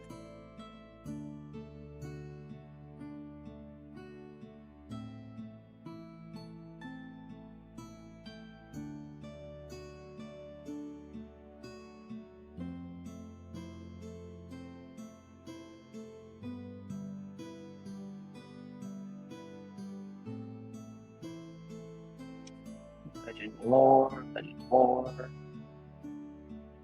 Name or describe a person, place, or object. The spell brings to your mind a brief summary of the significant lore about the thing you named. The lore might consist of current tales, forgotten stories, or even secret lore that has never been widely known.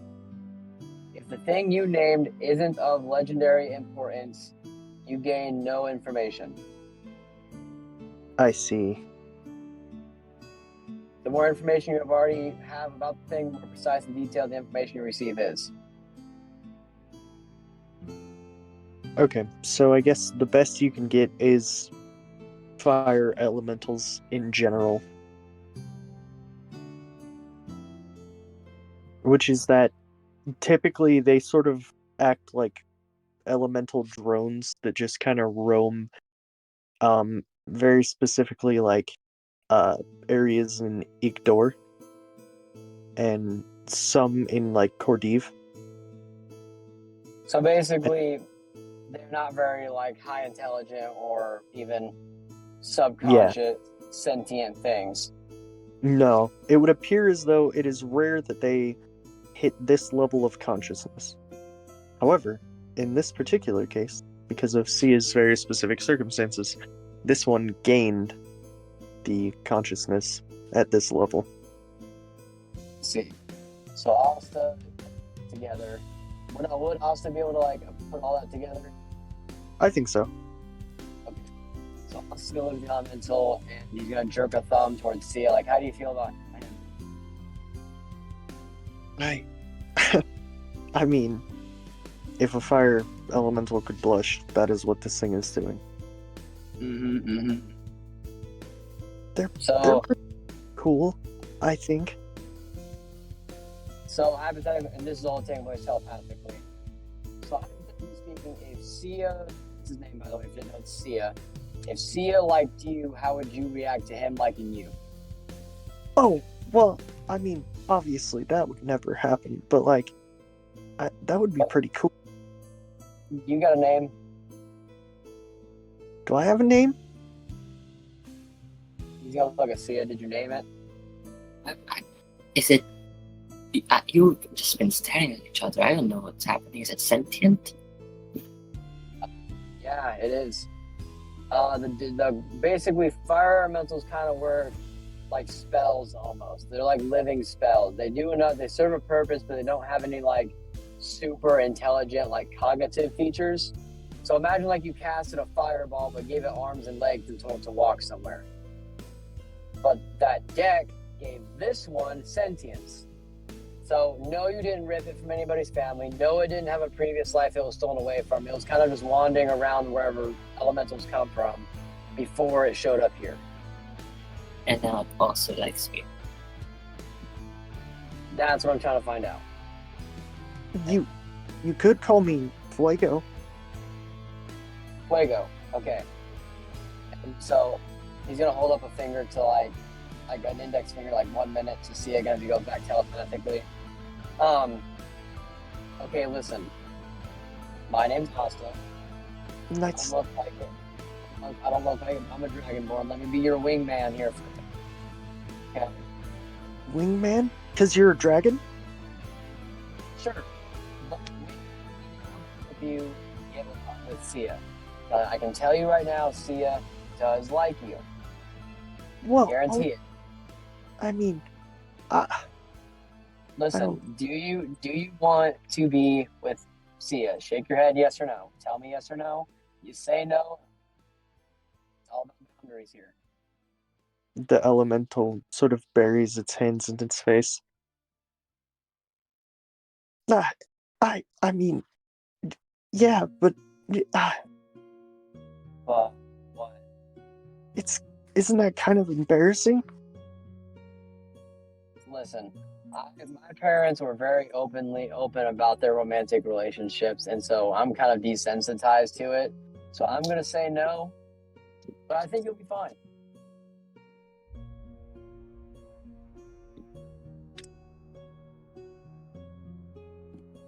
I think you'll be perfectly fine. And so Asta is gonna kind of like almost, for lack of a better word, switch channels and telepathically say to Sia, like, yeah, Fuego likes you. Fuego likes you a whole lot. Is the guy's name literally just fire? Well, he did say you could call him Fuego, so however you want to interpret that. Well, I'm honored, I guess, but this doesn't feel very ethical. That's for the lack of better. Like I feel like this Fuego is what force. Well, listen, how about this? How about this? Hear me out on this, okay? Let me cook. So, if you think there's a problem with it, then why don't you just ask him out on a date? See where it goes from there. The dude was magicked to like me. That doesn't feel very. To be totally transparent, he wasn't. It's not that he was magicked to like you. It's more like paired, like, you know, almost like a kind of like a soulmates kind of thing, but not quite like a soulmates kind of thing. It was like the card played matchmaker, essentially. So you like found the closest person that Sia would like.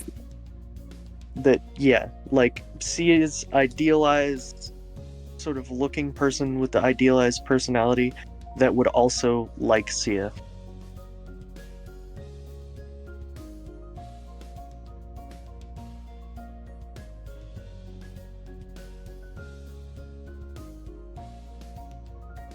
Fine, let's go. I will introduce the guy to Miss Ford, and then let's see what happens from there. I'll make sure he doesn't burn anything down or become a criminal.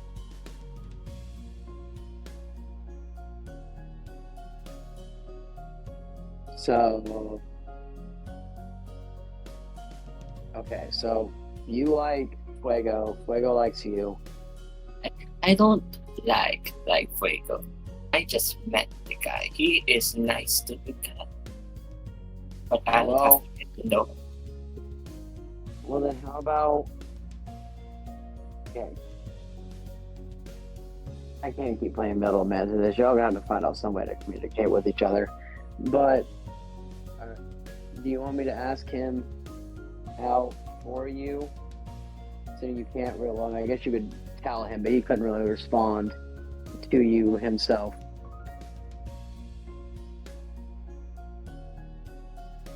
Yeah, I guess I'll figure it out. You figure out the portals. I'll figure this out. Thanks for the help. You like detect many things back. I can keep it if you'd like, or I can give it back. No, I can hold on to it. It's no big deal. Okay. Here you go. Then. I give it out. I give back the golden deck many things. Alright. I've got a question. Mhm.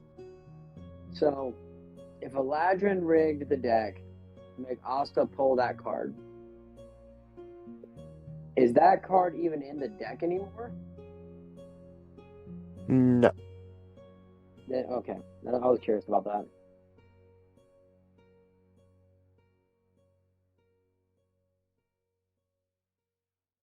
I think here is where we're gonna have to call today's session. As I can say, with all this content, Austin's kind of looking at the deck like, Content. might have to pull a card myself. Hold on. Pull a card, pull a card, pull a card.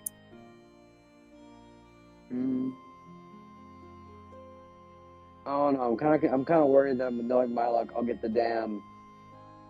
Your stats are half card, and I'll be really sad. There are 10,000 options. It could be much worse. Pick a card. You know what? For the content. Is that 10,000? That's 10,000. Mm-hmm. 4,337. Alright, give me a second, I'll be back. I kind of like I stand in front of Fuego and like put up a magical shield barrier in front of us just in case. Also, I know we're about to end the session after this card, but off screen, can Asta go and like ask Skeleton to make some sort of a ring of telepathy so that Sia can talk to Fuego himself telepathically? I feel like that'd be nice to have, so that Asta doesn't have to play a third wheel on any potential dates that Sia and Fuego go on.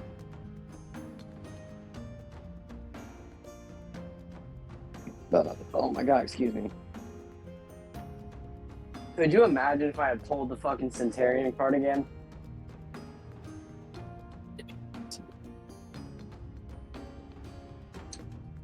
Ike, you there? Eli?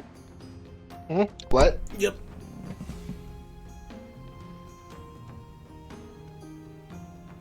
Y'all been super quiet. Were you not enthralled by the quest for paper?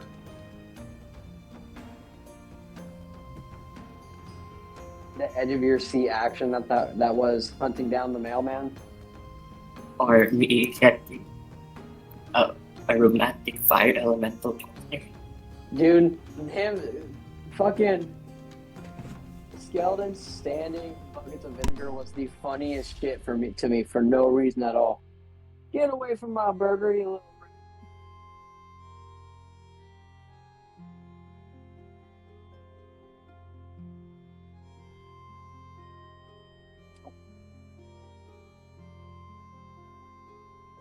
We're gonna have my burger and chill. You were gonna get some. Get away from me, you tiny little baby, you little gremlin.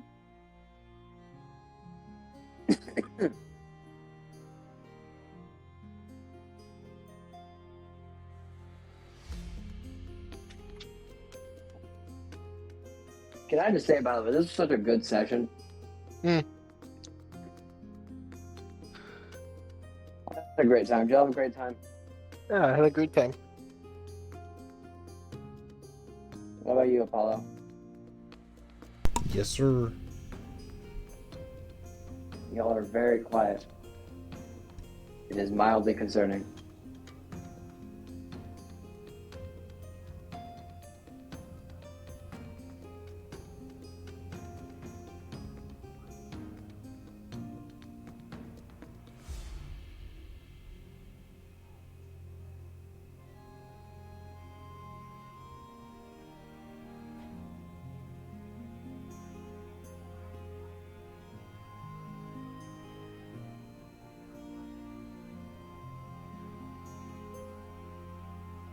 I'm kind of curious, but also very concerned as to what this card is about to be.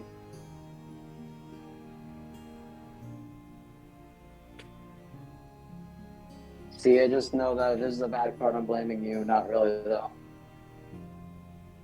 Oh yes, I fully expect that.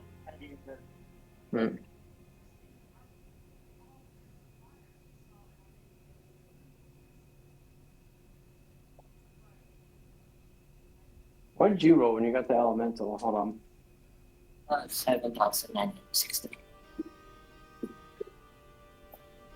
And why do you roll so many D100s after that? Well, that's the thing. Just exciting.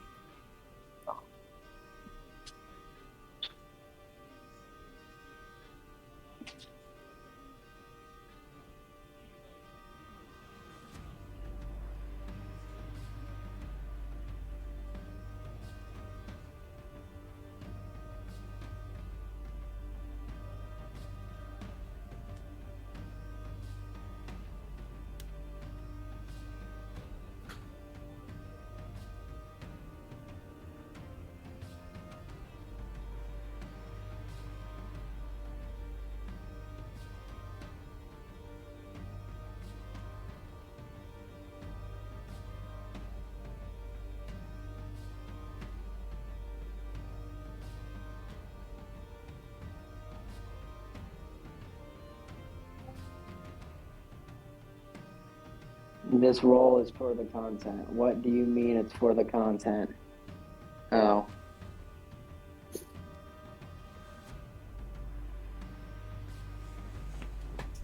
That's it. I still don't like that. Only mildly concerned at the 1D1. You have to be extra sure that Avery, things gonna happen. why'd you send a crying cat? Avery, why did you send a crying cat gift? Why is that cat crying? Avery, talk to me. Just give it to me Honestly, straight. I am so sorry. Okay, we got a smiling cat and fluffy cat give me hands. I don't know if it's a He's good sending very thing mixed or- signals right now. I don't know if he's trying to make me feel better or if everything's fine. Oh no. Avery, please. Just give it to me straight. Don't fuck myself, please.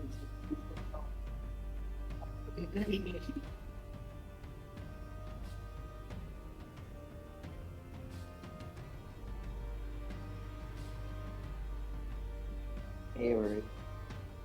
Come on. Don't do me like this, please. At least say whatever the bad thing is, it's reversible, man. Come on. Please. Avery. Avery, please. Guys, listen. Avery.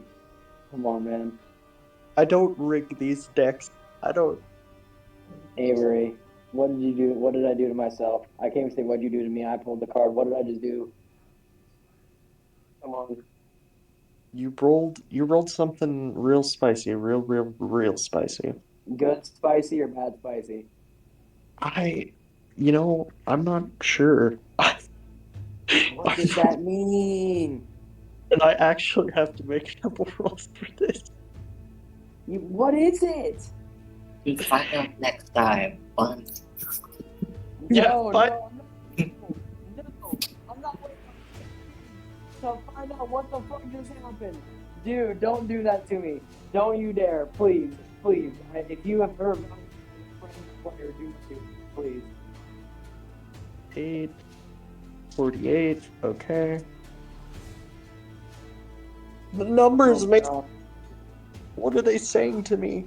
Kill everyone. No, numbers. Don't say that. That's terrifying. It's so bad. Eat the souls. I'm so concerned. No, please, I don't wanna. Murder them all. No, please. Stay in the box. Stay in the box. Get out of skin.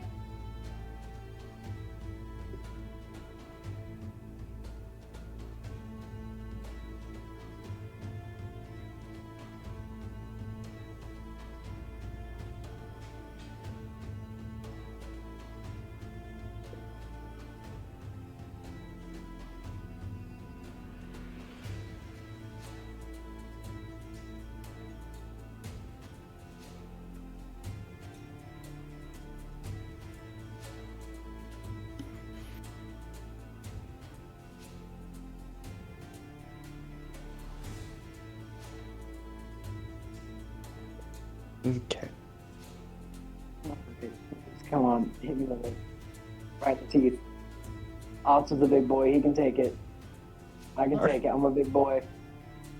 Come on, please be gentle. I can take it, but be gentle, please. Nah, it's actually a good thing. I've been fucking with you. Oh my god. You mad man. What is it? Asta, you now have one of the. You actually get to choose. You got a 48. A Warforged or a Golem as your essentially hired help, but hired for free. I get a friend? You get a friend. You get a buddy. Let's fucking go. Fucking dab me up here. Oh my god, we're just getting friends left, right? We're getting. You got a boyfriend. Yeah. Difference. Oh, I Oh got my a god. What's their alignment? Let me see about this. What's an alignment? Yeah, what's their alignment? Oh boy. Chaotic evil quads. They're chaotic neutral. Chaotic neutral, let's go. It's like the complete opposite of awful neutral. They do not have a soul. Also, is something to keep in mind. Are they like sentient? Like, do they have like a personality, or they kind of like do whatever I tell them to? They're sort of robotic. Okay, so it's kind of like just it's literally like a servant, like an artificer summoning a servant type deal, Sort of, yeah. or building a servant rather. You can imbue them with a soul if you can find one. And if you have the means to do that. That's okay, but we're not going to talk about that. Austin soul sitting in his hammer right now. I could give Safi a body. You could give Safi a body.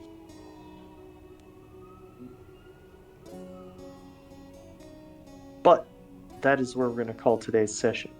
Thank you so much for coming to another session of New Way Home, Closer Than Ever arc. This is how we're gonna end every single stream from here on. Woo! Let's go! Crack! Yeah. Yeah. Let's check. So who's here for this wild ride with us? This was a crazy ending.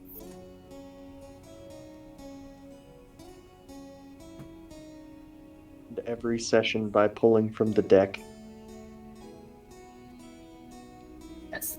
We will now end every session with the deck.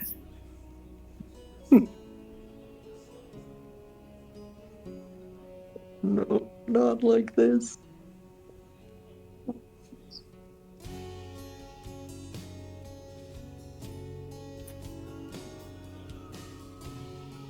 But yeah, thank you all so much for coming. I hope you had fun. Very fun. Very excited. I will be seeing you all next week. Woo!